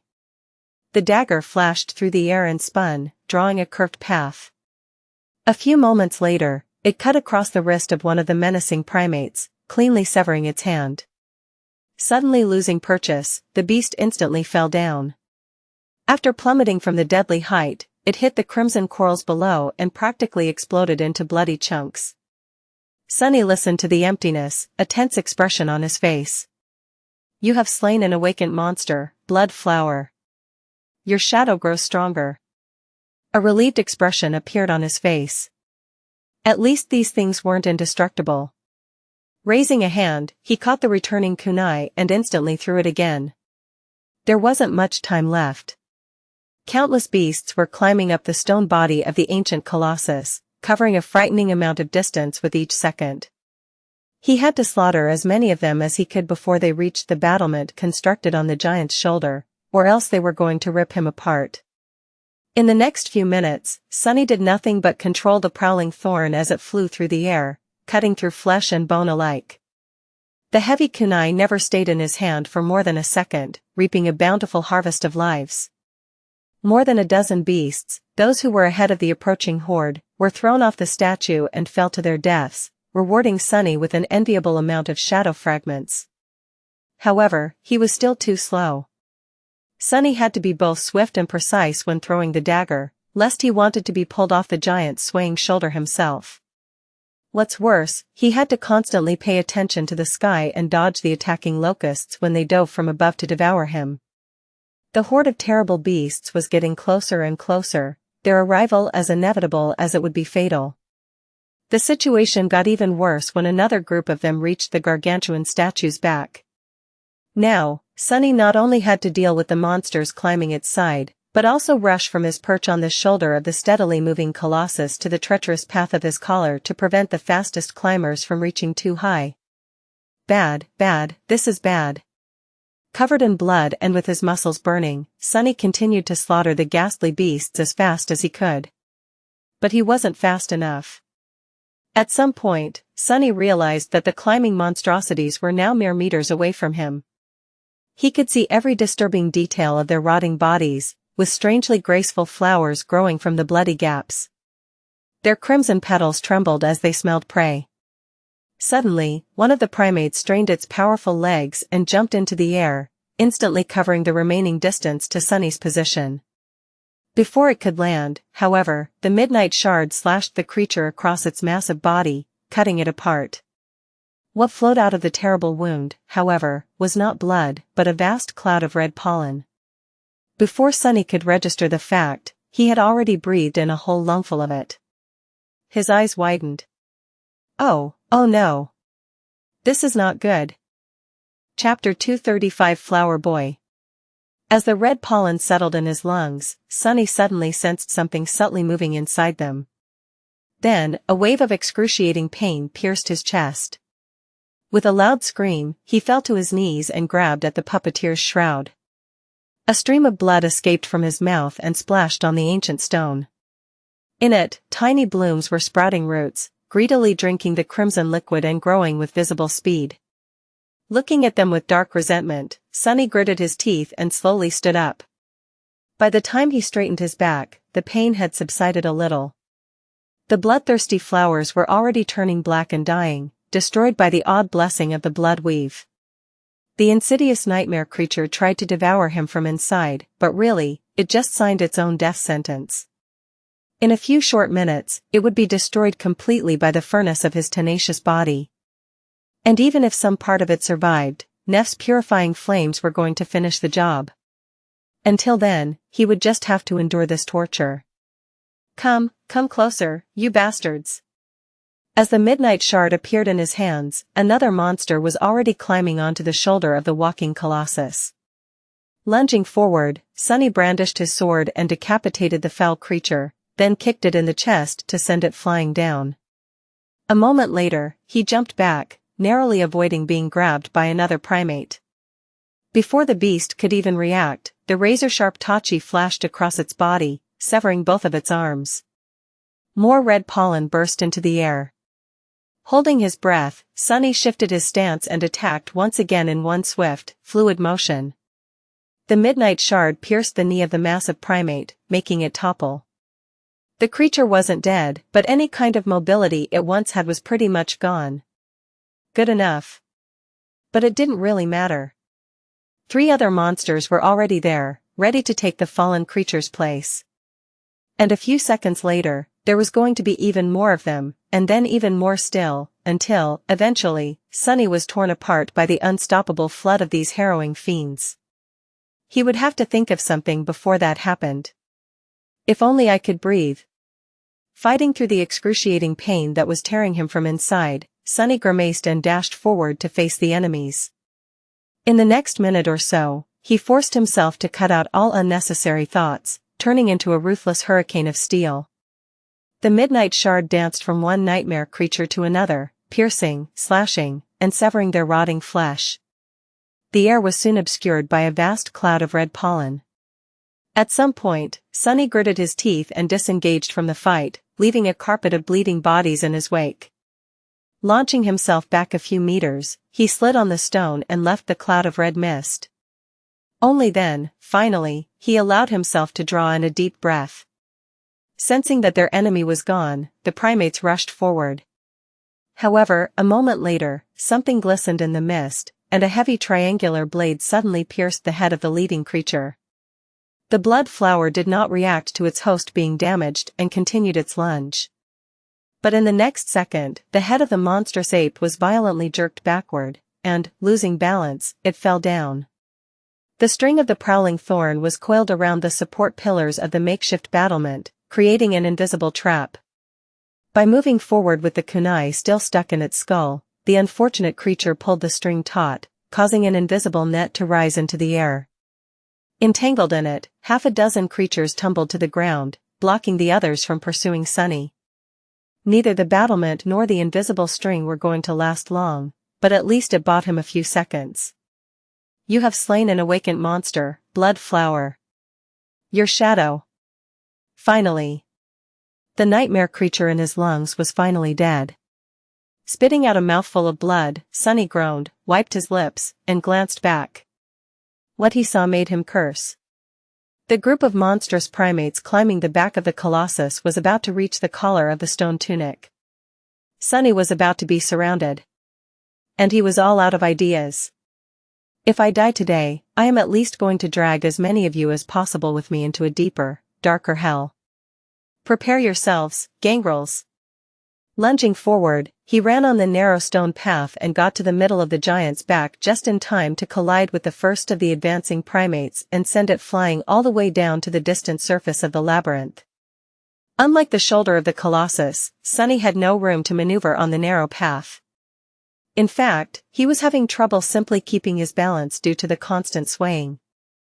But the primates, with their wide shoulders and mighty frames, were in an even worse situation than him. On that narrow stone path, one man would be able to stop an entire army.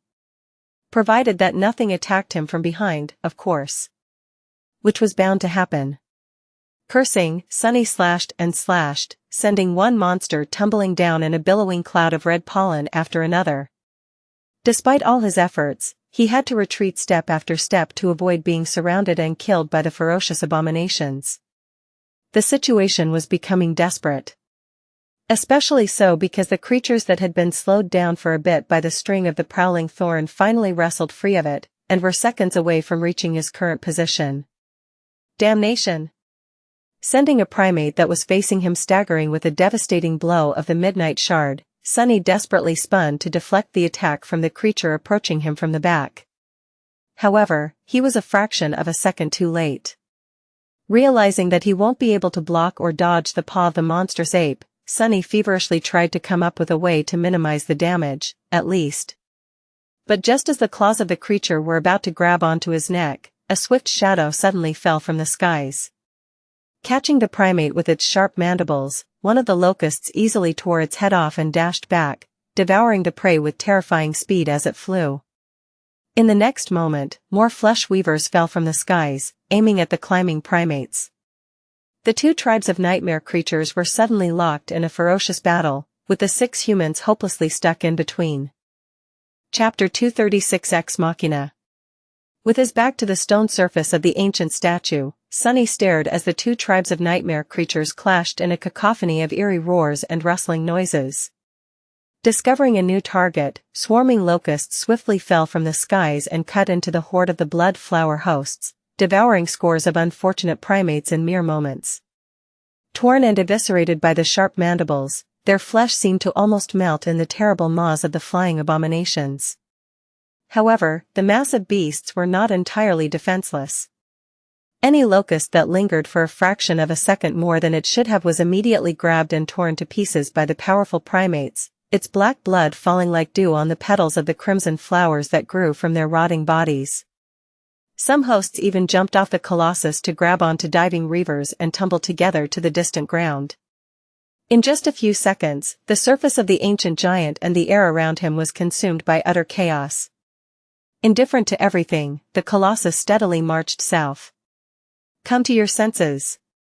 Shaking off his astonishment, Sunny swiftly finished off the primate that he had staggered a second before and pushed the heavy creature from the narrow path. Despite the fact that their enemies were now fighting each other, the pressure on the cohort did not decrease. In fact, it only grew heavier. Cursing under his breath, Sunny threw the midnight shard at another lunging monster, turned his back to the enemies, and jumped. Grabbing onto a crack in the ancient stone, he pulled his body up and nimbly scaled the neck of the ancient statue.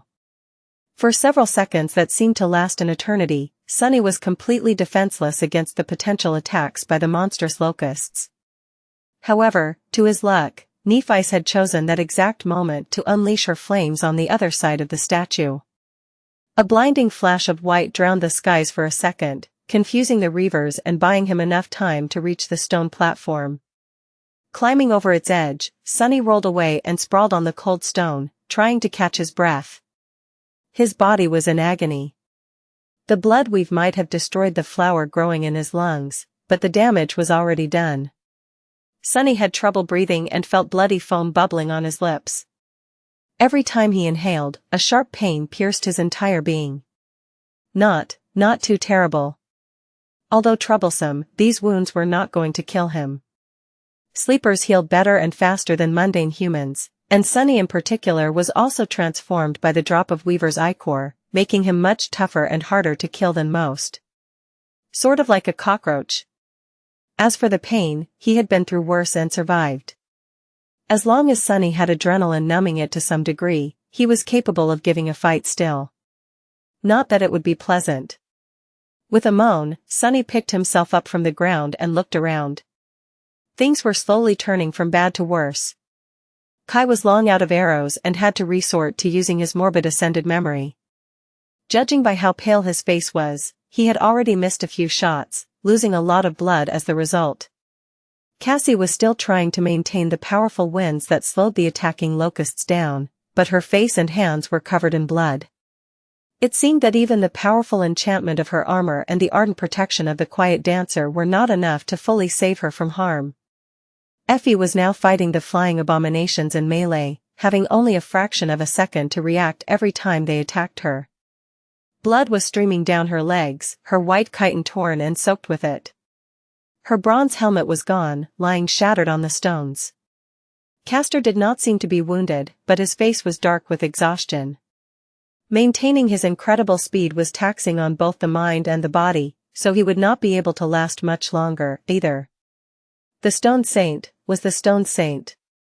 The taciturn shadow was covered in black blood from head to toe and completely indifferent to it, which only enhanced her dark and menacing visage. She continued to move with elegant grace, protecting the members of the cohort to the best of her ability. But she couldn't be everywhere all at once. And then there was Sunny himself, who was in the worst shape out of all of them by far. Curses! And the worst news was that now that he had to retreat back to the platform, the abominable primates were about to follow him, forcing the cohort to defend itself from two sides simultaneously. Even worse still, unlike Sunny, the other members didn't have blood weave to protect them from the red pollen. Bad, bad, this is bad. Just as Sunny was thinking that thought, a bloodied hand suddenly appeared from the other side of the platform. A moment later, Nephi slid under the golden rope and shakily rose to her feet. Changing Star had white flames dancing in her eyes. Her skin seemed to shine with a soft glow, as though there was fire burning beneath it. That fire, if Sunny had to guess, was responsible for annihilating the red pollen as soon as it entered her body. The Starlight Legion armor was heavily damaged and seemed to be on the verge of melting, but still held, protecting the last daughter of the immortal Flame clan to the end. Not paying any attention to the members of the cohort, Nephi turned her head and looked south. What is she? Before Sunny could finish the thought, he was distracted by the sight of an ugly primate head rising above the edge of the circular platform. Cursing, he grabbed a jagged piece of chitin laying nearby and shoved it into the creature's eyes, forcibly pushing it back down. At the same moment, an especially large locust suddenly fell from the sky. Batting the quiet dancer away, it dove right for Cassie.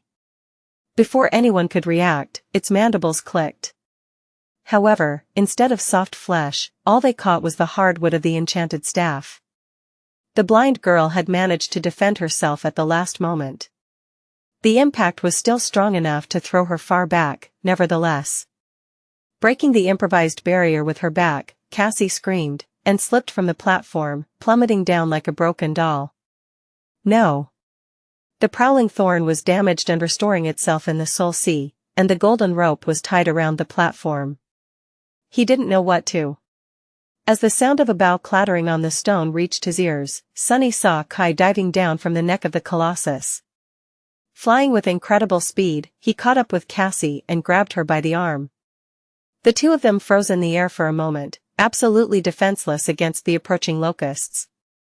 No, no, no. But the fatal attack never came. Suddenly, the cacophony of the battle died down, turning into deathly silence. Sunny blinked. Several locusts were hovering in the air mere meters away from Cassie and Kai, but they were in no hurry to devour the helpless humans.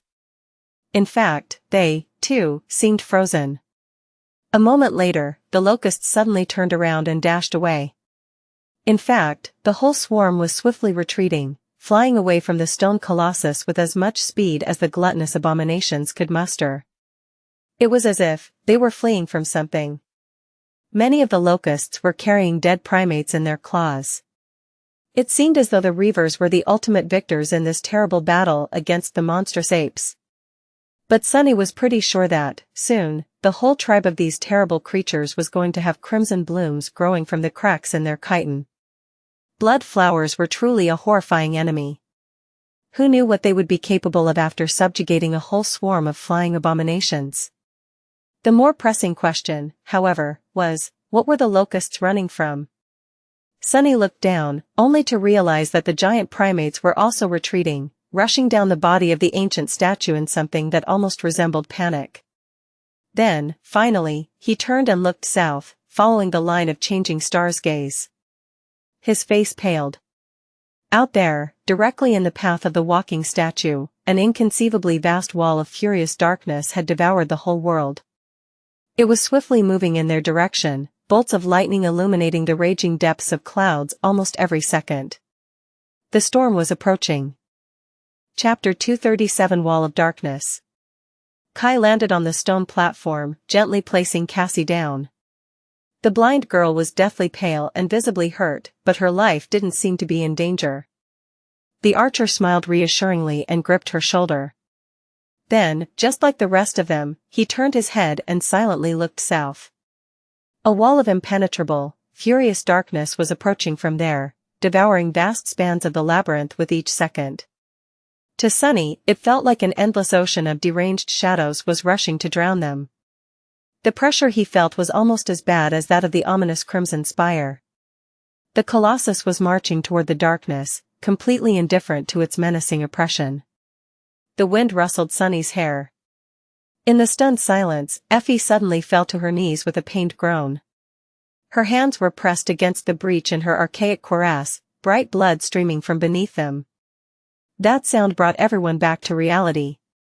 With a grim expression on her face, Nephice walked other to the wounded huntress and gently placed her hands on her body. A moment later, soft white radiance shone through the cracks of Effie's armor, healing her wounds and taking the pain away. Changing Star closed her eyes and bit her lip, drops of crimson blood rolling down her ivory skin.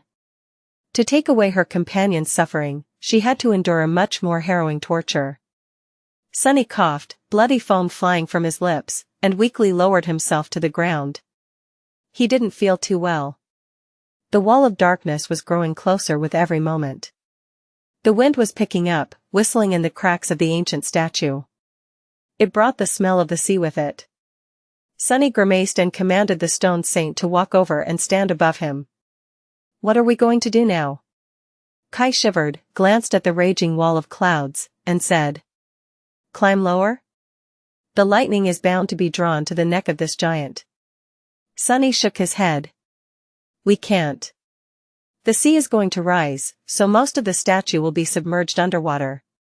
We will be lucky if the waves aren't high enough to reach this platform." The archer sighed and looked down. "So then, we're dead?" Sunny smiled darkly. "Don't worry. Stone doesn't conduct electricity too well, so we will be safe from lightning. Most likely. What you should really be afraid of are the things that all that commotion might attract." After that, he bent over in another fit of painful coughing. "Ugh, that stings a little." By that time, Nephice was done healing Effie. Walking over, she kneeled and looked at Sunny. Unexpectedly, there was an expression of sincere worry on her face. Did you inhale that pollen?" Sunny tried to grin, but ended up coughing up more blood instead. "Yeah. A little. But don't fret, it's not, there are no flowers growing in my lungs. Anymore." Neff's face twitched, and she outstretched her hands to place them on Sunny's chest. However, he caught them in the air with his own and stopped her. Her skin was soft and cool to the touch. "Don't bother. I'll be fine. Take a look at Cassie instead." Changing Star stared at him for a few moments. Then, she suddenly asked, "But doesn't it hurt?" He pushed her hands away and shook his head. "Not as bad as it going to hurt you." Nephice frowned. "I am used to it." Sunny looked at her for a long time, his expression hard to read. Then, he said evenly, "I know. But I don't want you to be used to it. You shouldn't be. Especially not on my account." The weight of the things he left unsaid hung between them for a few moments. Nephice titled her head slightly, then turned away. Finally, she sighed, lingered for a few seconds, and walked away without saying another word. Sunny lowered his head and remained motionless for a while. It's better this way. Being afraid of pain was the most human emotion there was. He couldn't help but feel that every time Nephice silently endured the terrifying torture of her flaw, a part of her humanity was burned away by the merciless purity of the radiant white flames. He didn't want to see it happen. Not to mention that he was the last person in the world that Changing Star should have been helping. Because suddenly, a deafening thunderclap rolled over them, forcing the members of the cohort to flinch. The light of day dimmed, and the cold wind furiously crashed into them, bearing drops of salty black water with it. Done checking up on Cassie, Nephice glanced forward and scowled. They were almost out of time. "Get ready. Hold." With that, she summoned her sword and held it with both hands. As the incandescent light ignited the silver blade, Changing Star thrust the sword deep into the stone, melting it. Kneeling down, she gripped the sword and prepared for the onslaught of the storm. But he sighed, and grabbed onto a crack in the stone with one hand. With the other, she drew Cassie close and hugged her. Castor followed their leader's example and used his enchanted Jian to anchor himself to the platform. Sunny glanced at them and grimaced. Standing above him, the stone saint discarded her shield and lowered one shoulder, preparing to withstand the hurricane winds. Without anything better to hold on to, Sunny hugged the thigh of his shadow and closed his eyes, embarrassed by the indignity.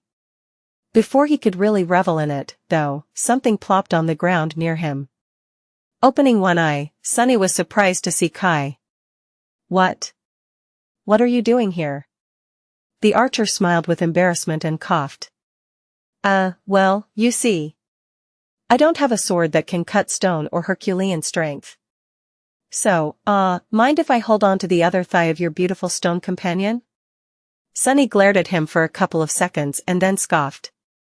Fine. Whatever. Just don't grab onto me by mistake.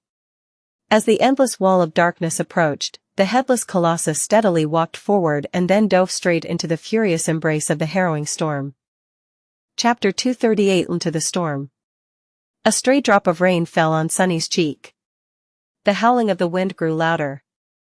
A moment later, the whole world suddenly darkened, and he was assaulted by a furious gale. The water pelted him in the face, drowning the curse. Sunny was about to yell. Damn. The storm descended on them with terrifying violence. The corpses of repulsive locusts that were left on the platform suddenly moved. Then, picked up by the wind, they were thrown off the neck of the steadily walking colossus, disappearing into the darkness. Their black blood was washed away by the torrent of rain. A blinding flash of lightning pierced the veil of clouds, followed by a deafening thunderclap. As the stone became slippery and wet, Sunny felt his body being forcefully pushed away from its surface by the gale. Gripping the stone saint tighter, he gasped and grimaced. Pain pierced his damaged lungs. Worst amusement ride ever. Fortunately, the heavy shadow was not moved by the tremendous pressure of the hurricane. Firmly planting herself on the surface of the platform, she turned her torso and lowered a shoulder, cutting the wind with her solid stone body. To her side, Nephice, Castor, and Effie were desperately holding on against the assault of the hurricane. With some effort, they were also able to resist it. But the worst was still to come. Hidden from the sun, the dark sea was rising from the depths. Sunny could hear the deep rumbling of the black water rushing through the twisting passages of the labyrinth and washing over the mounds of crimson coral. Soon, the stone giant was walking through it, creating a furious whirlpool with each step of his gargantuan feet. Another lightning tore the skies apart, illuminating the world made of nothing but wind, water, and darkness. Hit by an especially violent gust of wind, the stone saint slid a few centimeters back and sent Sunny's heart into a momentary panic. The stone giant walked forward. After a while, the black water covered his knees, then his abdomen, then his chest. Following a long and torturous span of time spent holding on to the shadow and enduring the onslaught of the storm, Sunny saw the raging waves flowing over the broken battlements on the shoulder of the ancient statue. His face became grim. During the previous night, the dark sea had not risen high enough to reach the stone platform they were sheltering on. However, with how high the waves were, things were bound to change. As though answering his thoughts, a massive wave crashed into the neck of the colossus, washing over the platform. The members of the cohort were hit by a wall of blackness and instantly drenched from head to toe in salty seawater. Luckily, no one was washed away, for now. The howling wind, the furious onslaught of rain, the constant flashes of lightning and the violent cacophony of thunderclaps were already enough to instill in them the feeling that the whole world was about to split apart and crumble. With the dark waves rising to strike at the stone platform over and over again, the situation became truly disastrous. And yet, they held on. Minute after minute, against all odds, the 6 humans clung to the ancient stone, refusing to be taken away by the raging tempest. Sunny didn't know how much time had passed or how far the stone giant had walked into the depths of the storm, but there was no sign of it growing weaker. In fact, it was only becoming more ferocious and terrible. However, this wasn't even what he was really afraid of. His true fear hid not in the skies that had gone mad, but in the lightless depths of the cursed sea. And soon, inevitably, his worst fears came true. With a harrowing sense of premonition, Sunny suddenly lowered his head and gazed down, as though trying to see through the mass of ancient stone. Deep beneath him, he felt a gargantuan shadow rising from the depths. One of the unspeakable terrors of the dark sea was crawling from whatever abyss that had spawned it to face the marching colossus. Curse it all! Looking up, Sunny saw Kai desperately clinging to the stone saint beside him. For once, the archer did not seem dazzling. He was just wet, pale, and scared out of his wits. Behind him, Nephis was kneeling on the stones, gripping the hilt of her silver sword, her fingers white and bloodless. Straining his hurting lungs, Sunny yelled, "Be ready!" The do. However, before he could finish, her eyes suddenly grew wide. Swiftly turning around, Sunny saw a gargantuan tentacle slowly rising from the seething waves. Illuminated by a flash of lightning, it looked like a tall, grotesque black tower. It pierced the skies and froze for a moment, looming over the ancient colossus. Feeling his heart skip a bit, Sunny realized that he knew the sight of it. This was the same gigantic black tentacle he saw on his first night on the Forgotten Shore, the one that had effortlessly pulled the enormous monstrous shark under the waves and tore it in halves like a little fish. The abomination that even corrupted nightmare creatures were afraid of. Falling from above, the gargantuan tentacle crashed on the moving statue and coiled itself around its neck. Oh no! Before Sunny could react, the gigantic tentacle was already wrapped around the neck of the colossus. Its bulbous flesh suddenly contracted, as though trying to strangle the stone giant and pull him beneath the waves. Without ever slowing down, the ancient statue continued to walk forward. Then, in a roar of falling water, its colossal hand rose from the depths of the cursed sea and grabbed onto the tentacle.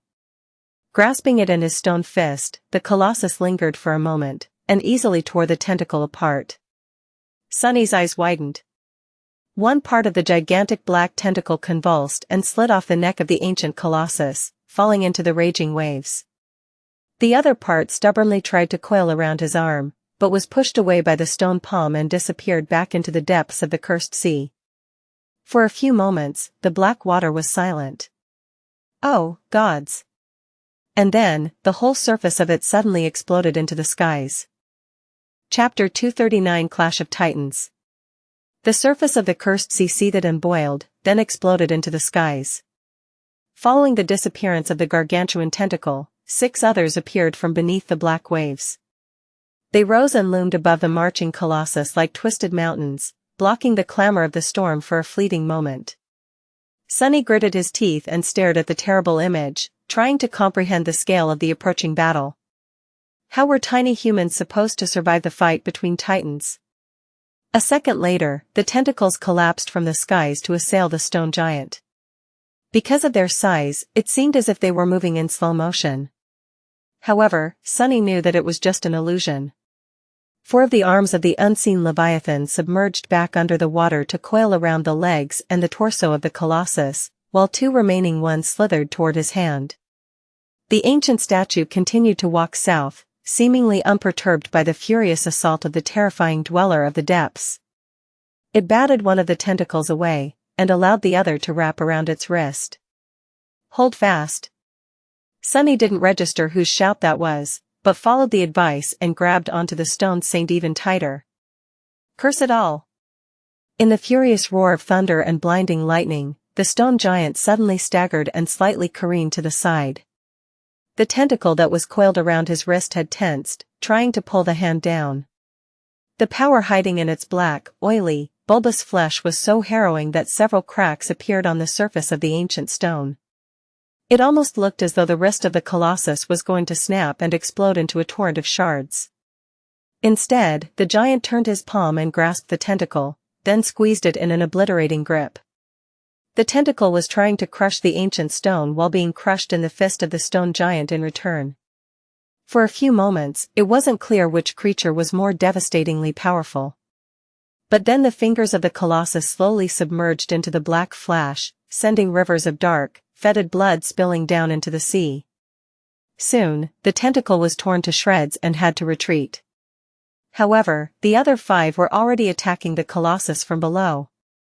Sunny couldn't see through the black waters of the cursed sea, but he could vividly imagine 2 of them coiling around the legs of the ancient statue, 2 wrapping around its torso, and another one holding down the hand and the mason's hammer. Whatever the gigantic tentacles were doing seemed to have worked. The pace of the walking statue slowed, as if it had to struggle against an unimaginable weight that was dragging it back. The colossus staggered once more, then suddenly lurched forward, and finally stopped.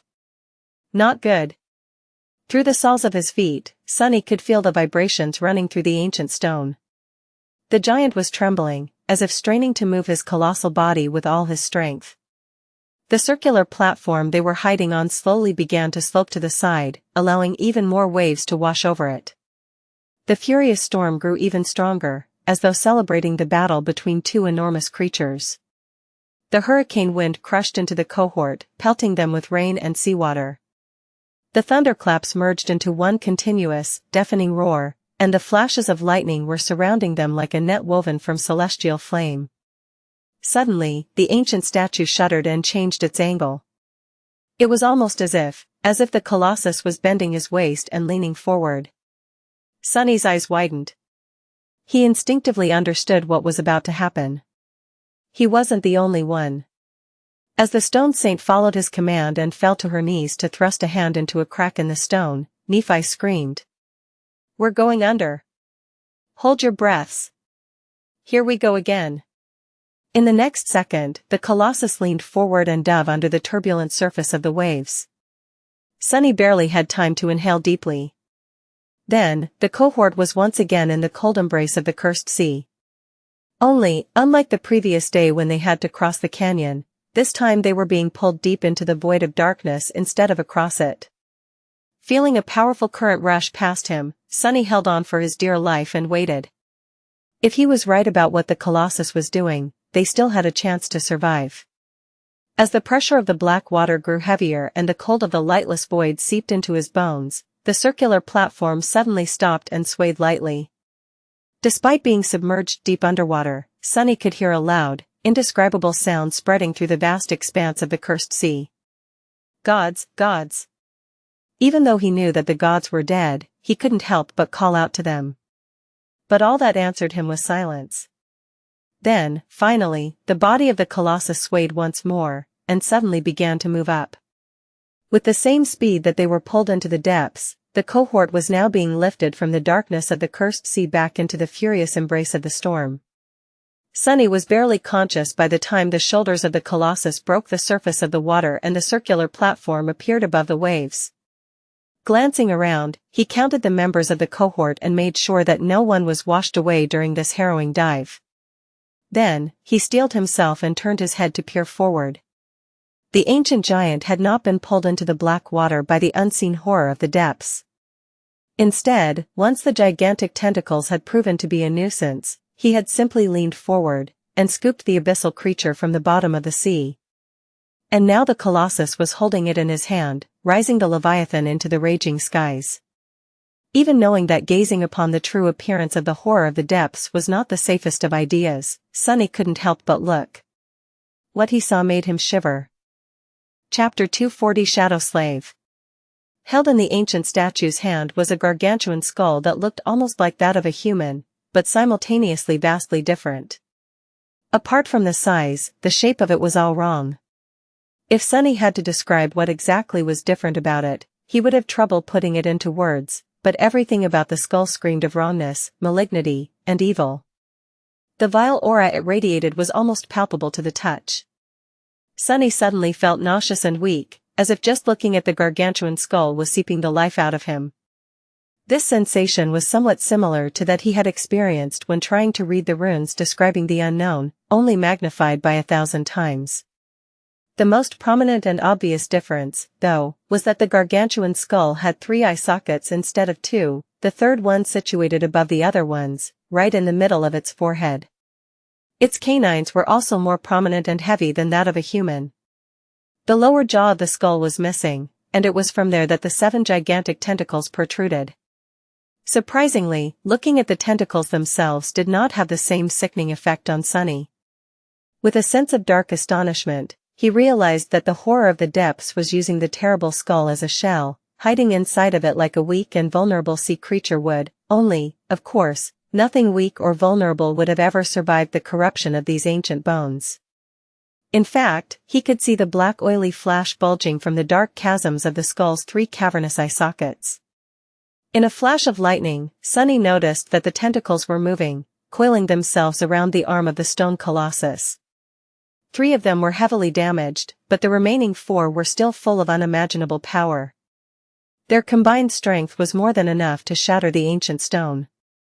Despite the fact that his arm was already starting to crack, the colossus seemed indifferent to the devastating embrace of the abyssal creature. What is he doing? As if answering his question, the dark sea suddenly surged and split apart, releasing the stone giant's other arm from its cold depths. With rivers of black water streaming from it, the hand of the colossus slowly rose, reaching all the way into the raging skies. The hurricane winds broke against it, powerless to move the arm of the colossus even by a centimeter. The hammer gripped in his hand was suddenly enveloped in a ghostly blue glow. No, it wasn't really a glow. It were arcs of electricity running all over its surface. They were the harbingers of. Sunny's eyes widened. In the next moment, a bolt of lightning connected the hammer to the skies. And then another, and another. Dozens of lightnings landed on the stone hammer in short succession, the roar of thunder almost shattering the whole world.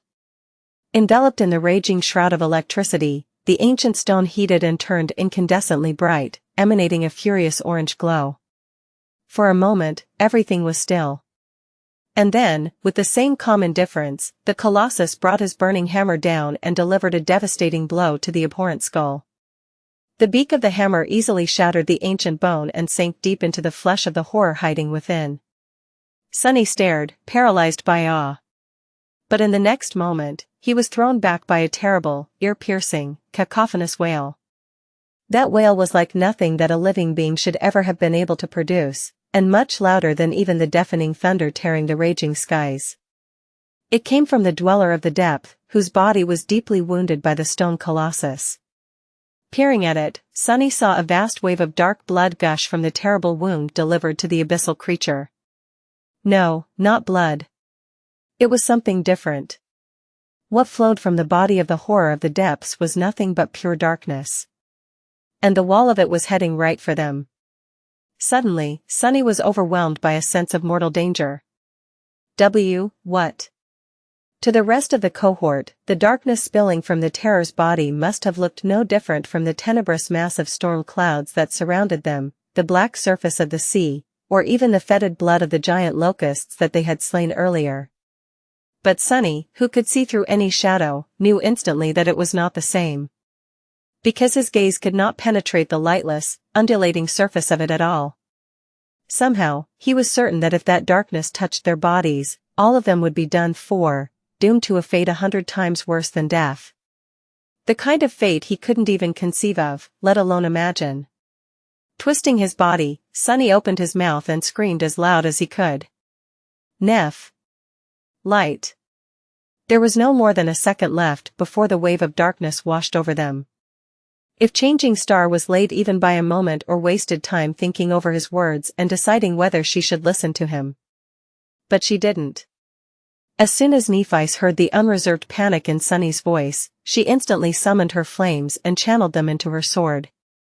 A blinding white radiance suddenly enveloped the cohort, pushing the blackness of the storm away. When the wave of true darkness that flowed from the abyssal creature's wound touched the pure light, it simply ceased to exist, disappearing like a vestige of nightmare in the brightness of the day. Sunny exhaled and fell to the stones, drained of all strength. Glancing forward, he saw the ancient colossus remove his hammer and indifferently drop the harrowing giant skull back into the surging waters of the cursed sea. The black tentacles weakly convulsed and unwrapped themselves from his arm, disappearing into the waves a few moments later. Without paying them any attention, the ancient statue lowered the hammer and continued its march south.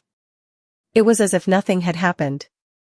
Sunny gritted his teeth and gathered whatever endurance he had left to grab onto the stone saint once again. the storm was still not over. However, somehow, it didn't seem as frightening and dangerous anymore. Indeed, nothing else happened to them.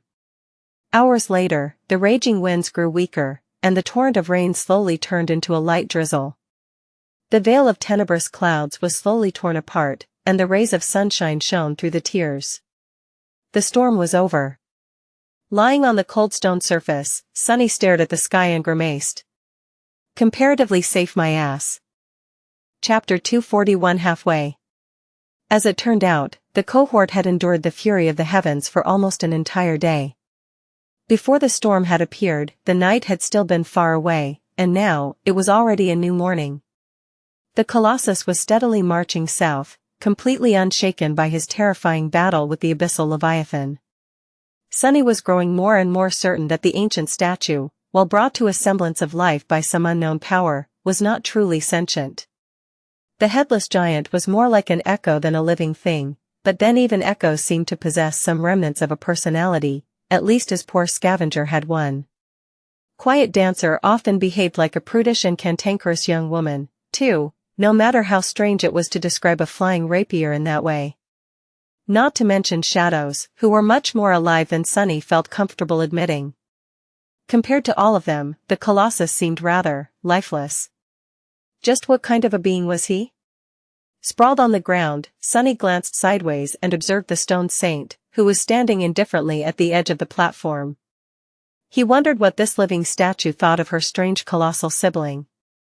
Was she in awe of him or didn't care one way or another? It was hard to tell. But then again, he was not in the mood to think too much right now. Sunny was truly exhausted and hurting all over. Everyone was, really. Despite the incredible achievement of surviving the onslaught of 2 entire tribes of nightmare creatures, the storm, and an encounter with an actual horror of the depths, or rather, because of it, the members of the cohort looked truly pathetic. Each of them was either laying on the stone surface of the swaying platform or sitting with a lost look on their face. They were all wounded, tired, and wet. Even Kai had lost his usual luster, and that alone screamed of how rough this recent hardship had been on them. Even when compared to the usual ruthless reality of the Forgotten Shore. Well, no matter. They had survived. More than that, if Sunny wasn't wrong, the stone giant had already brought them more than 1,000 kilometers to the south. And by the evening, that number was going to double.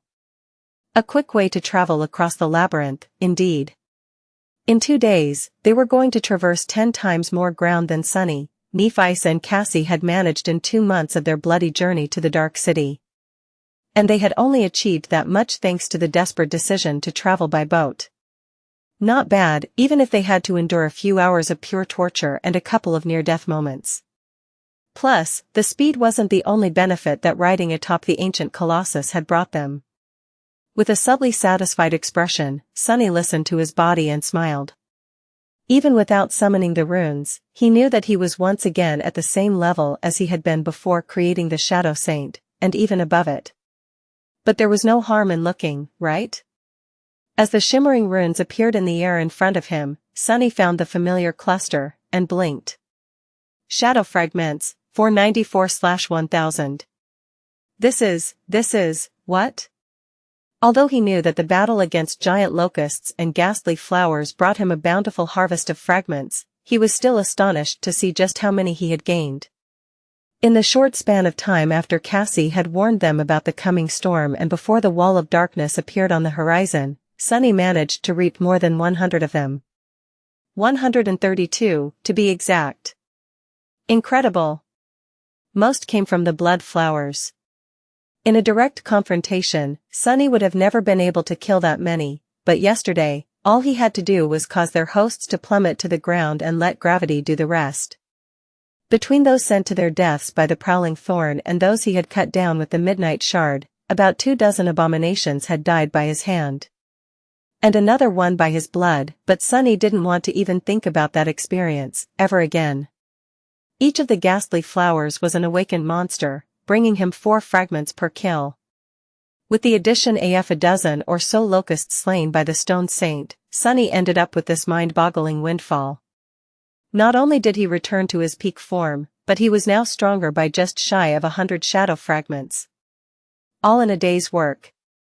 Still stunned, Sunny couldn't help but shake his head.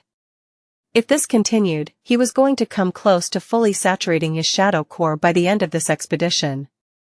Which was one of the reasons he had joined it in the first place, but before today, his ambitious plans had been just a conjecture.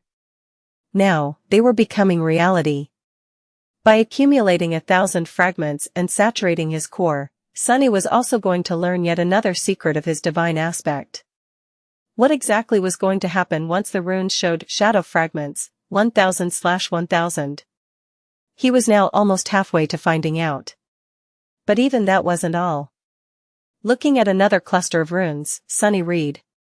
Memories, Silver Bell, Puppeteer's Shroud, Midnight Shard, Ordinary Rock, Prowling Thorn, Endless Spring. And right after that, 2 new sets glimmered in the air. Blood Blossom, Dark Wing. 2 new memories. Jackpot.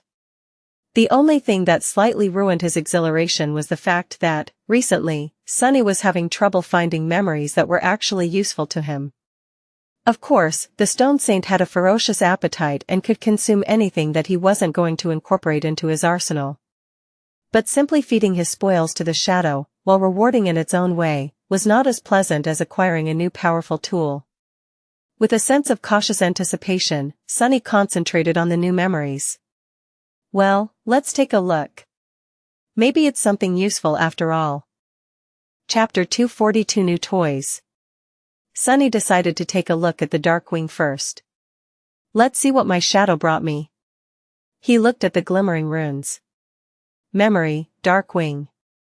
Memory rank, Awakened. Memory tier, I.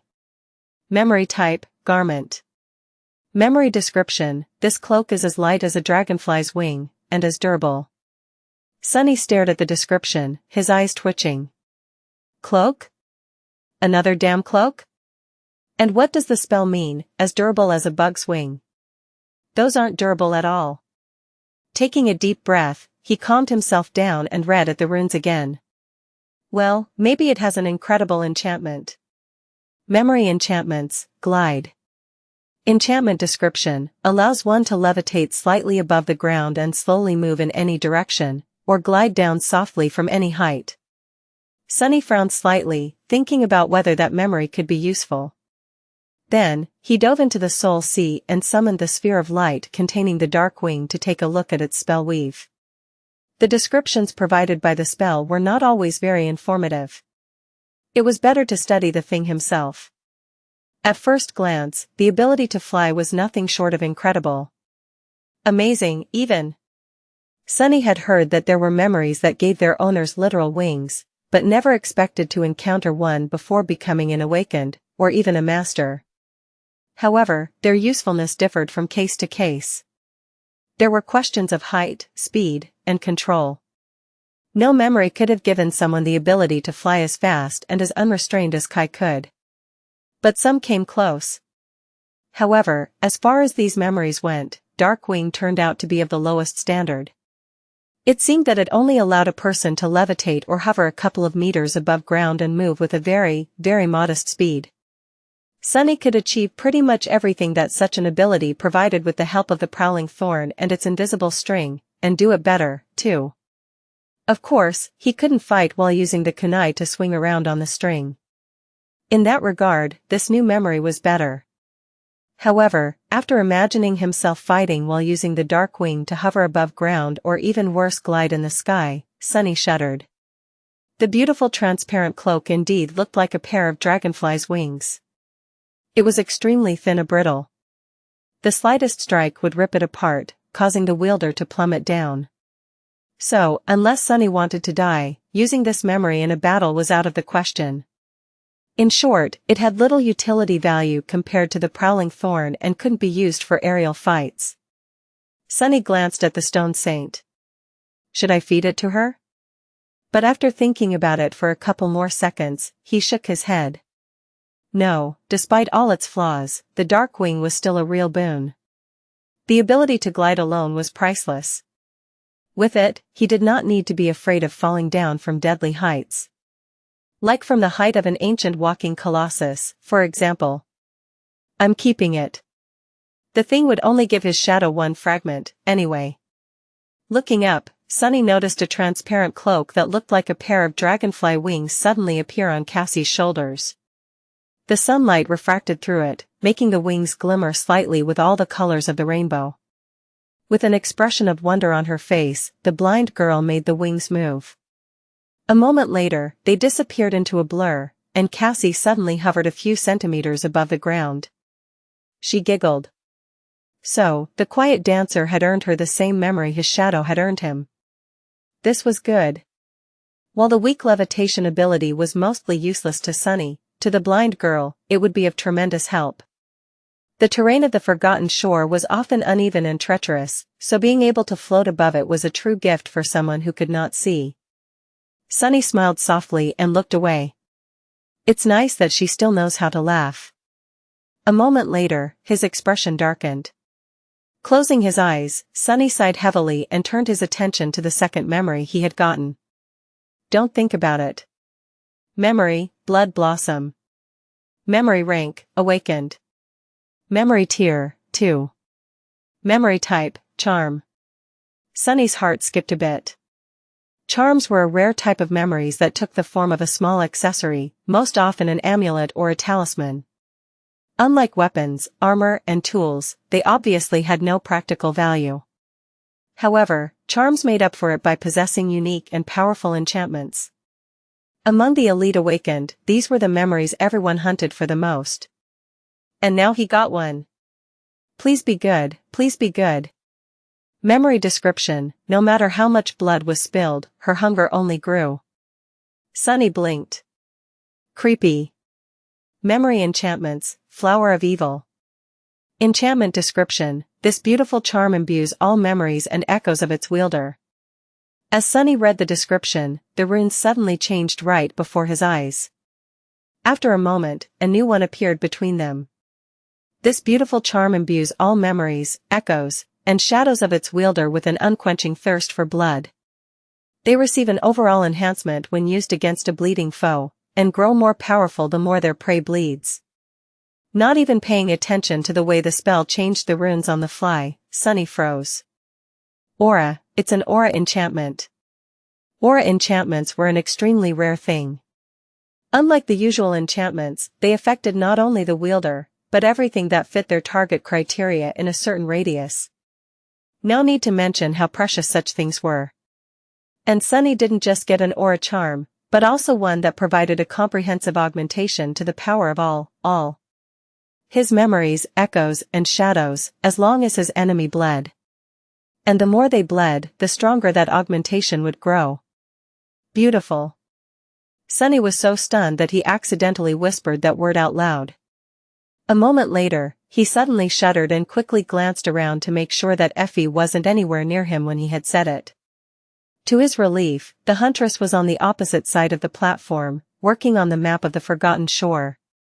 Sunny exhaled and furtively wiped the sweat off his forehead. Phew. That was close. Then, a wide grin slowly appeared on his face. With a satisfied sigh, he rested his head on the stone and thought. Sorry, Saint. Today, you shall remain hungry.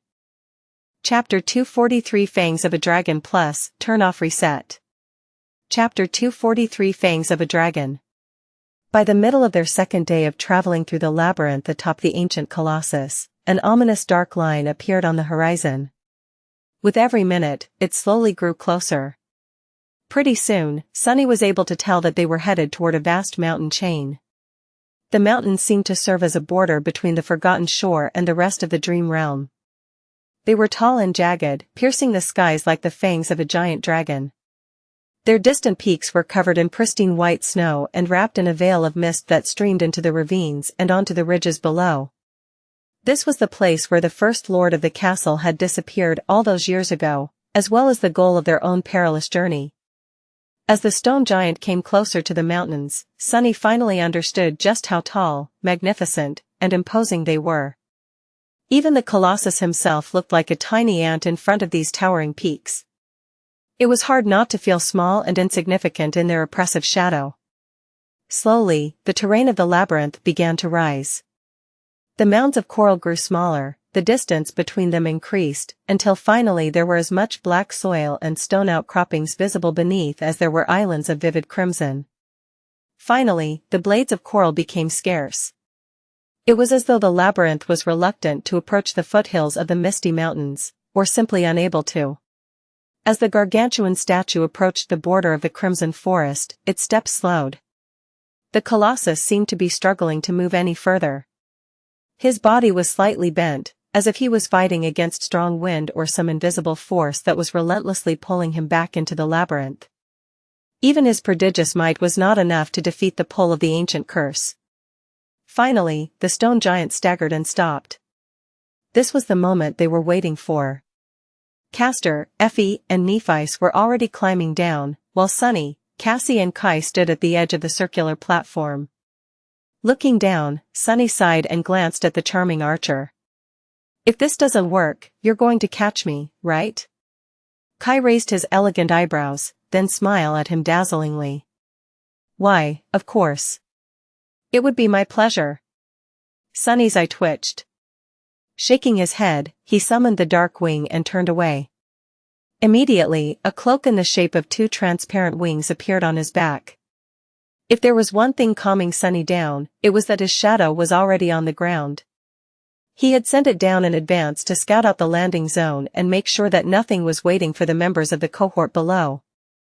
The stone saint was now standing there, looking like a tiny black dot from the height of the ancient statue's neck. No sense in prolonging this. Gritting his teeth, Sunny commanded the dark wing to raise him above ground, and stepped into emptiness. For a moment, he was consumed by primal fear. But then Sunny felt that instead of plummeting down to shatter on the rocks, his body was smoothly gliding through the air. He was still losing altitude, but at a safe and pleasant pace. Two transparent wings had turned into a blur behind his back. Actually, this feeling was exhilarating. Pandnovlcom. Trying to keep a wide smile from appearing on his face, Sunny reminded himself how brittle his wings were and tried to control the direction of his descent. All it took was a slight shift of his posture and a mental command to the dark wing. Soon, Sunny was gliding down in a wide spiral, enjoying the feeling of wind whistling in his ears. It's a shame that others can't experience this. Initially, he was planning to take Effie on the ride of her life. With Kai and Cassie carrying the other two members of the cohort, reaching the ground would have been really easy. However, after a little bit of experimentation, they had found out that memories left behind by the terrible locusts couldn't carry too much weight. Even supporting Sunny himself was already close to the dark wing's limit. So he got to enjoy this pleasant feeling of weightlessness all by himself. After a few minutes of smooth gliding, Sunny softly landed near the stone saint and looked up. Kai and Cassie were right behind him, and slightly above, already reaching the knees of the colossus, were the other three members of the cohort. This memory might be better than I gave it credit for. Still not usable in a battle, but very handy nevertheless. Soon, they were all reunited in the shadow of the ancient statue. A few moments later, the colossus trembled. Slowly, it turned around and took a giant step. The ground trembled as his feet landed on it. The 6 humans stood silently, watching the ancient statue walk away. It was heading east, moving parallel to the impregnable wall of the Draconian mountains. Sunny suspected that the stone giant had walked all around the forgotten shore thousands of times, and now was at the start, or the end, of another loop. The stone saint was watching the headless giant walk away, too. Sunny glanced at her, wondering once again if his shadow felt something toward this enormous creature. He got a strange sensation that she did. However, it wasn't awe as Sunny had suspected. If anything, the hint of emotion hiding deep in the ruby eyes of the stone saint was that of disdain. Curious. Back at the ruined cathedral, Sunny had noticed that the Black Knight's armor bore a visible resemblance to that of his taciturn shadow. However, it didn't seem as though both came from the same source. It was more like the armor of the fallen devil was derived from that of the living statues. Almost as if someone had tried to replicate their armaments, but only managed to create a lesser facsimile. Was the stone giant the same? A failed attempt at repeating the same miraculous act of creation that had put a spark of true life into the stone saint and her brethren? There was no way to know. But still, soon he couldn't help but wonder. Soon, the ground stopped trembling and the figure of the mechanically marching colossus disappeared into the gray fog. A few moments later, Nephi sighed and turned around to face the mountains. It was time to find a place to spend the night. Tomorrow morning, they were going to start their search for the lost expedition. Chapter 244 Death Zone. This high into the foothills of the mountains, they didn't have to look long for a suitable shelter. In fact, they could have simply camped in the open. The dark sea couldn't get to them anymore. As the night descended and enveloped the world in the familiar veil of absolute darkness, Sunny volunteered to be the first one to stand watch.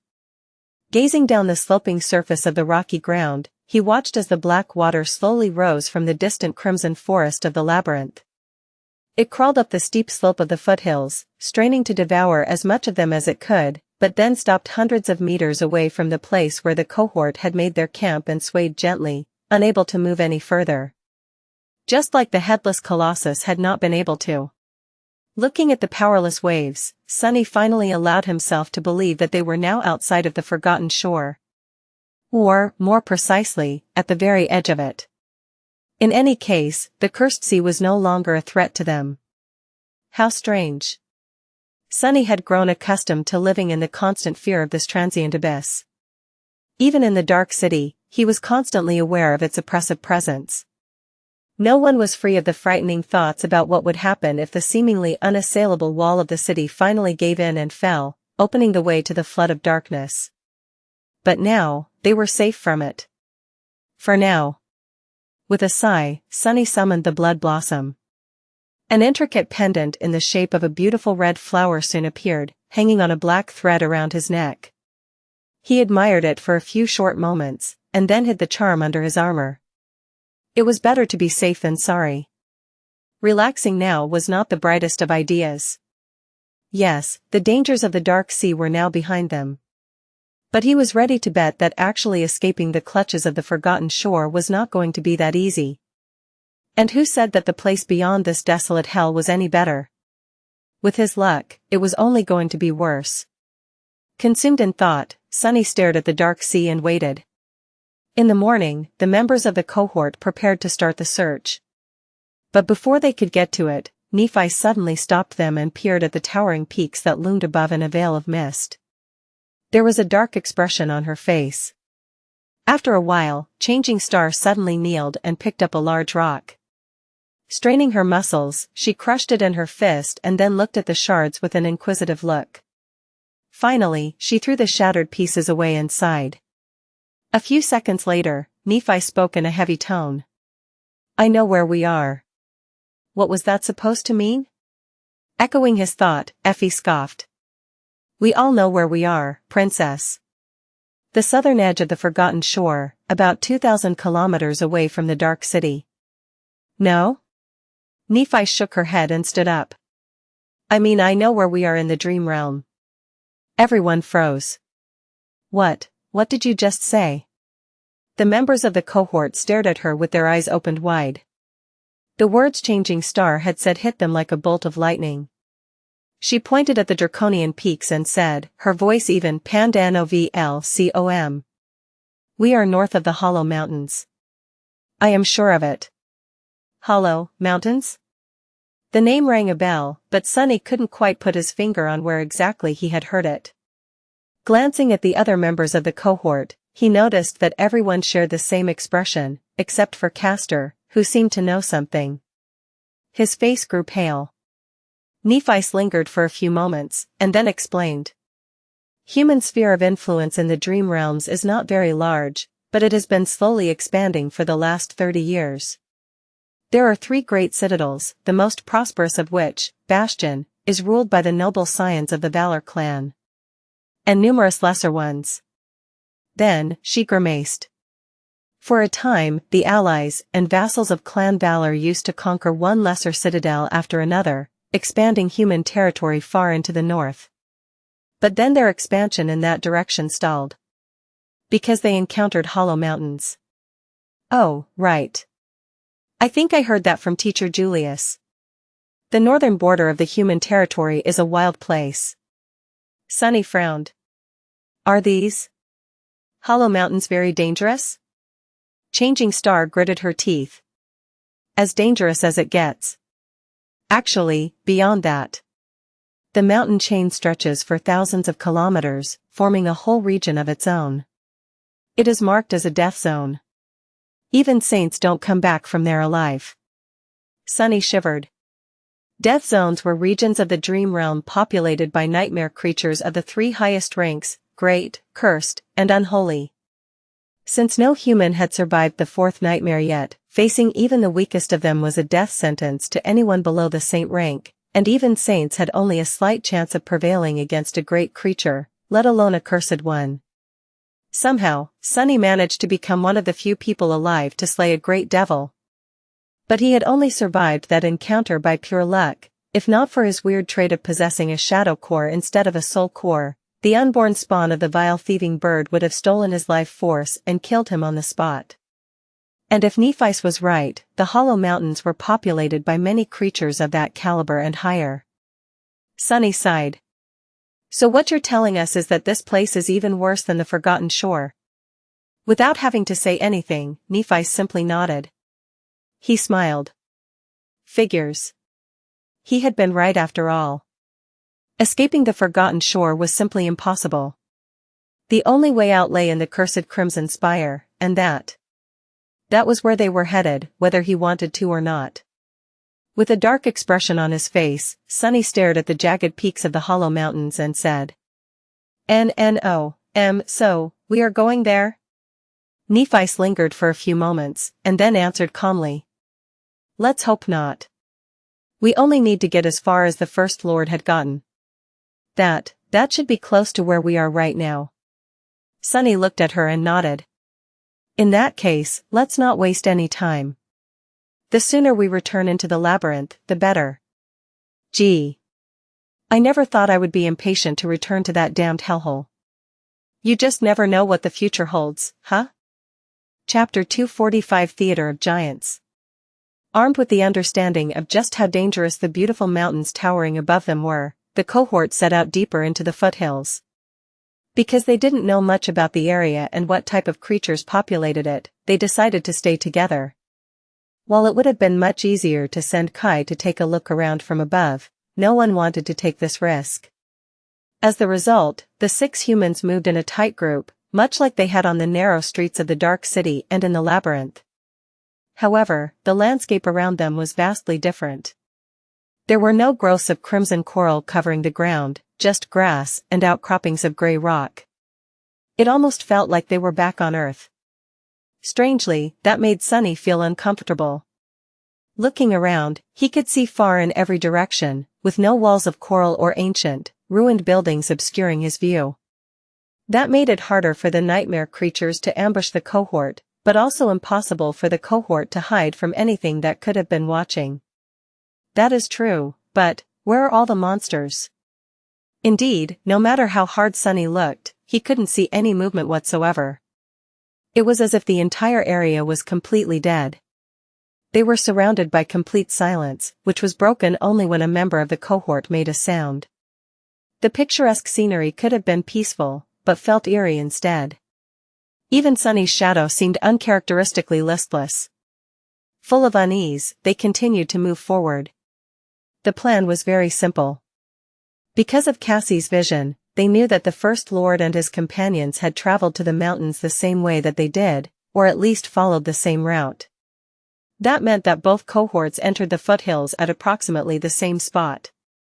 The other thing Cassie had told them was that they were searching for a vast pit in the stone.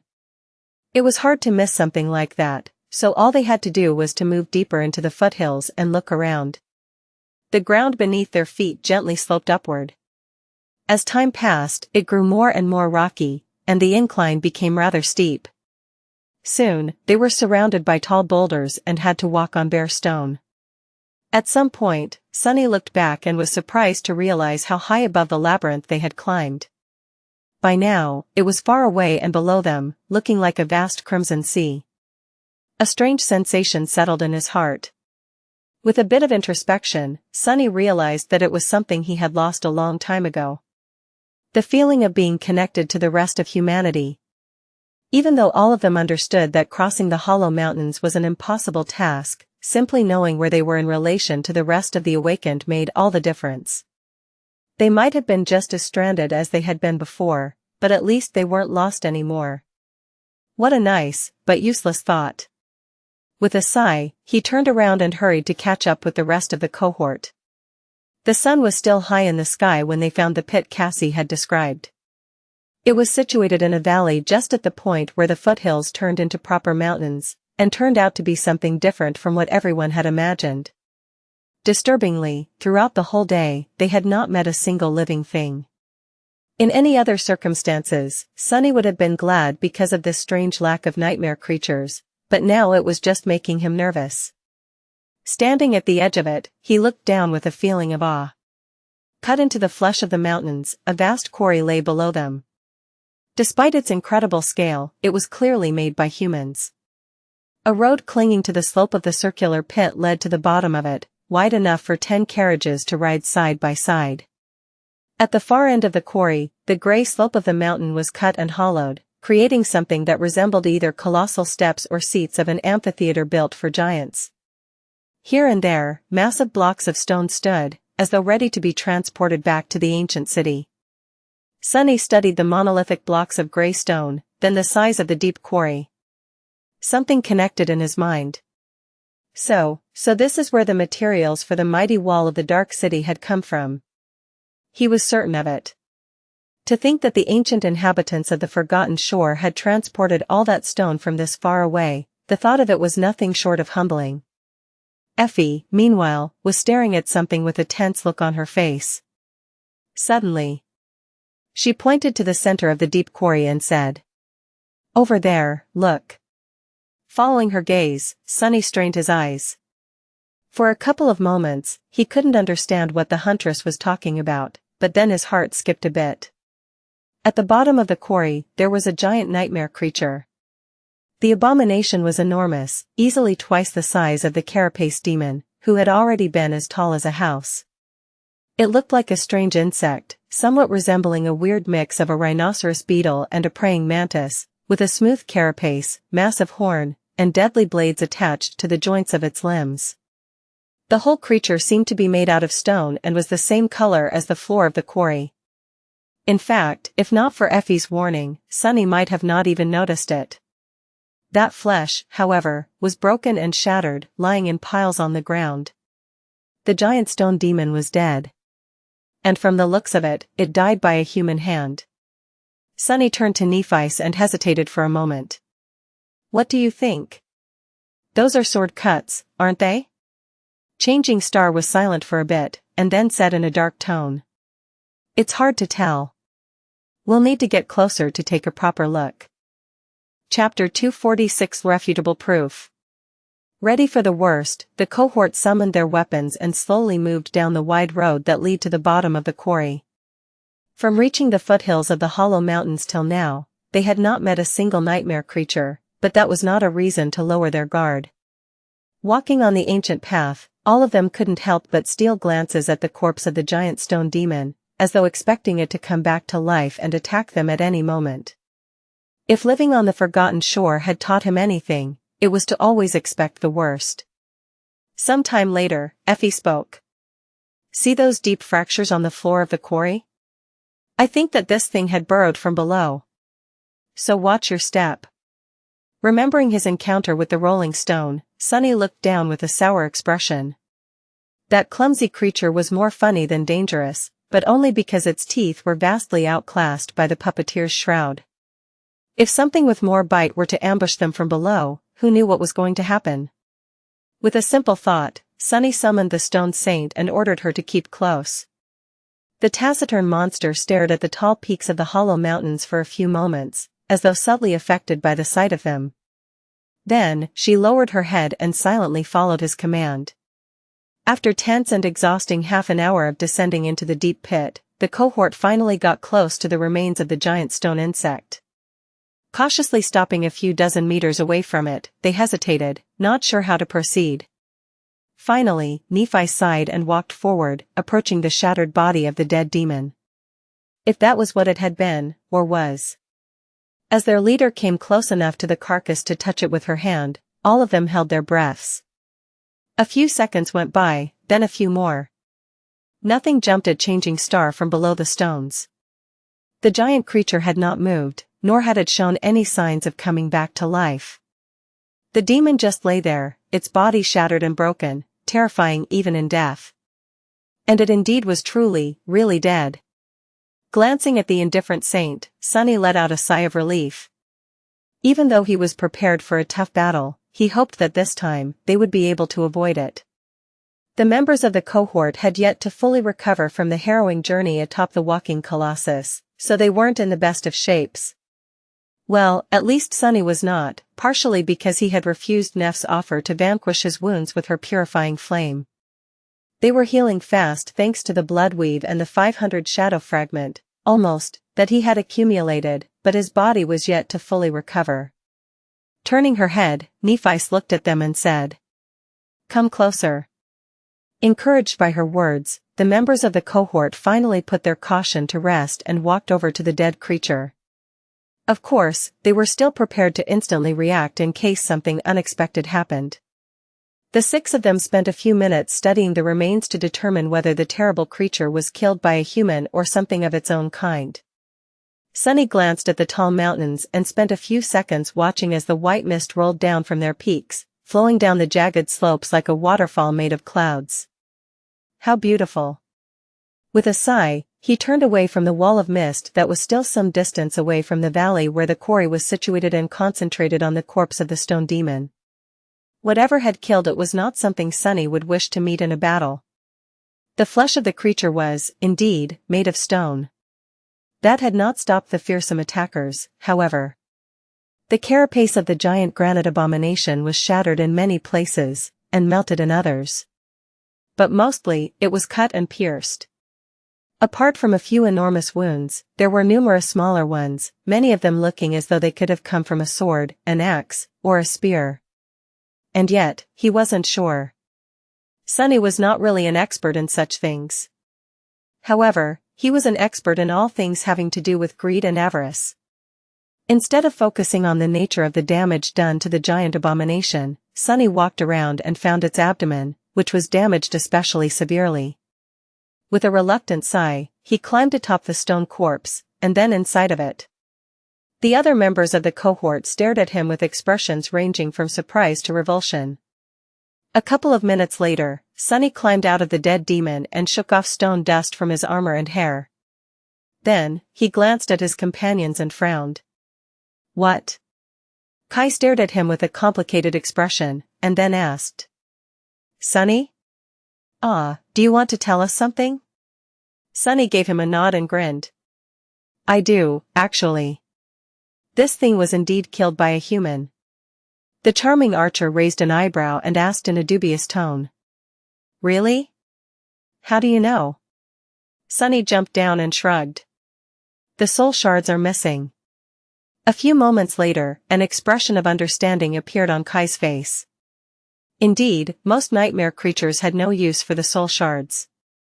Just like humans, who directly absorbed soul essence after killing one of their own kind, they fed from the kill itself as opposed to the act of retrieving and crushing the remnants of broken soul cores. If they weren't bizarre terrors like the soul devourer, of course. But the chances of encountering another one of those here were rather low. It was reasonable to assume that the soul shards were removed by humans. His discovery was solid enough proof of the fact that it was indeed the First Lord's cohort that had battled and slain the terrifying creature. They had really found the signs of the lost expedition. But there was another proof for this conclusion, this one irrefutable. Nephi, who had wandered away from the remains of the demon at some point, suddenly called them over. The members of the cohort glanced at each other, then slowly approached her, trying to understand what was it that she had found. Changing Star was standing near one of the piles of rocks that were littering the ground around the body of the dead creature, looking at it with a solemn expression. Most of them came from its shattered carapace, while some were created because the floor of the quarry was broken apart and churned during the ferocious battle. Why was Nephi so interested in that one in particular? Looking closer, Sunny suddenly realized that this pile of rocks was different from all others. It was lower, roughly oval in shape, its contour too perfect to be the result of a pure coincidence. It seemed as though each rock was painstakingly placed here by a human hand, perhaps in hopes to make the pile as orderly and sturdy as possible. Suddenly, a cold shiver ran down Sunny's spine. He finally realized what he was looking at. This was not really a pile of rocks. It was a grave. Chapter 247 The Mist. Standing around the cairn, the members of the cohort looked at it with somber expressions, except for Cassie, who turned away and faced the mountainside, as though trying to hide her emotions. Now that they knew what they were looking at, their mood suddenly became forlorn and solemn. People stranded on the forgotten shore were well acquainted with death and tragedy, but finding this lonely grave so far away from any place where another human could find it, lost under the alien gray sky of the dream realm, was still a poignant revelation. None of them had ever met the dreamers of the first cohort, but after living in the shadow of their legendary achievements and hearing stories of their deeds for so long, it felt as though this grave belonged to one of their own. Because of how bleak and tense the reality of the bright castle was, it was easy to forget that in this cursed world, all of them were fellow humans. But in front of the quiet grave, the truth was stark and cutting. It was them alone against the endless tide of nightmare creatures, and every human life lost diminished them all. Sunny sighed and noticed that there were words carved into one of the stones placed on top of the cairn. It took him a while to make sense of the inscription, because it wasn't written with the runes he had grown accustomed to. Instead, it was written in simple letters of the human language, which looked strange and alien in this forsaken land. Cut into the stone by unknown means, a single sentence was left behind on the otherwise unmarked grave. Her nightmare is over. With a heavy heart, Sunny silently repeated it several times. It was strange how much meaning could be expressed with so few words. They echoed in his mind and lingered there, leaving a deep and mournful mark. Rest in peace, whoever you are. I hope that your dreams are sweet and serene now. With that, he turned away and gritted his teeth. When would their own nightmares be over? The other members of the cohort were slowly coming back from their sudden reverie. Kai sighed and looked at Changing Star, his face full of sadness. I guess this is what we've been looking for. The First Lord and his expedition definitely passed this way. But what now?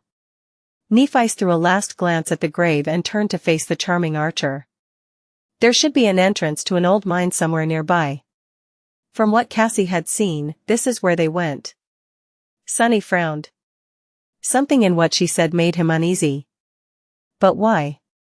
Turning his head, he looked at Cassie, who was still silently standing a few steps away from them, her head turned to the mountains. It seemed as though the blind girl was enjoying the sight of white mist that was flowing down the mountain slope, slowly approaching the valley. She had been awfully quiet all this time. With an ominous feeling suddenly gripping his heart, Sunny gestured to Nephi to draw her attention. Changing Star frowned, then followed his gaze and slightly changed in the face. Walking over to her friend, she carefully placed her hand on the blind girl's shoulder. Instantly, Cassie flinched and turned around, her face pale. Cassie? Did you see something? There was an expression of terror written on the blind girl's face. For a few moments, she just breathed heavily, as though trying to control herself. Finally, she spoke, her voice quiet but steady. The mist, we must get underground before the mist comes. If not, all of us will die. Nephi didn't waste any time questioning Cassie further. Turning around, she shouted. Sunny, Night.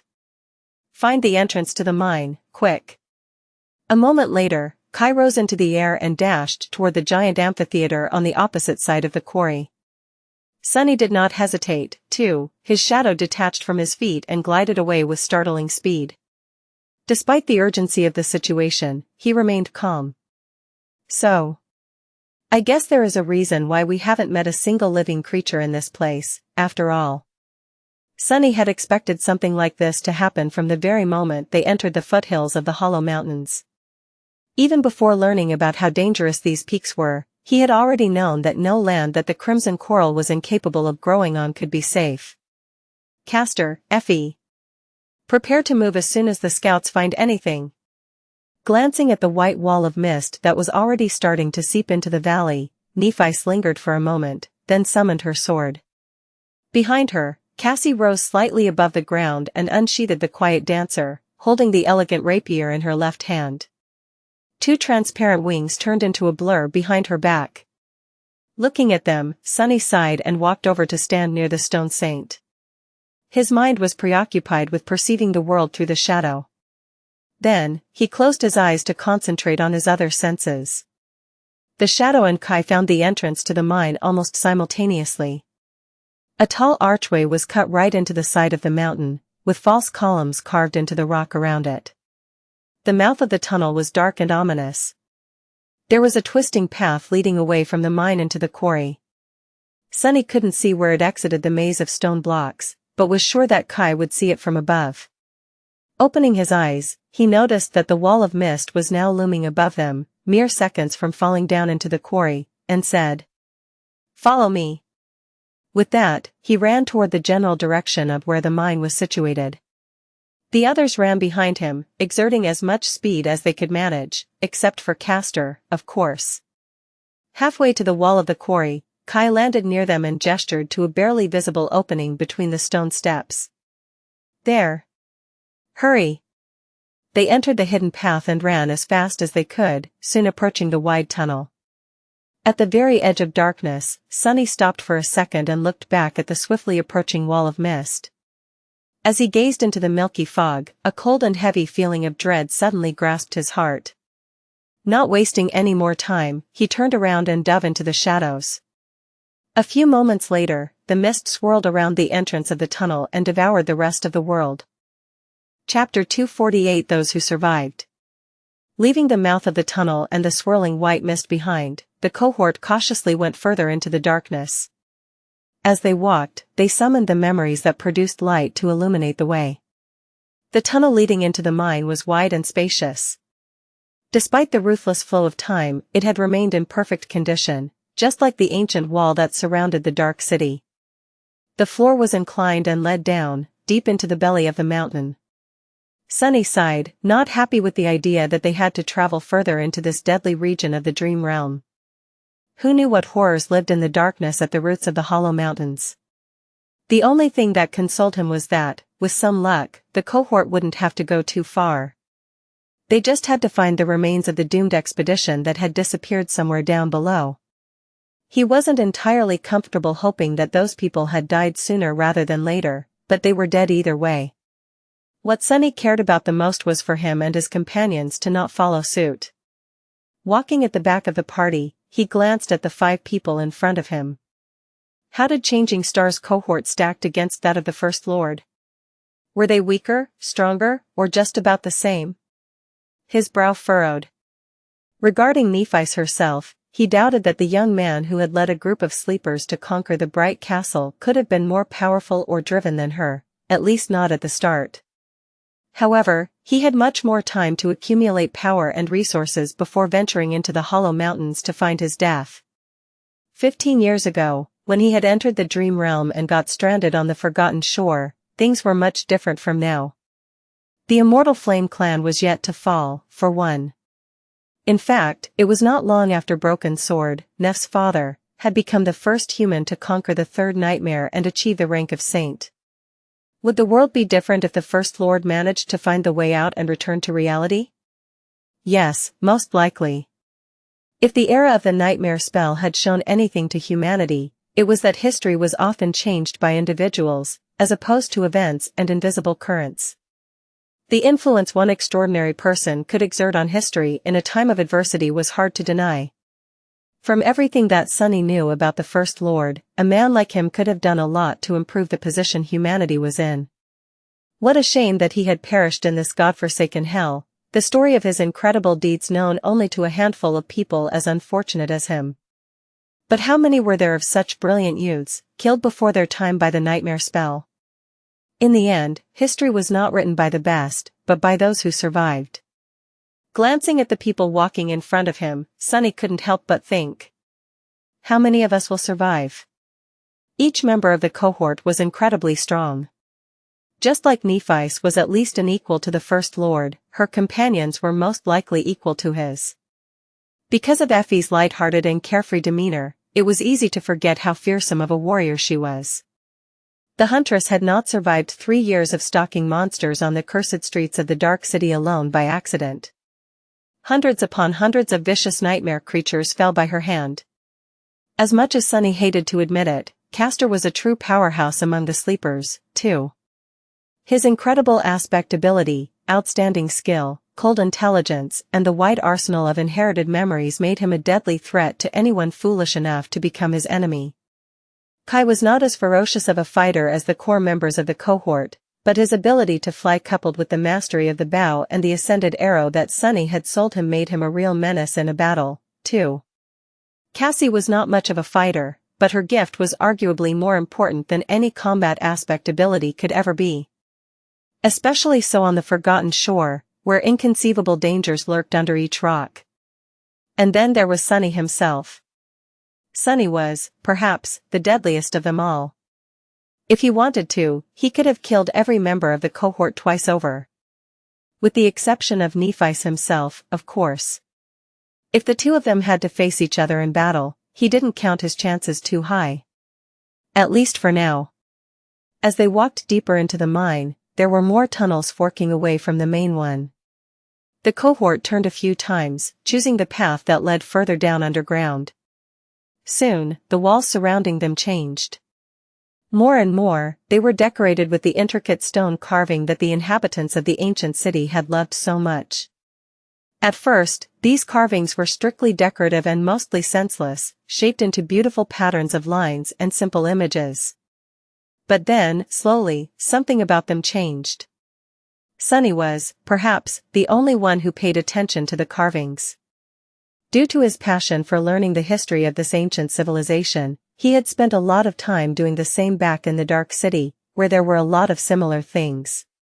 He was still planning to clear the floor of the ruined library of rubble and study the vast fresco that was hidden beneath, the project he had been working on before the events of these recent weeks had taken him away. However, the condition of the carvings back in the ancient city was mostly terrible. The unknown disaster that had wiped out its inhabitants, the passage of time, and the nightmare creatures left most of them in ruins. Here in the remote mine, however, the carvings were preserved in pristine condition. When Sunny finally saw what was depicted on them, his breath became faster. The answers to many questions that were tormenting him were right there, carved into these walls. Chapter 249 Curse of Darkness. Depicted on the ancient engravings, a beautiful land was bathed in sunlight. Lush forests, glistening rivers, and fields of flowers surrounded human cities built of stone. From what Sunny could tell, this was the Forgotten Shore before the mysterious and terrifying curse had turned it into the desolate hell it was today. In the next mural, the beautiful land rested under the sky that was full of stars. Suddenly, one of them fell to the ground, causing a wave of destruction to wash over the human cities. When people approached the center of the crater left behind by the falling star, Sunny almost stumbled when he saw the next engraving. In it, a naked human figure was standing at the bottom of the crater, wreathed in light. The inhabitants of the stone cities were surrounding the radiant figure, dressed in archaic garments and armor. The figure seemed beautiful and pure, as though untouched by the imperfections of the mundane world. What made Sunny lose his composure was not its beauty and not how eerily familiar the soft radiance emanated by its skin was, but its face. On it, 3 eyes were burning with pure, incandescent light. 2 were just like that of a human, with the third one situated above the other ones, right in the middle of the creature's forehead. Just like that of the terrible skull that the walking colossus had shattered with his stone hammer in the middle of a raging storm. What does it mean? What is this thing? To Sunny's dismay, the next engraving was heavily damaged. He couldn't discern anything of what was depicted on it. However, the one after that was in almost perfect condition. On it, the radiant figure was kneeling on the ground, its chest pierced by the spear of the tallest human among the inhabitants of the beautiful land. What flowed from the terrible wound, however, was not blood, but an endless flood of pure darkness. Why did they attack it? What happened? Left without an answer, Sunny walked forward and soon reached the next mural. He saw darkness devouring the humans gathered around the fatally wounded creature and spread. Soon, it devoured the crater left by the fallen star, too. And then, it devoured the entire world. The curse of all-consuming darkness, he whispered. Finally, Sunny got a glimpse at the origin of the terrible disaster that had destroyed this land and turned it into a hellish nightmare. Although the details of it were still unclear, one of the mysteries he had been trying to solve now had an answer. But the story told by the engravings was not yet over. Walking further into the ancient mine, Sunny learned of what had happened next. As the darkness spread across the world, it reached the skies. The stars were either devoured by it or fell down, turning the sky into a terrible, lightless abyss. The starless void. The sun never rose above the cursed land again, leaving humans trembling in the cold. Soon, horrifying creatures came from the darkness to devour them. The best and the brightest of the ancient civilization took arms to defend their cities, and for a while, they were able to resist the tide of monsters. But then, humans themselves started to turn into abominable horrors. At that point, Sunny felt a cold shiver running down his spine and couldn't help but tremble. Not because he was affected by the tragic disaster that had befallen these ancient people, but because it all seemed so terrifyingly familiar. The details might not have been the same, but the end result was eerily similar to what was happening in the real world right now. A curse that suddenly appeared and spread across the entire world. The horrible monsters that came from nowhere to attack settlements and devour humans. The champions who had taken charge of defending their kind from the abominable creatures.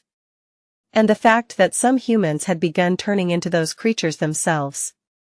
Was it not the same as the nightmare spell spreading like a plague across the globe, the nightmare creatures coming through the gates, the awakened rising to fight against them, and the unfortunate souls who failed their first nightmare transforming into monstrous abominations? The only difference was that the story of the civilization of the Forgotten Shore was already over. Eventually, the curse had destroyed it. The people of his own world, however, were still trying to resist such fate. But was it even possible to defeat fate? The inhabitants of the Forgotten Shore were proud and mighty. They were capable of building cities that stood for thousands of years and fighting against the most terrifying monsters on equal footing. And yet, in the end, they were utterly obliterated and wiped out. Their land had become a cursed desert. Would the real world turn into a desolate hell like the Forgotten Shore too, one day? With a dark expression on his face, Sunny turned away from the engraving he was staring at and walked away. There were a few more left ahead, still. On one of them, 7 heroes came together from different parts of the Dark Land. Under their protection and guidance, people living in the darkness migrated from their half-destroyed cities and came to the shore of the vast crater. There, they built a new home for themselves, one surrounded by a mighty wall that no monster could scale or breach. One of the heroes, a man depicted with a mason's hammer in his hand, was in charge of building the wall. Despite the fact that the part of the engraving depicting his face was damaged, it was unmistakably one of the 7 founders of the Starlight Legion, the man whose statue had carried them across the Forgotten Shore. In the second-to-last engraving, the mighty wall was finished, and the city was prospering amidst the darkness. The 7 heroes stood at some distance from it, surrounding.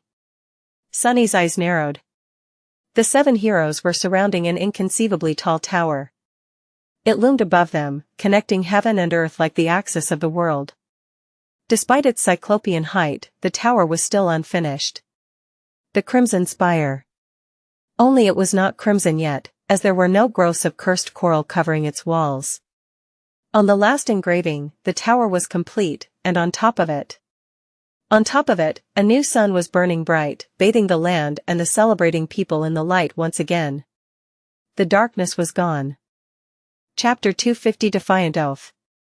Sunny stared at the last engraving for a few moments, and then continued walking. The revelations he had uncovered on the walls of the ancient mine gave him a lot to think about. The truth that he had been piecing together for a very long time was finally more complete than fragmented. So, something had indeed fallen from the sky and put a start to the eventual destruction of this land. Sunny had suspected that this was the case for a while now, especially after witnessing the colossal impact crater that was situated between the Dark City and the Ashen Barrow. At times, he had been almost ready to believe that it was really the result of the vile thieving bird dropping the Weaver's Eye on the mortal realm below, as written in the description of the lineage memory he had consumed. The thieving bird had gone mad after looking at the reflection of the unknown, which was apparently forever frozen in the depths of Weaver's pupil. The madness and corruption that reigned over the forgotten shore were similar enough for him to draw a parallel. However, now he knew that it had been an actual being that had fallen from the skies, wreathed in light and flame. A beautiful figure that emanated brilliant radiance and had 3 eyes on its terrible, perfect face. Sunny didn't know what led the ancient humans to attack it, but they had killed the creature, perhaps managing such a feat only because it was already weakened by its fall from the heavens and the events that had sent it plummeting down. But by doing so, they had unleashed the flood of darkness and caused the destruction of their land. Sunny was under the impression that the annihilation of the ancient civilization had been instantaneous, but as it turned out, humans had continued to fight against the curse for a long time. Generations, even. That's why the founders of the Starlight Legion were described as being born in the all-consuming darkness. He didn't know whether the monsters that came to feast on the human flesh had been contained within the body of the fallen being along with the ocean of darkness, or whether they were all humans corrupted by the curse, with those present at the moment of the creature's death becoming the most terrifying ones. What he did know, however, was that the Starlight Legion had managed to push the monsters back and build an impregnable fortress for the humans under their protection. That fortress would later become the Dark City. And then, the founders of the Legion had achieved something even more inconceivable. They had built the Cyclopean Spire and somehow used it to create an artificial star. Yes, the sun shining above the forgotten shore was not real. It was, in fact, a human creation. Speak about ambition. It was hard not to feel awe after learning that those 7 madmen had actually managed to create a sun. They had made a defiant oath to return light to the cursed land and gone about it with terrifying resolve and sincerity. The story depicted in the ancient engravings ended with a celebration. The forces of good had vanquished the curse of darkness and brought a new era of light and prosperity to the inhabitants of the ancient city. However, that was not where history ended. Something happened between then and now that had caused the obliteration of the ancient civilization, the corruption of the spire, and the appearance of the Crimson Labyrinth. But what? That was a mystery for another day. Perhaps he would be able to find the answer to it back at the Dark City. What Sunny did note, however, was the difference between the dark reality shown in the engravings and the state the forgotten shore was now. Yes, the ancient murals showed a world completely devoid of light, but it was different from the hell that Sunny and the other members of the cohort knew. The engravings did not show the curse of darkness as a literal sea. With no sun and no sea, there was no cycle of tides that turned the forgotten shore into an ocean of black water every night. The Dark Sea had appeared at the same time as the labyrinth, then? Or at least as the result of the same event. Sunny was sure that the two were connected. But he didn't know what significance that information had. The other thing he had noted was that, while other members of the party were initially indifferent to the ancient engravings, at some that changed. When they had been walking past the mural depicting the radiant being with 3 incandescent eyes, Nephi's had stopped and looked at it for several long moments.